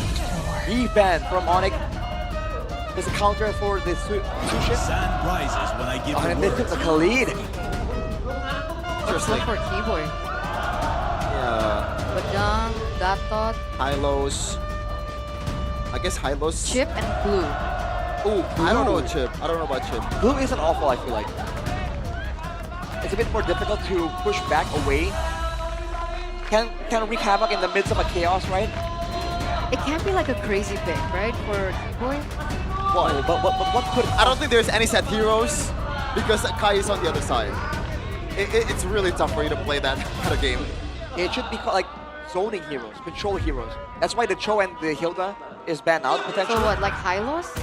Yeah, I think Hylos makes the most sense. You can't go wrong with the Hylos. Is this something more aggressive though? I feel like ONIC might want to have something more aggressive. Oh, Brody! What? Nah, I don't like this. You're fishing out on a Kai spin. What the heck? Championship point. Are they by the planning way. on just like going in the gold lane? Going for the dives? Dude, this is so risky. This is not how ONIC plays. Wait, can Brody purify? Nah, absolutely not. What? If it's a purify, he's killing himself. That is such a risky pick. Oh, do they go to is the Valir open? Valir is open, yes. Against Hylos and Freyden, I'm gonna say that the Valir shuts everything down. But the Lapu is the concern. But the Lapu can still get to you. The Lapu is the concern, and you don't have any damage to complement bursting on the Brody. And I think that's a big thing. I feel like this is gonna be something like a Ziltia. Oh, never mind. Yeah, they played safe. They go for Lilia. DPS approach though. I hate the Brody pick. I'm sorry. You hate it with a vengeance? Is this it? Yeah, with the vengeance of Shogun. Is this it? Might be. Mirko is waving the Bigetron jersey. He is convinced. He's signaling for 0. Let me tell you that. We're on the precipice of change, ladies and gentlemen. 1 game away from championship point. We're gonna throw it over to our casters to break this potential final game of MPL ID Season 17. One final step remains. For years, the Velodrome has only known one ruler. Championship after championship, every road led back to ONIC. But tonight, for the first time, that reign trembles. Bigetron stand 1 victory away from their first trophy in forever. 1 victory away from completing the coup. 1 victory away from defying the dynasty.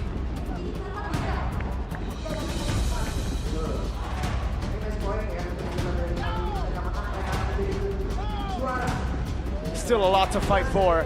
3-0 means nothing if you can't finish the job. It's a best of 7, not a best of 5. The 3-0 lead is great. The advantage is on them.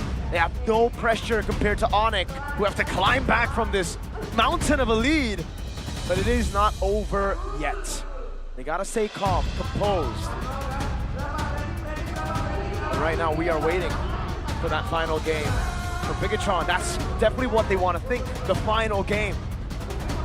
For ONIC, they're thinking 4 more games. They're thinking, we're locking in. That Brody pick though, we have to talk about that. The analysts didn't get to talk to it about it too much because, you know, obviously it's so sudden. It was last pick. I personally am not a fan of it. It's a lane bully. But hey, up against an Akai, against a Khalid, so fragile, so susceptible. But the land of Dawn is calling. Can Bigetron rewrite history? It is now or never. This time, it is potentially the last game of ONIC against Bigetron by Vitality. Everything on the line. Can the robots finish the coup? The coup of the greatest empire known in Indonesia, the dynasty that lasted for so long. They must go for the throat if they want to do it here. Kelra already burning the flicker early with an early gank from Finn on the Halid. That's the lead. Obviously happening with the mid prio. It doesn't really help that they also have a Lilia to play with it. And Sun, so you're gonna talk about him particularly in this grand finals. Hasn't been the best performance out of him, especially when he is put in picks that are not comfortable. Look at Kelra, receiving a lot of heat. Under third, he will go. And he will go for the Master Assassin. He knows he wants to win out the lane, that Brody is gonna bully the call to eternity. And even Iman running the Vitality to have extra bit of health. Yeah. Respecting that matchup against the Brody. He knows that the Brody is picked for one sole reason, and it's to win out lane. It's for ONIC to rotate down below and capitalize on this weak side pick. It's something that we haven't seen throughout MPL ID. Well, I mean, we've seen a couple, but like not for ONIC, right? ONIC, they don't do this. They're not known to play with these, is it safe to say, desperate strategies? Niche picks. And maybe, just maybe, it screams desperation. Look at Nile. Look at this. He's gonna fish for a reaction from Kelra. The flicker burnt. There's just no chance. No chance to react. Nile! Oh, he pulls Kelra all the way. He's gonna go for the kill. And that's Kelra? KCC. Kelra taken out already on the Brody. The strong side Brody. Bigetron. They don't care about the turtle. They don't care about the neutral objective. They instead look towards Kelra. Finn, all in. Great shove by Shogun to disengage for Finn. Very great usage of the final flash, but they want to go for more, it seems like. They're gonna get hunted down here, Finn. You can't lock them down. Nile gets the green cap. A green cap, at least, stabilizes everything as well for Nile. Kelra down bottom. A level down against Eman now, he hits level 4. But you can take a look at how susceptible the Brody is. That Akai was just walking to the turret, and there's nothing Kelra can do about it. Sans will rotate down bottom. Can they get this kill on Finn? I don't think they can. That's a Khalid that has sustainability. Now we ask the question, what is this Brody gonna go for in terms of the build? Is it gonna be all out damage? Because I think that's what he wants to go for, especially when you know it bullies you in the lane, but that death seems like it has stopped a potential catastrophe up against Eman. So Bigetron, they know they can keep things stable for Eman and not let himself be bullied to eternity. I think there's still a chance. No way. But for now, look at the gold crab. Kelra will be the one to take it. That would have been really demoralizing had Eman gotten it, and he already has the lead right now. It's a very small lead, but it's a lead nonetheless. Nile looking for the play, retreat in as well. Oh, he's just gonna walk past. What? Lutpi thrown back again. He's gonna get a lot of those turret shots, and now, oh, bravest fighter. Lutpi, no flicker. Yep, he goes for the stun, but that's the bravest fighter already used up, and Shogun is right there. No heavy spin for the neutral objective that spawns in 15 seconds. And maybe this time, ONIC will take this opportunity to possibly look for a collapse onto Eman. He knows that he is being hunted by ONIC. And Sans will be there. Good reaction from Finn, too. But this will give time and space for Kelra to hit the turret plating. Turtle spawns, and now, will they still have that heavy spin? Oh. Gold Crab, acquired by Eman. They'll play in the cycle. Shogun is close by. They don't know that he is there, but Lutpi senses something is wrong, so he will join the fight too. Bravest fighter is up. Let's see who wins this dance. Whoa. Final slash. Did ONIC see that? That's a big resource to be burning at the start of the fight. Shogun gonna go in. Glorious pathway sent down by Keyboy. The carpet is laid down. Now gonna go in. That's Keyboy with the law and order. Finn, flicker in out the safety as that's a retribution by Kai. And Nile's gonna go for the fight instead as Eman's right there. And Kyrie walks up with a heavy spin, gets used as a turret memory. Takes Nile very low, but not down just yet. That sounds of the flicker, taking Nile down. Moreno right there. And ONIC are alive. At least that one kill ignites the flame in them. Final slash to Kyrie. That's a tanky Fredrin. Can he get this purple buff? I think he just might. No. Oh, it's Sans. Goes to Sans. So Sans acquires that, and that's going to help him even more. Let's see if they can take the structure. Sans will try to screen out and deny access to lane for Eman. And now ONIC are playing for the Brody slowly but surely. Item-wise, yes, they have to seize completed. A leather jerkin too for extra survivability. Let's take a look at this. That's a adaptive glove. Is he gonna go for Sky Piercer? It's all in or nothing for the god on the gold lane. It's a gamble, It's a gamble. It's the Brody pick is a gamble. That in itself is already a risk that they were willing to take. So you gotta go all in with the build as well. Oh no. Let's see if it does something. If it does, then ONIC has pulled out a desperation into a silver lining. Thunderbelt for Finn.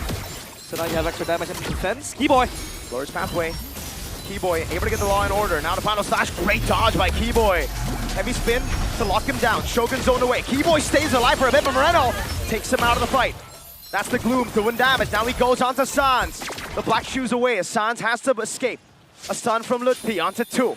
But it is just a 1-4-0 for BTR. The front to back is so good from Bigetron by Vitality. They can just segmentate the team fight in a way that just protects the carries, especially Eman now, the main damage dealer. And it seems like ONIC wants to collapse on Shogun. Yep, that they do. They're gonna get the tournament memory as well. Well, Shogun with a jump all around, but it's not gonna be enough for him to survive. Kelra his first kill in the game. Moreno, no black shoes, has to flicker out. Sans trying to go in. Now Finn with the Raging Sandstorm, lands it on Sans and Keyboy. Kelra still there to look for the damage. Now jumps in with a headbutt. Eman with a blazing duet and now the heavy spin. Lippy comes in the Raven Spider. Now jumps in on the Kelra right now. Finn jumps in the back line and is able to trash him down.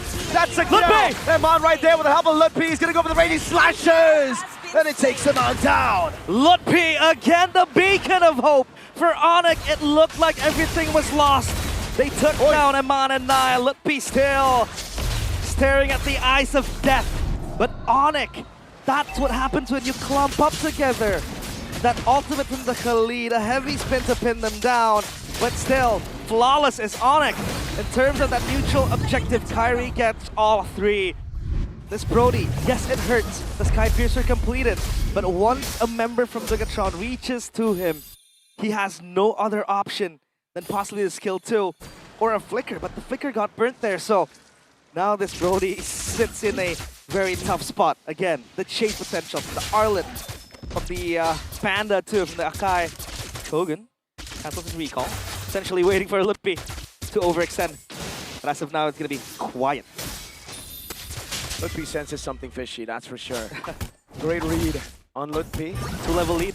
But again, here we have to look at the 3 neutral objectives taken by ONIC, a whole structure as well, and there's going to be 2 structures now, but only a 1,000 gold lead for now.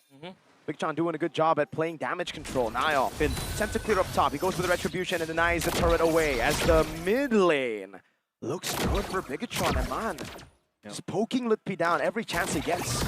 The lack of range from ONIC kind of punishes them. Finn wants to walk up close. And this Lilia is such a pest to deal with. Wishing Lantern second item. Extra bit of damage too. That's what he really wants. To be able to shred down this high-lows. Even this Lapu Lapu and the Fredrin. Dang. Just so immobile when it comes to receiving the glooms and the slows. Items so far, Sky Piercer, like we said, for Kelra. Can he farm those stacks? That's the problem. As a Granger, you can hit from afar. You can always try to fish out angles where you are still safe. But for the Brody, you gotta follow the front line, and sometimes you get exposed to a certain degree. So he has to play this carefully. Down bottom, it's Eman building up a wave. Lutpi will answer. Yep. Lutpi has been fantastic this game. Glorious pathway into the mid lane. Moreno just chunked a bit, but that's an ultimate that they've utilized. Finn hiding away. That's onto the Lantern Flare. And a big shot, torn apart memory. Finn! Oh, he gets away bidding on the torn apart memory. Now Keyboy is the one sent to respawn over. Eman gets caught with the damage. The Bravest Spider already baited out as he goes for the stun, but heavy spin comes in from Nile. They set their sights onto the purple buff, and Nile is going to be able to secure it. Now Kai takes it away with a big bonk. Yep. Fraser Strat delivers him that purple buff, but you can take a look at how far back Kelra was playing. He can now only rely on getting those stacks going and then potentially go for the ultimate. Kelra has to be careful. Finn is looking for a flank angle. If they don't detect him, he's going to be toast. Moreno with the flicker out of the glorious pathway! Struggling with the final slash onto Keyboy right now. Zeman takes the damage, but he purifies out of the stack from the Brody. The Lord.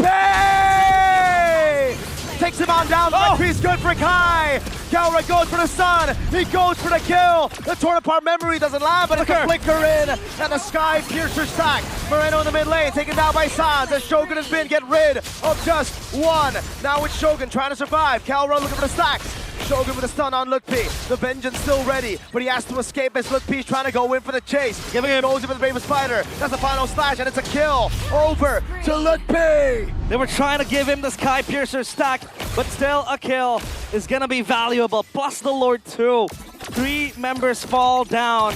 ONIC finally with a winning team fight. Bigetron shook by the potential of this composition. Lutpi goes to the second item, chastise. He knows this Cloud will sting, this Cloud will hurt, and he wants that HP regen. Kyrie up in that bush, possibly looking for someone coming. Swift Trinity completed by Eman. But the front to back from Bigetron is still so good, and if they want to play all in with the collapse, that is still an option too. This Lilia, someone needs to do something about it to reach it from afar. That has been Lutpi in some cases. That's why the high-lows helps them pathway to the team fight. Now they want to crack open some structures down bottom.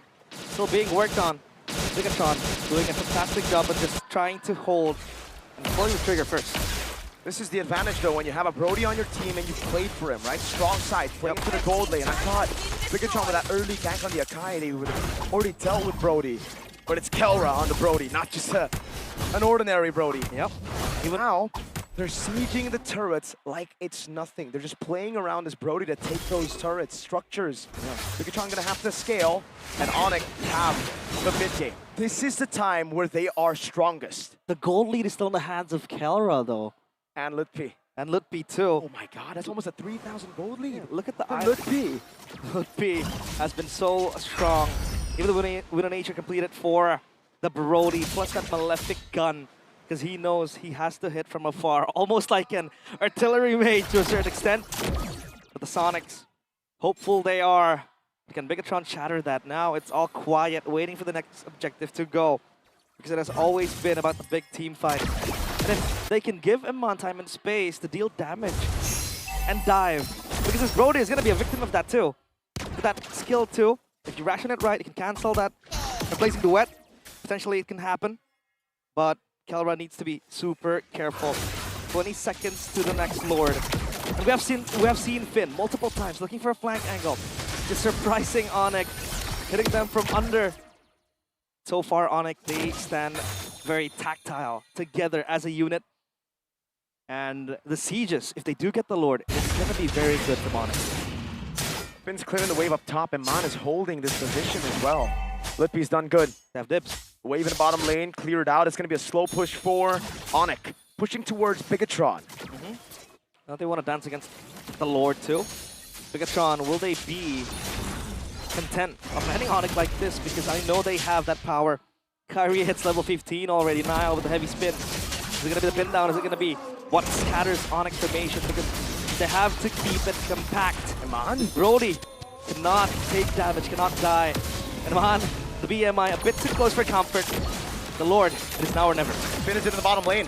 He's gonna go for it as well. They're gonna go for it straight up as Lutpi's gonna get chain CC'd now as they're gonna burst him down straight up. Oh, Lutpi! How did he survive that? Oh my goodness! What a clutch revitalize! Making Sandstorm on Sans. They're able to cut away, and now it's ONIC's turn. Kelra with a jump onto Finn. Finn with the flicker in forward as the rest of the team tries to kite back as Iman does damage on a Kai, but a big bonk comes in. And that's a kill over. Torn apart memory coming out as Kelra gets a double. Shogun gets the kill on Sans. And now it's Lutpi shooing Bigetron members away, and they have Kelra on 30 stacks. And now they will siege onto the base of Bigetron by Vitality. 20 seconds for Nile and Moreno, 15 for Finn. What are they gonna look for? Oh, the final slash misses, but at least it clears out the wave, the minions. Iman pops the Winner Nature. That Winner Nature was almost too early. The torn apart memory landed. Finn is up. Iman's gonna go for it. They're gonna go for the base straight up right now. The Blazing Ring gets used up, and Iman's gonna get taken very low and down by the Kai Fredrin. Finn with the Raging Sandstorm. Moreno back up. That's Finn still alive somehow. And Shogun is already dead, but Kelra wants to go for the end, and now it's gonna be Moreno with the jump again. The heavy spin denies him away from the end. Lutpi's still there. Moreno gets rid of him. ONIC forces a game 5. It is not as easy to take down that empire. The dynasty still stands, even with the castle walls broken and the gates opened. But ONIC, they have been tested in times like this. They know what it means to play in the back end. And they finally take their first game in this series. It's still 3-1. Holy moly, Lutpi in this game. Oh God, what a performance. The Brody pick worked out in the end. Kelra, they played around him to end the game, and they did it. It was an early snowball. Fantastic, a desperate call in the end. But a fantastic victory with that gamble. Yeah, what a gamble to get you back on track. Now game's wide open. It's back. So ONIC rebuilding to a possible Game 7. Still a long way to go to talk about Game 7, but hey, it's the start. We've seen them rise from under. Lutpi though, with the Lapu-Lapu. What do you call him again? The Lutpi-Lapu. Yeah, that. The Lapu-Lapu, man. so good, and he practically carried the first portion of that game. Kelra with the early death. We thought it was gonna be hard for the Brody, but the Sky Piercer was fed to him. The kills he was able to get, and ONIC still a reason to believe. Still, the empire they've built standing. Even though it's close to crumble, yeah, that revitalize. Too clutch in this last fight.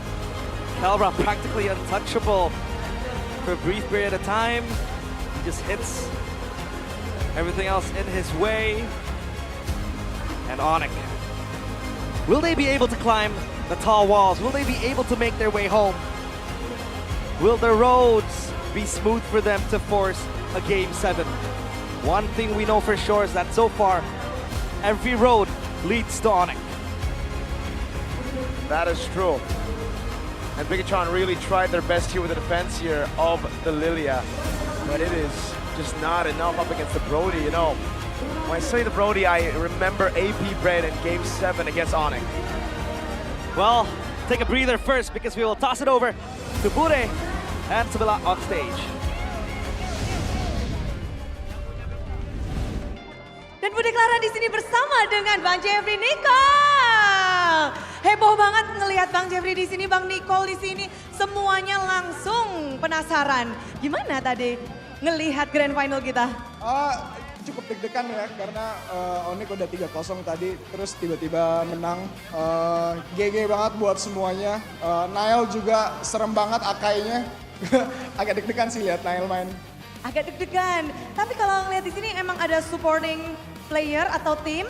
Aku support dua-duanya karena punya teman di BTR, punya teman di ONIC juga. Jadi di sini buat nonton keseruan MPL aja. Oh, tentu keseruan pasti sudah dirasakan, tapi banyak yang penasaran juga. Bang Jeff, Bang Nicole, ini role-nya apa?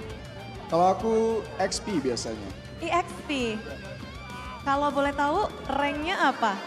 Waduh. Waduh. Jujur, udah imo. Weh. Tapi bareng partian, aku nggak bisa solo. Oke, hero favoritnya apa? Poveus. Poveus, waduh. Jadi mulai penasaran nih gimana ya Bang Nicole kalau di EXP lane. Tapi kalau ngelihat tadi EXP lane tadi gimana tuh? Kedua EXP lane, Shogun sama Lutfi. Arlotnya Shogun serem banget tadi di game ketiga, GG banget. Tapi di game keempat tadi lapu-lapunya Lutfi keren banget sih, megangin backline lawan. Oke, memang semuanya punya spotlightnya dan kita semua penasaran. Kira-kira siapa yang bakal jadi MVP di game yang keempat ini? Siapa kira-kira? Nicole? Di game barusan?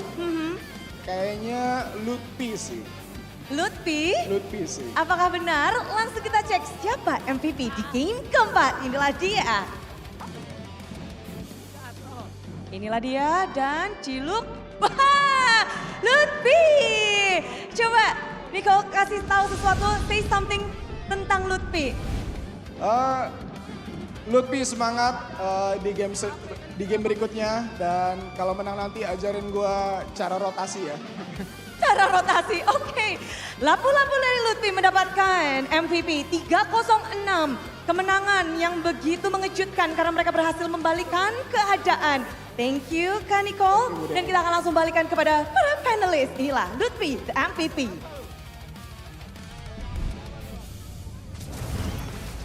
With their backs against the wall, ladies and gentlemen, the defending champions succeed in prolonging the grand finals here in game number 4 after such an unexpected, I would say, unexpected victory, especially with the last pick, Brody. And it turns out at the very end of it, it all worked out in their favor. Initially, the weakness of the Brody was exposed. Shevin was very vocal about that, and we all agree here. Man, it looks so weak, but then, oh god, Lutfi, what was that, man? Yeah. I've been glazing his Lapu for the longest time. I maintain, it might be the best Lapu in Indo. When he's on, he's a good player, don't get me wrong, but on the Lapu, he's just a different beast. And he shows it right here, whether it's actually the fights where he's supposed to deal damage and demolish the backline, whether he's the one getting jumped on. If it's the atomization, it's the positioning, I don't know what it is, but the Lapu in his hands is just an absolute monster. Yeah, a whole lot of plays, a whole lot of this is just does not make sense at all, man. How the hell did you survive this? Balance items, bro. Oracle, Pauldrons, Queen's Wings. There you have it. Yep, this is how they he survived 1v through. But there was a 1v4, 1v5, no? It's basically a 1v4. I mean, there was a moment in GeekFam match where he was like, wait, was that Shogun or Luffy? Oh, I have no idea. Yeah, I completely forgot about that. But yeah, I want to talk about the Brody pick here. I kind of warmed up to it a little bit after I kind of missed out what it initially was trying to do. Obviously, you want to dominate the lane, but that's just the gist of it. You just want to cheat the system that Bigetron is making by making the fight as farther away from Shogun as possible, because BTR is drafting the competition for Shogun especially. So I like that. But at the same time, he expended a flicker 40 seconds in. He got not solo killed. Nile was taking 3 turret hits, 3 clean turret hits as an Akai to get a kill towards the bottom lane in Kalora. So the weakness is still there. Right. But it was able to be executed really well by ONIC, courtesy of Ludwig most of the time. And they tried the same thing in the EXP lane too, man. The fact that their go-to play in this game for Bigetron is to let the Panda walk under turret and spin someone out. It's kind of wild. If I told you that was the plan for Bigetron in the Grand Finals, you would laugh at me. But here we are. This kind of changes everything, though, because from now on, this gambit of like this battle of getting the utility junglers becomes even more trickier for Bigetron by Vitality, because now ONIC has, in a way, decoded or like strategize how to actually beat this kind of like trades. Right. It's a bit more complicated from now on, because it feels like in the first 3 games or so, it was dictated by BTR, especially in the second phase of the draft. Oh man. Yeah, now they have to really weigh out between the Lapu and just the fighters in general. Apparently we're dual-casting right now, Rashi. Someone's vibing. I mean, it's a great song. Are you familiar? Not really. I don't know if they can hear. I don't think they can hear it. But right. there's a banger song on the background, guys. Sorry, Wait, is this your distracted. Huh? Is this your song? No, No. I wish. Okay. I wish. You gotta ask the production, bro. No. All Okay, right. player head-to-head. Lutfi with that MVP. Shogun, I think even Jeffrey Nicole mentioned it earlier on. He's a really famous actor in Indonesia, by the way. He said in game number 3, it was like a highlight reel for Shogun, but in game number 4, I think Lutfi was like, I think I gotta step up somewhere, somehow. So he successfully grabs his signature pick, his comfort pick. I think you guys already talked about it throughout the breakdown of that previous game. Right. And it really showed what he was able to do. But is this Bigetron also getting a bit lax though? See, that's the Because thing. That final fight, it didn't What work do you out, think? right? Initially, they went for the Lapu, it didn't work out, and Should've then just they backed off. chased, bro. They Yeah. chased hard. And that was the moment where I was like, oh, wait a minute, this does not look good. I don't get it, because this is the same mistake that they did in the first game that they used Akai. They expended all the resources, especially the heavy spin, which is the most valuable resource in that kind of composition. They should have got the note that you're building through the ultimate, then why the hell would you chase? It's a bad comp to chase anyway. And by the way, the Lilia pick, I think you mentioned it, Rashi. We're not really that big of a fan of that. I think in hindsight, right? I think Yeah. initially there was some potential. It's good for kiting back. There's some safety for Moreno. But again, hate to keep harping about this, but the extra stun would have been so nice to guarantee some of those kills, to stop some of the dives coming in from Lutfi, from Kyrie as well. And the passive on the Zitian, I think would be very, a lot more beneficial compared to like just a simple black shoe. Yeah, you know? personally, the bigger things. Oh, apparently someone is intruding us. Yeah. What? It looks like Alyssa has an update for us from the festival. Let's see what she's up to.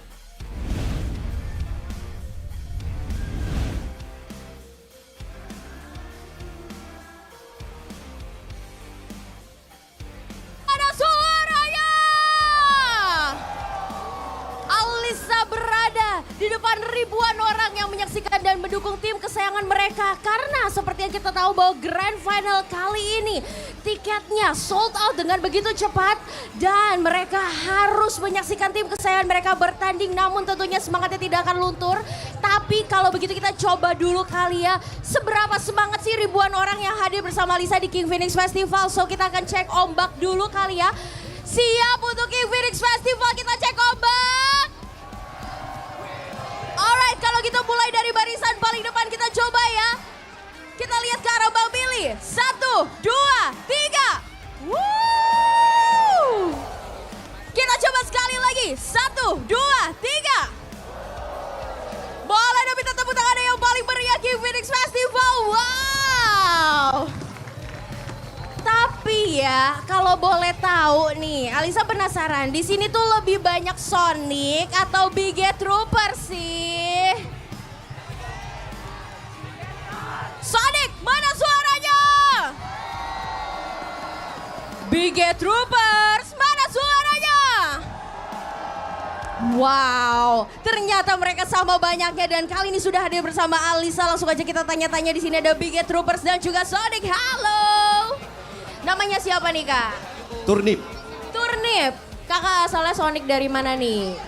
Dari Batam. Dari Batam. Kesini jauh-jauh untuk nonton MPL? Oh, emang kerja di sini. Oh, emang kerja di sini. Wow, ini pertama kalinya datang ke MPL atau gimana nih Kak? Ya, baru pertama kali. Baru pertama kalinya. Euforianya seperti apa nih Kak Turnip? Wah, rame banget ya, sampai ke belakang sana juga ya, parkiran juga susah penuh, jadi masuknya juga susah tempat tadi. Susah banget ya. Tapi nggak cuma ada Sonic doang dong. Di sini ada Bigetron, namanya kakak siapa nih? Fikri. Fikri, kamu dari mana Kak Fikri? Jaktim. Oh, emang warga lokal ya, warlock ya. Ini nonton pertama kali karena dekat rumah atau gimana nih? Ini ketiga kali.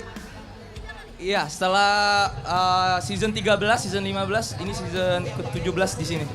Wow, jadi setiap ada di Velodrome pasti ngedukung ya. Kenapa kali ini memilih untuk nonton di festival daripada di dalam? Nggak dapet tiket. Gak dapet tiket. Sama nggak alasannya? Sama. Gak dapet tiket. Siapa di sini yang gak dapet tiket juga? Oke, ini para warga di sini ternyata memilih untuk nonton di festival bukan karena mereka tidak ingin nonton di dalam, tapi kehabisan tiket karena warnya begitu susah. Kalau begitu kita mau coba dulu kali ya. Kamu Bigetroners pasti punya jargon-jargon khusus dong. Ada dong. Ajakin dong Bigetroners-nya. Cobain semangatnya kan udah 3-1 nih. Silakan. Untuk Bigetron ini dan Velodrome, kita yang di luar, troopers yang di luar ini, yang di watch party, kita akan terus mendukung sampai Bigetron juara dan berhasil mendapat tahta MPL ID season 17. Bigetron win! Gila Fikri, luar biasa semangatnya. Tapi kalau boleh tahu nih, kalau kamu punya wish season depan kamu pengennya venue-nya di mana sih? Untuk season 18 saya berharap di Istora Senayan GBK. Iya. Ini GBK, kalau di sini masnya pesan-pesan dulu nih buat ONIC supportnya dan kita coba dulu dong, what time is it? Ayo Sonic yang ada di festival, what time is it? Oke, untuk ONIC 3 kata aja ya. Comeback is real. Oh gila, luar biasa banget ya. Kita tahu bahwa tadi udah sempat ini gak sih, mau copot gak sih jantungnya ngelihat 3-0? Lumayan, tapi kita mental juara ya. Jadi kita percaya kita bisa comeback. Kita bisa comeback, well let's see. Tapi kalau kamu punya satu wish, kamu pengen next season 18 venue playoff-nya di mana nih? Di mana aja yang penting ONIC juara. Tetap pokoknya dimanapun, yang penting ONIC juara, mau di Velodrome, mau di GBK mungkin ya. Kalau gitu kita coba sekali lagi semangatnya ya, kita masih akan coba Human Wave sekali lagi. Sonic dan Bigetron bersama kalian, siap? Oke, kalau begitu langsung aja kita coba Human Wave sekali lagi. Kita akan coba 3, 2, 1. Woo! What time is it? Bigetroopers! Win! Itu dia keseruan kita tadi di KINGFINIX Festival. So, kita akan lihat apakah hasilnya akan sesuai harapan mereka ataukah sebaliknya. Panelis silakan take it over. Woo!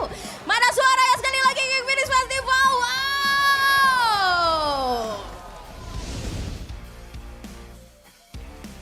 It's a full house even outside, ladies and gentlemen. I haven't seen so many people since 2 seasons ago, I think. Wait, no, season 16. Where was season 16? 16.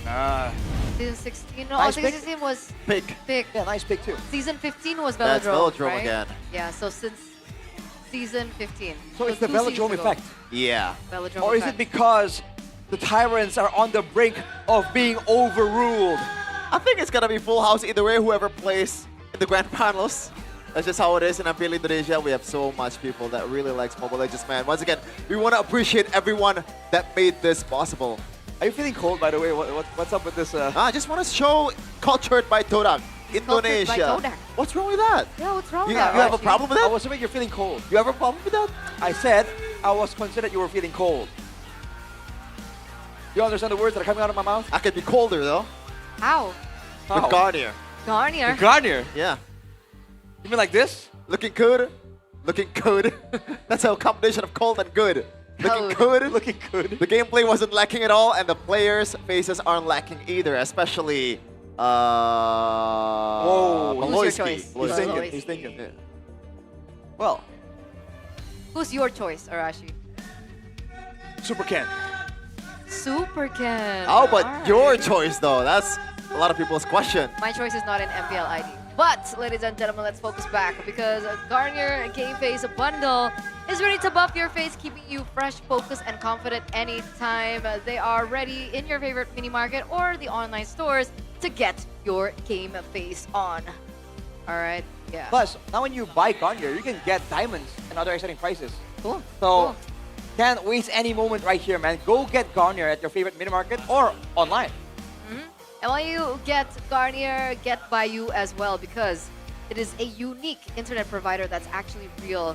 If you get a number, it stays forever. So for Arashi, someone who likes to be inactive for like 90% of the time of the year, it is so valuable. No lag, no drama, full 24-hour internet data, and Arashi and you guys back at home can push rank anytime. Gaming together gets smoother and you guys will be able to perform a lot better every single match. So don't forget to switch to Bayou now and Dunya Games. Right. A Yeah. lot of deals on You can Dunya scan Games. that QR code. So there's no excuse to be late in replying to your bros, Rashi. And even your job. I mean, dude, I like I like being face to face. Eterna. If I were to be late in maybe replying your messages, and I say that I'm in the moment kind of guy, is that an excuse or no? No. No? No. I'm just saying, I haven't touched my phone a single time throughout the whole grand finals. Oh, my friends my are wondering God. where I am right now, but I am in the grand finals, bro. What if you get a girlfriend? She needs to understand. Oh my god, I bro. don't think- I'd be so upset. There's something that can cheer you up though. I'm very clingy, guys. What? What is it? That is the cars from One Play. One Play. The virtual card. The virtual card or the physical card? I think it's the virtual card that has yet to drop. Ah. Maybe at MSC, right around the Maybe. corner. Maybe, perhaps. Well- So we're telling you this ahead of time because we don't want you to miss the, you know, authentic signatures and the jersey relics that I think every collector would definitely dream of. So don't forget to scan the QR code down below there and follow One Play right now. You guys want to stay ahead of the crowd and, you know, get ready to secure your favorite world-class players. Ooh. Now we can discuss world-class players. What's yours? What do you mean? World-class player. What's the question? What is your favorite world-class player? Oh, I mean, who is your favorite What world-class is player? your Loisky? Aloysius, yours? Might be Kelra. Kelra. How about you? Mine is King Kong. I think he's so good. Is he also like your pick that wasn't in MPL ID? Yes? Yeah, Oh, okay. okay, That's okay. so good. He is really good. Almost as He's so good as this sausages, my guy. Sausages. How many flavors have you tried? Because I've tried 2. One. And they have yet to miss, bro. I gotta be real. The Yeah. smoked cheese is pretty good. I have a confession. Yesterday I ate 4 of them. Wow. I heard about that actually. Yeah, and I'm not even casting. That's just came insane. here. You just came Stole the over food. and started eating sausages. What? He loves Hey, free sausages. food, bro. Tell us why. Huh? Tell us why you love the sausages so much. It's free food.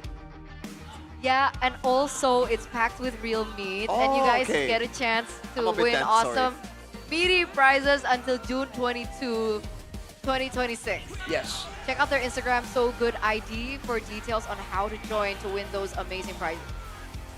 That's the answer. You can still feel the meat juices from that sausage, by the way. I love the cheese. Yeah, well, it's not dry, that's for sure. The cheese is so good. Yeah. I want to try this. Like, some of I these I would haven't like tried a yet. bit more cheese in it, though.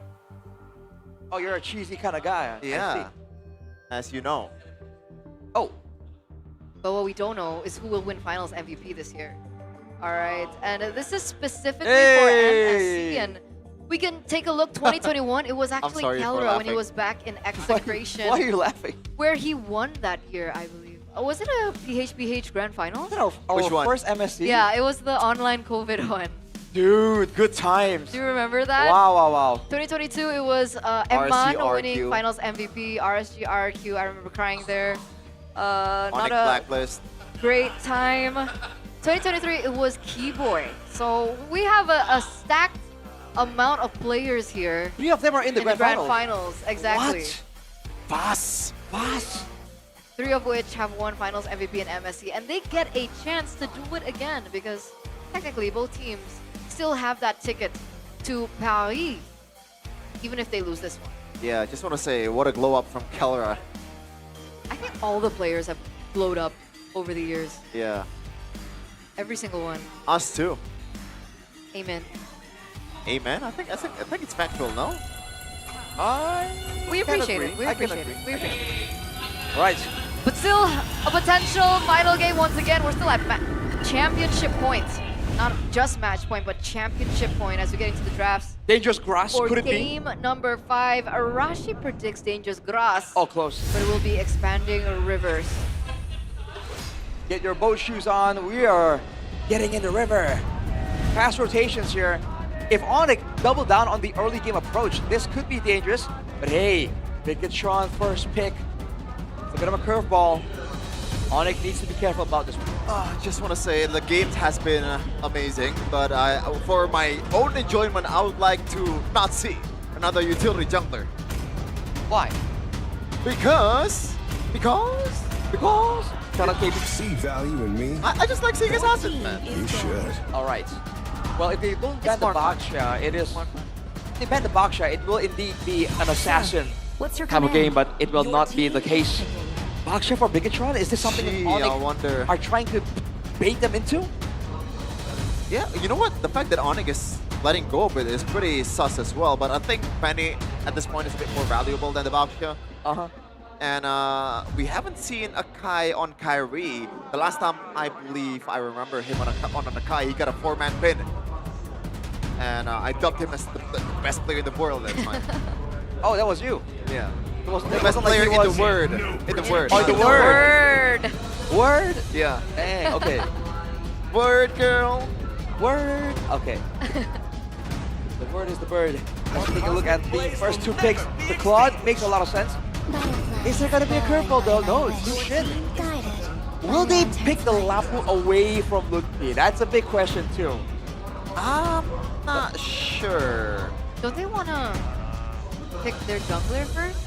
I Do you think Ludwig will be red 3? It's just gonna be a Harith even. Just like usual. As per usual for Bigetron Alpha or Bigetron by Vitality. Could back to basics. If they don't want to stray away from what made them strong in the first place, that is picking the simple ones. I am vengeance. But it's not gonna be Harith. You know what? I like the Moskov more than the Harith. The Mount. Because the funny thing is, yesterday in the lower bracket finals, the team to pick up the Harris was actually the team to lose against the Claude. So maybe there's more, playability or just survivability with the Moskov? I don't understand why the Harris has been, losing a lot. I guess there's self-peel for the Moskov. That's something that the other marksmen don't really have. I mean, you can push someone back. That's already a big deal. You can reposition once with your skill, second, 2 times with the battle spell, 3rd time with the Spear of Destruction. So maybe that's the reason. I think it's also because of the fact that Harith is only 1 cycle kind of dude. Once the Man Force is out, then you are cooked. Trust me, I'm a King fan. I know the best. Okay. Interesting. But it looks like Lutfi's hero will not be contested there in red 3. It's actually going to be the Leomord pick for Kyrie. And now, if BTR wants, they could eliminate that out. But they banned the Show first, even though the Atlas is gone. By the way, it's not just the Lapu Lapu, even though I think he's more dangerous than that hero. But the Yuzhong is also a Lutfi's signature back then. And ONIC really likes to play the Yuzhong against this kind of composition when you have a Eve in the back. And you can play both strong side and weak side for Lutfi. And it's a lot of crowd control. The Furious Dive and also the Petrifying. 2 layers. The Kalia being banned out here. Once again, despite the fact that both teams were kind of EXP-centric in the previous game, the rolling position is where most of the attention is being expended. Yeah. Khalid? Oh, yeah, right around that area. They don't have a roamer either though, so... But I don't think they... Could they make this room with a Khalid? I think they could for Bigetron, but there's better options for them, so... Banning it wouldn't be bad. I just want to say that I feel bad for the roamer in this match Sand specifically rises because when I give the them series up. is not built for them having finals MVP at all. No, absolutely not. It is how it is. It is what it is. Like you mentioned, the Khalid taken out. All right. They are going deep into the roamers as hero pool for both T-Boy and Finn. Get a roamer here, take away one more option from Finn, and have your time and your choice to pick for a good matchup for your EXP laner, right? Technically, there's flex here as well with this Hylos pick. I didn't believe in it, by the way, seeing the Hylos for T-Boy, but hey, it worked out. It's just like what I said, I believe, 2 days ago. It's a waiting move, Raji. A waiting? Yeah. You just move the king to the side just by one step, and you see what the opponent is trying to do. Okay. It's a probing type of deal. Yeah. All right. Is it going to be a front to back for Bigetron though? Or do they want to be a bit more aggressive? With the Yves and Moskov, it has to be a bit of a front to back. Yeah. Against a Leomord Hylos, there's not a lot of ways for them to escape from a dive. Is this Boxia black? It can be, but against a... I think it's going to be a glue or something, right? Okay, could work. Yeah. Oh, good call. Good call. So it turns out the Yuzhong will be for BTR by Vitality instead of for ONIC.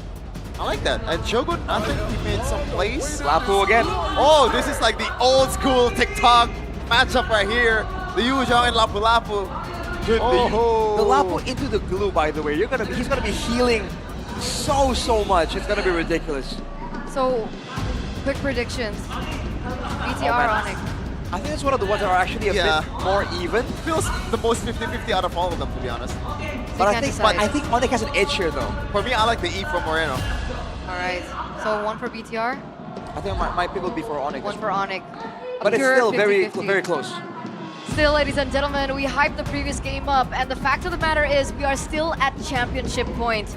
Can ONIC push through? We're throwing it over to our casters. When their backs were against the wall, the Kings finally struck back. And for the first time tonight, ONIC reminded everyone why dynasties are so hard to kill. But the mission for Bigetron remains unchanged. The resistance is still breathing, and slowly will they occupy the walls of the Velodrome. Championship point still, but this isn't. ONIC against Bigetron by Vitality. Here we go. Into the land of dawn, ladies and gentlemen. ONIC going for the signature Hylos and Jusin. This is like their bread and butter, dude. In this meta, at least, you know. I like the fact that Cho and the Khalid got banned out. But yeah, Chevin called him, man. This Yuzhong, Lapu Lapu, TikTok, 1v1 type of deal. It's all about mechanics in the XP lane at this point, right? Who's gonna win, the Yuzhong or the Lapu Lapu? In those TikTok edits, Chevin, did the Yuzhong win or the Lapu Lapu win usually?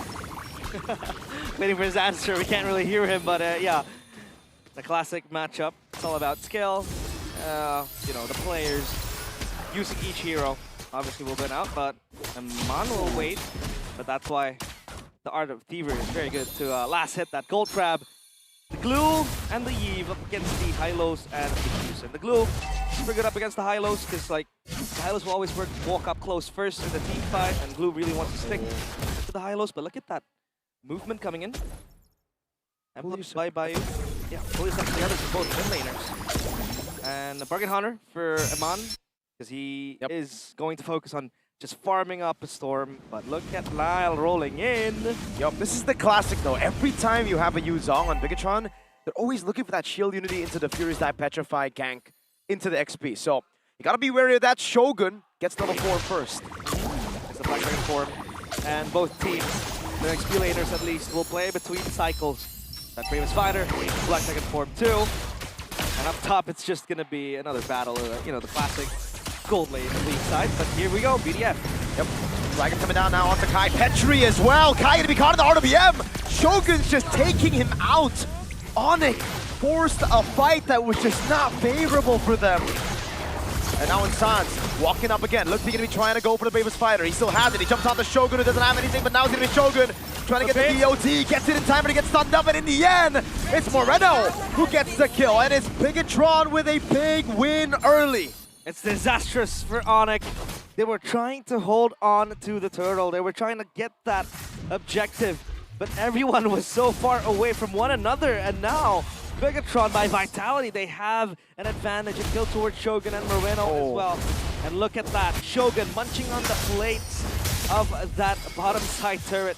Kyrie, a bit behind, but in terms of level, he is still on par with Nile. And now we will talk about that matchup earlier on. I think Shogun did have some assistance on killing and taking down Lukby. Was Moreno as well with a final Void Crystal. An auto attack. So now ONIC, obviously they still have that power.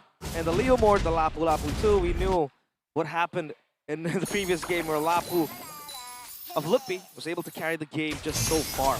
And this is why I think in the regular season, me and Sheffin particularly did not like Kyrie on the Leomord, because it just feels so one-dimensional. It's something that you need to utilize to control neutral objectives, and if you don't, then you're kind of cooked. It's not over yet. Luckily for the Leomord, his power spike lasts all the way to mid-game after you get that ultimate. Yeah.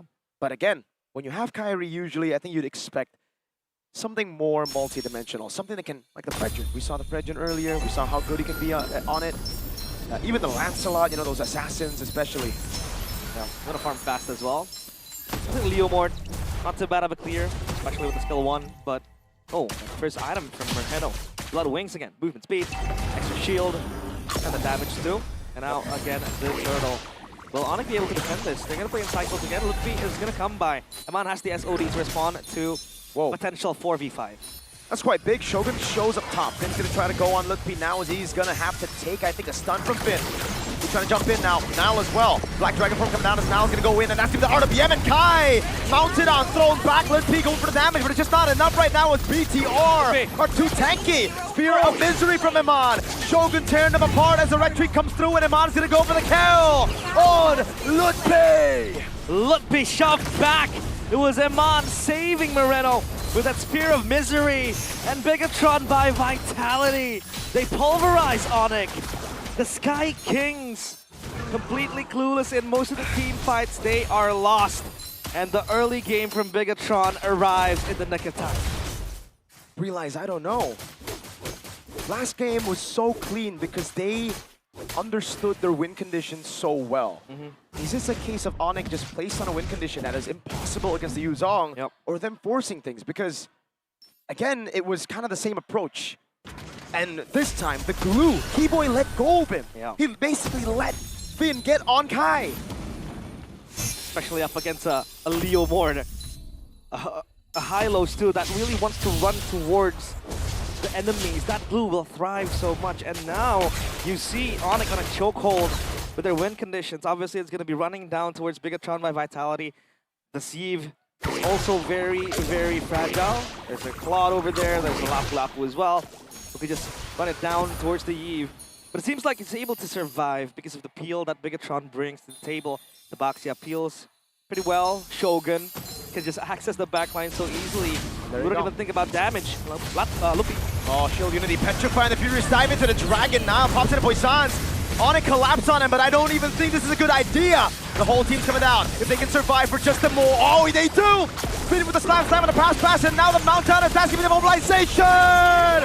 Shogun and Nile against the Sky Kings!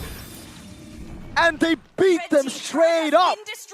ONIC collapse again. They're forcing their hand way too early. Moreno against Sans. Will it be a kill?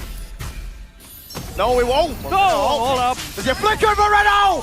The Maestro stunned up by Lutpi, denied him a kill. Moreno. But he dodges Lutpi's blade. One last shot in there. He's gonna go for the mount. And now it's Lutpi baited in by the Maestro. He's able to flicker around the safety. Now the glorious pathway coming down. And Shogun to be confident, lazy to weapon. Shogun is able to turn things around for a bit. And Mine gonna go for the three hits. Been stunned by the Law and Order. Kyrie on the steed. Wow, that was so quick. Moreno, fleet footwork showing it again. Just moving around left and right, dodging the blades. And then came in the backup. But it was far too gone. At least they were able to shut down Shogun. But what does it mean? A 5.2k gold lead. ONIC, they need to play from behind. At least there is scaling, but only on the Claude. The Leomord really wants to thrive in the mid game later on. War Axe into the Fury Hammer for that extra bit of damage. But so far, nothing out of the ordinary just yet. Despite the 5,000 gold lead, despite the position that Bigetron have, yes, better scaling, all that. You can never count the Sky Kings out until they're truly out. Sansa becomes a beacon, bring it Finn back. Now it's gonna be Finn Tater targeted down, but he is able to find a mount on the boy. That's the full damage on Lutpi. Gets the Spear of Ezreal! And an SOD! That's Shogun! He's gonna fall to Shogun too! Bigetron by Vitality! Turn the pages! And now the castle walls are breached! Slowly but surely! If you're attempting a coup, you have to go for the throat. Eman and Shogun, they did just that. Now it's a 7,000 gold lead for Bigetron, and the dynasty of ONIC is on its last legs. Bigetron has always been the kryptonite for ONIC, but tonight they seem so close to reaching out and have a taste on what glory feels like. ONIC, will that kryptonite come down and haunt them once more? This Lord is uncontestable, and the resistance lives on. That Lord secured by Bigetron. Oh God. They're looking for something. Their Finn very gladly stands tall. That's the glue, mind you. And with this lead, with this potential, there is no way Bigetron can throw this. Eman's gonna go on the turret. San's putting the light on him. Bigetron's gotta remember, this is still the Sky Kings they're up against. Even now, there's always a chance.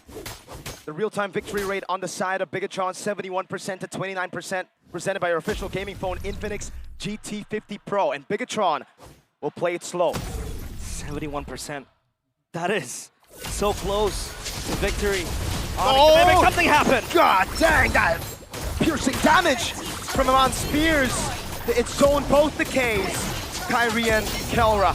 Lord of the bottom lane, putting the tier 2 down. And at this point, that passive becomes a poke, Mirko. If they want to play that front to back, it is so good to poke back ONIC without having to expend any valuable resource. That Moskov is going to hit like a truck. They're marching on the base. The Dragon coming down. The walls are crumbling. Slowly but surely. Look at the piercing damage again. Now going to be lifted up, but he's still able to pop in and turret his boy Sans for a bit. ONIC defend. Just a base turret taken by Bigetron, as that's the nature for Eman. A big power spike. There is very little magic damage from ONIC. One of the ways they could come back in this game was through a miraculous Kelra Kyrie dive, maybe a Lutpi dive, but now with the Wind of Nature, it seems like they have neutralized that threat. Yep. Still holding on. Chastise for Shogun. What's going to be the win con now for ONIC? It's way to tunnel vision, it seems like. Kyrie so far behind. Kelra just caught at a pin down and a potential petrify. You would hope that the Claude could get like a blazing duet, a big one too. In favor of turning the fight around for ONIC, the Bigetron are so relentless. They can play with the cycles, they can engage, disengage. This Black Dragon form, that's a box here that's gonna roll into you multiple times. But ONIC, they have only one window and one window. Lutpi with the Bravest Fighter, Kyrie with the Phantom Steed, and possibly Kelra will follow suit. But what if that fails? No one's gonna come there to save them. And Bigetron, for the first time in forever, It seems very close. They have a sniff of that silverware. But it's not over until it's over. The Sky Kings, they are battle tested. They have been through hell multiple times. But let's see if Bigetron can bring on the Inferno. Wave down below, slow pushing. ONIC playing it safe in their base with this kind of composition. Trying to just hold on. They don't have good wave clear, but it is all they can do. If they fight outside of the base, they are as good as dead, and that would mean Bigetron is winning out. The face of the man who's been doubted by thousands on your screen, Theo Nile. Yep, holds his breath deeply. But it's gonna be another siege. ONIC can't contest this, like you said. It's gonna be sudden death. It's gonna be sure death if they contest this. They're just caged in their own empire, a crumbling one. In their own castle walls, in the drome that is known as home for ONIC. We saw that in the TIFO. We saw that confidence from the fans, from the org, from the coaching staff, and from the players. But the Maestro will take the purple buff, conducting the jungle camps of ONIC to move for him.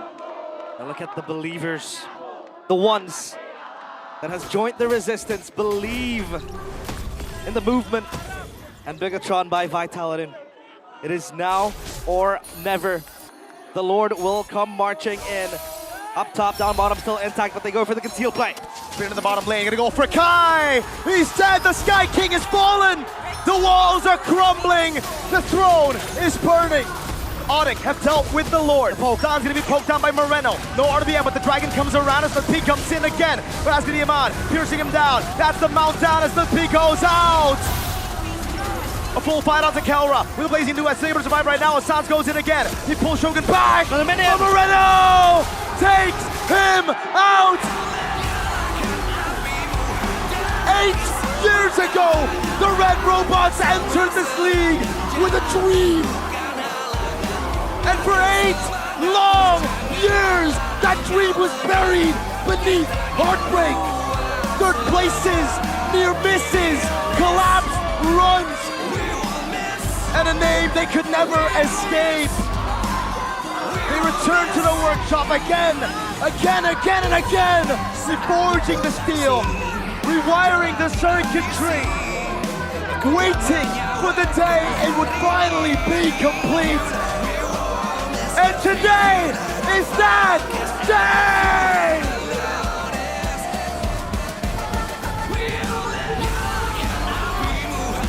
For years, this arena echoed with the same story. The same colors, the same rulers, the same champions. But every fortress has a day when the gates are finally opened. And tonight, the Velodrome tells a different tale. A tale of patience. Of a team that waited years for a moment that will last forever. Thrones are not given. They are earned through sacrifice, through heartbreak, through the courage that keeps going when the story refuses to reward you. Tonight, they occupy the empire, the dynasty. For a brief moment meets the resistance. And for now it ends. After years of searching for a seat at the table, Bigetron have not merely joined the Kings, they have become the Kings.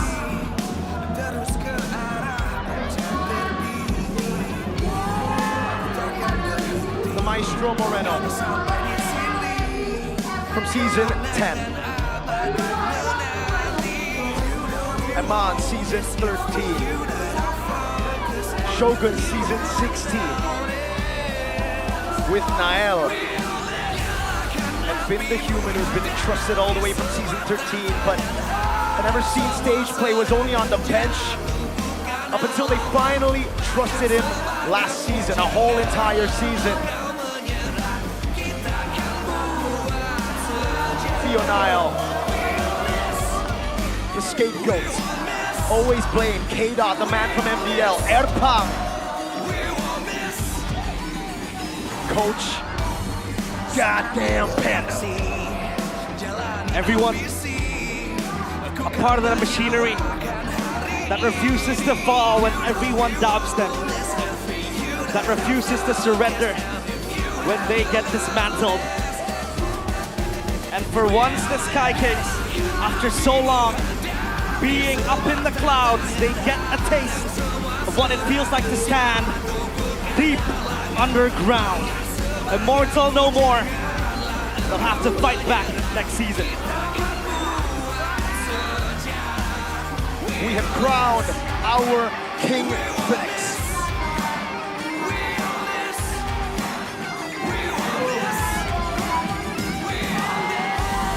Wow, ONIC returning again to the place they call home, the place they call their empire, where the dynasty has been carved for years. 100% win rate in the sacred arena. Bigetron committed sacrilege right in the grounds where the Sky Kings rest. And now they rest for good, because Bigetron are back. The red robots stand upon the ruins of the greatest empire Indonesia has ever seen.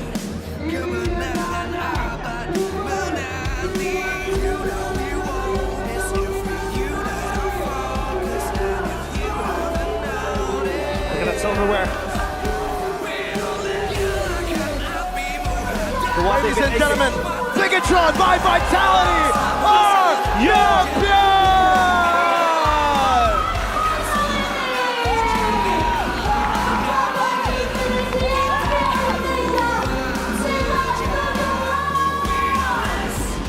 Champions, finally. Now they can open that cabinet they've been waiting to fill with the silverware. They are your KINGFINIX of MPL ID Season 17. But that is it from us, from Realize, and from Mirko. And for Mirko, it's a thirst finally quenched. A thirst for 10 whole seasons. Thank you, my goats. That's why you're my goats. And we'll throw it over to our hosts, Bude and Sabila. Take it away.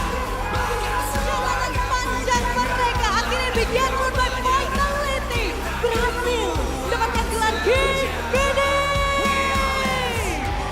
Perjalanan yang begitu panjang tentunya akan langsung kita panggil Ibu Gloria Pamela selaku wakil ketua bidang kompetisi PBSI untuk menyerahkan medal untuk sang pemenang di season 17.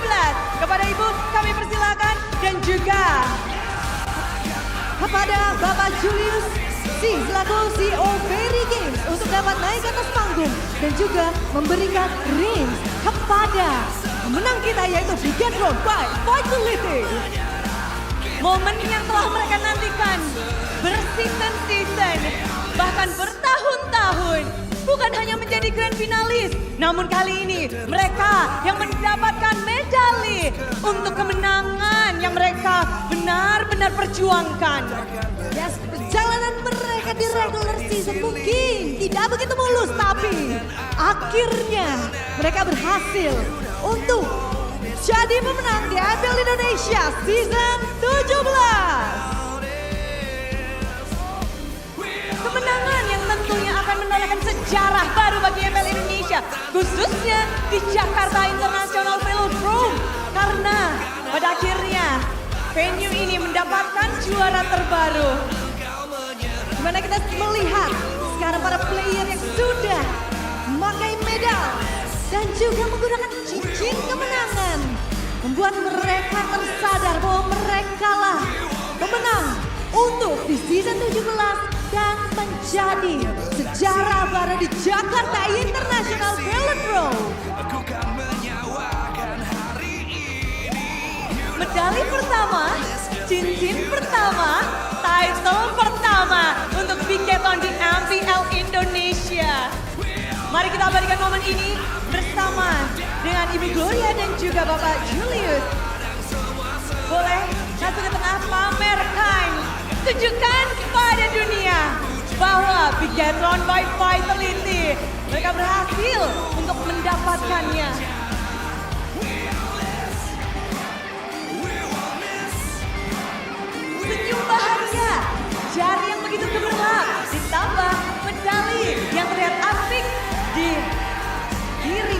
Bigetron by Vitality. Yes, betul sekali kita bisa melihat pastinya tim dari Bigetron by Vitality sudah menunjukkan medal dan juga cincinnya. Namun pastinya kami mengucapkan kepada Ibu Gloria dan juga Bapak Julius untuk dapat kembali ke tempat, dan kami turut mengundang kepada Bapak Sergio Tigoalus selaku Infinix Marketing Director untuk dapat memberikan hadiah Infinix Phone GT40 Pro and Giant Check kepada Bigetron by Vitality.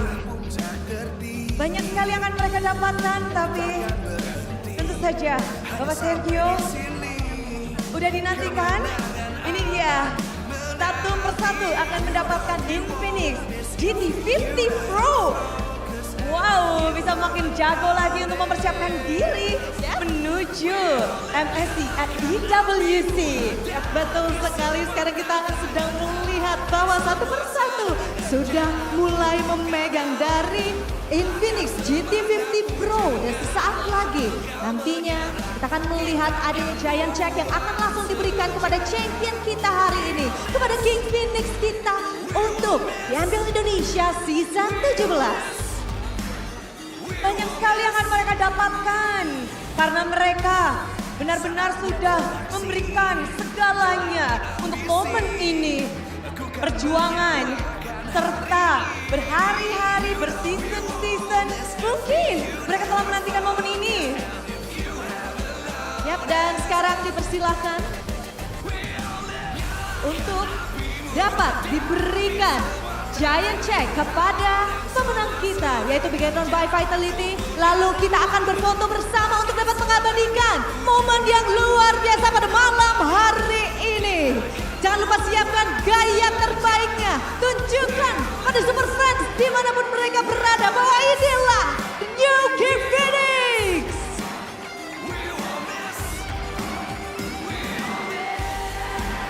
Title terbaru didapatkan oleh tim Bigetron by Vitality. The New KINGFINIX. Title yang mereka dapatkan dengan penuh keyakinan dan juga penuh perjuangan. Di mana kita bersama-sama melihat perjalanan mereka, perjuangan mereka dari regular season sampai dengan di malam ini. Kami ucapkan terima kasih, dan selanjutnya semuanya pasti bertanya-tanya dari Best of 7 ini yang hanya dimainkan 5 game saja. Siapakah yang akan menjadi Final MVP? Siapakah ya? Siapa ya kira-kira? Bikin Troopers siapa? Inilah dia, Final MVP dari Bigetron by Vitality.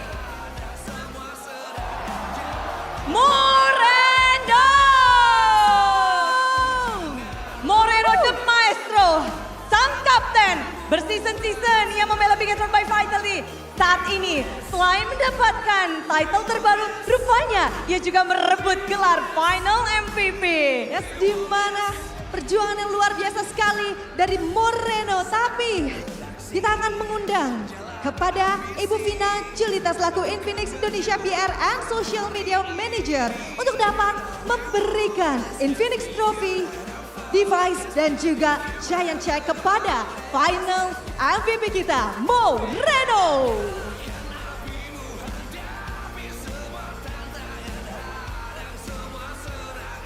Moreno. Kali ini di season 17, semua mata tertuju pada Moreno. Satu mid laner yang terlihat begitu berbeda. Dia mendapatkan Final MVP dari performa yang luar biasa, performa yang apik dan mekanik yang apik. Memberikan kejutan yang luar biasa di playoff stage, dan Moreno berhasil mendapatkan gelar Final MVP di MPL Indonesia Season 17.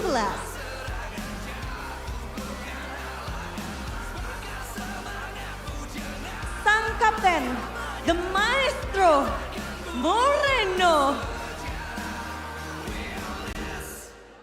Boleh kasih tepuk tangannya dari semua super fans Moreno. Baik, terima kasih banyak kepada Ibu Vina Julita. Kami persilakan untuk dapat kembali ke tempat duduknya. Terima kasih banyak Ibu. Benar, tapi Moreno di tengah dulu karena semua orang ingin mendengar suara dari sang final MVP. Halo. Terima kasih Tuhan. Terima kasih teammate yang udah selalu ngedukung gua selama ini, keluarga gua, pasangan gua. Supposed to be-nya gue double MVP, but gue gak terlalu peduli lah. Akhirnya gue bisa buktiin, ini MVP pertama gue. Let's go! Let's go! Sudah langsung ya, gak sabar ya, MST IWC. Karena kita sama-sama udah gak sabar buat ke Paris, jadi Banjo!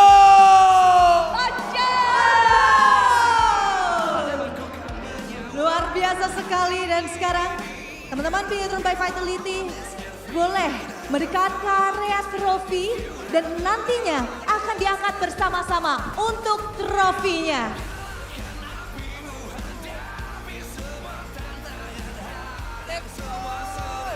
Oke teman-teman Bigetron by Vitality ready, boleh ke arah trofinya, ke arah piala kalian. Nantinya akan diangkat bersama-sama karena ini adalah kemenangan kalian. Ini adalah gelar kalian, the new KINGFINIX. Inilah dia, Bigetron by Vitality.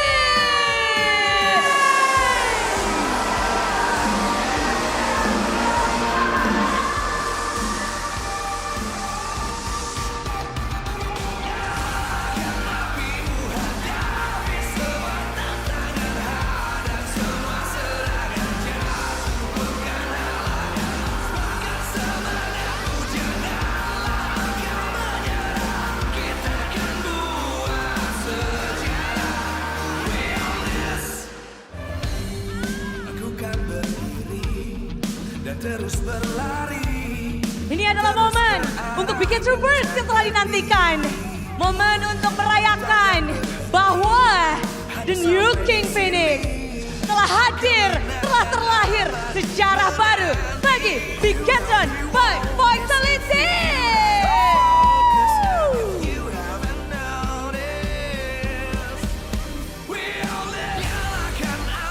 Itulah dia. Semua mata tertuju pada Bigetron by Vitality. Mereka telah berjuang. Pada akhirnya season 17 menjadi season yang mereka dapatkan kesabaran, perjuangan, dan juga tentu saja mereka sudah memberikan yang terbaik di babak grand final ini. ONIC pun mereka taklukkan.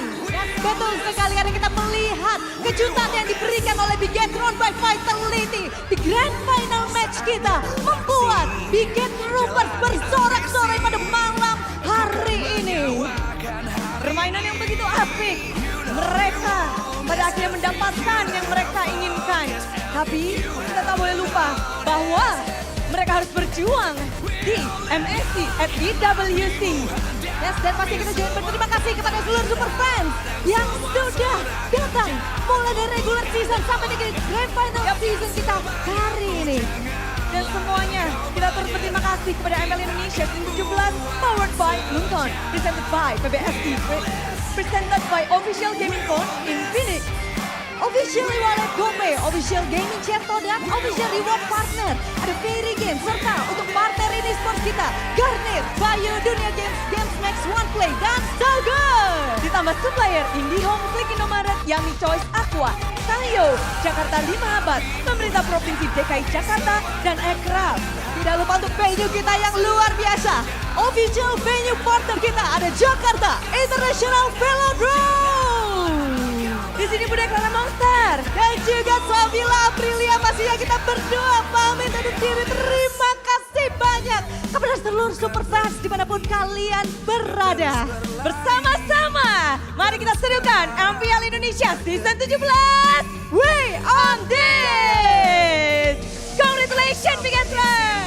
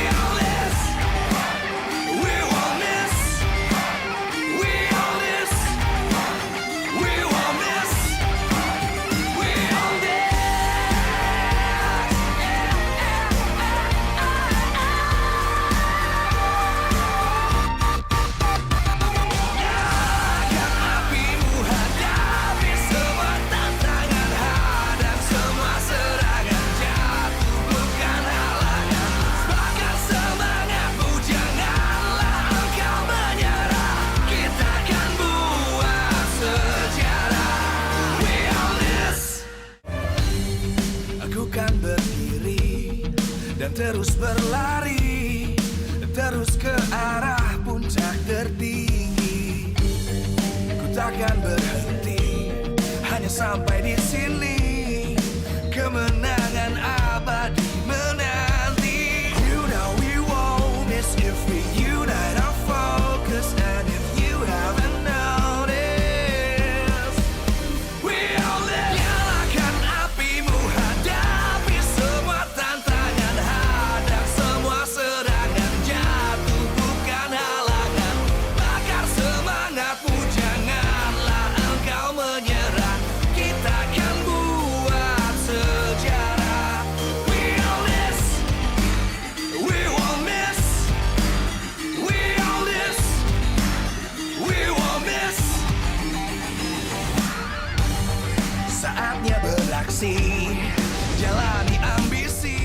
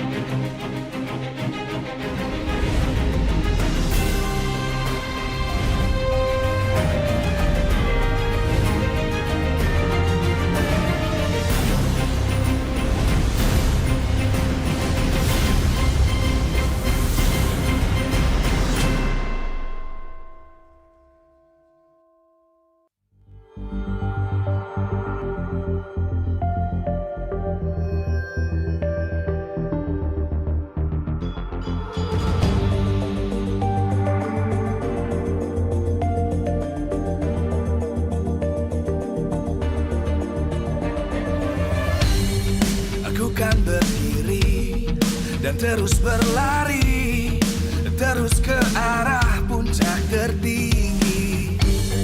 Ku takkan berhenti, hanya sampai di sini.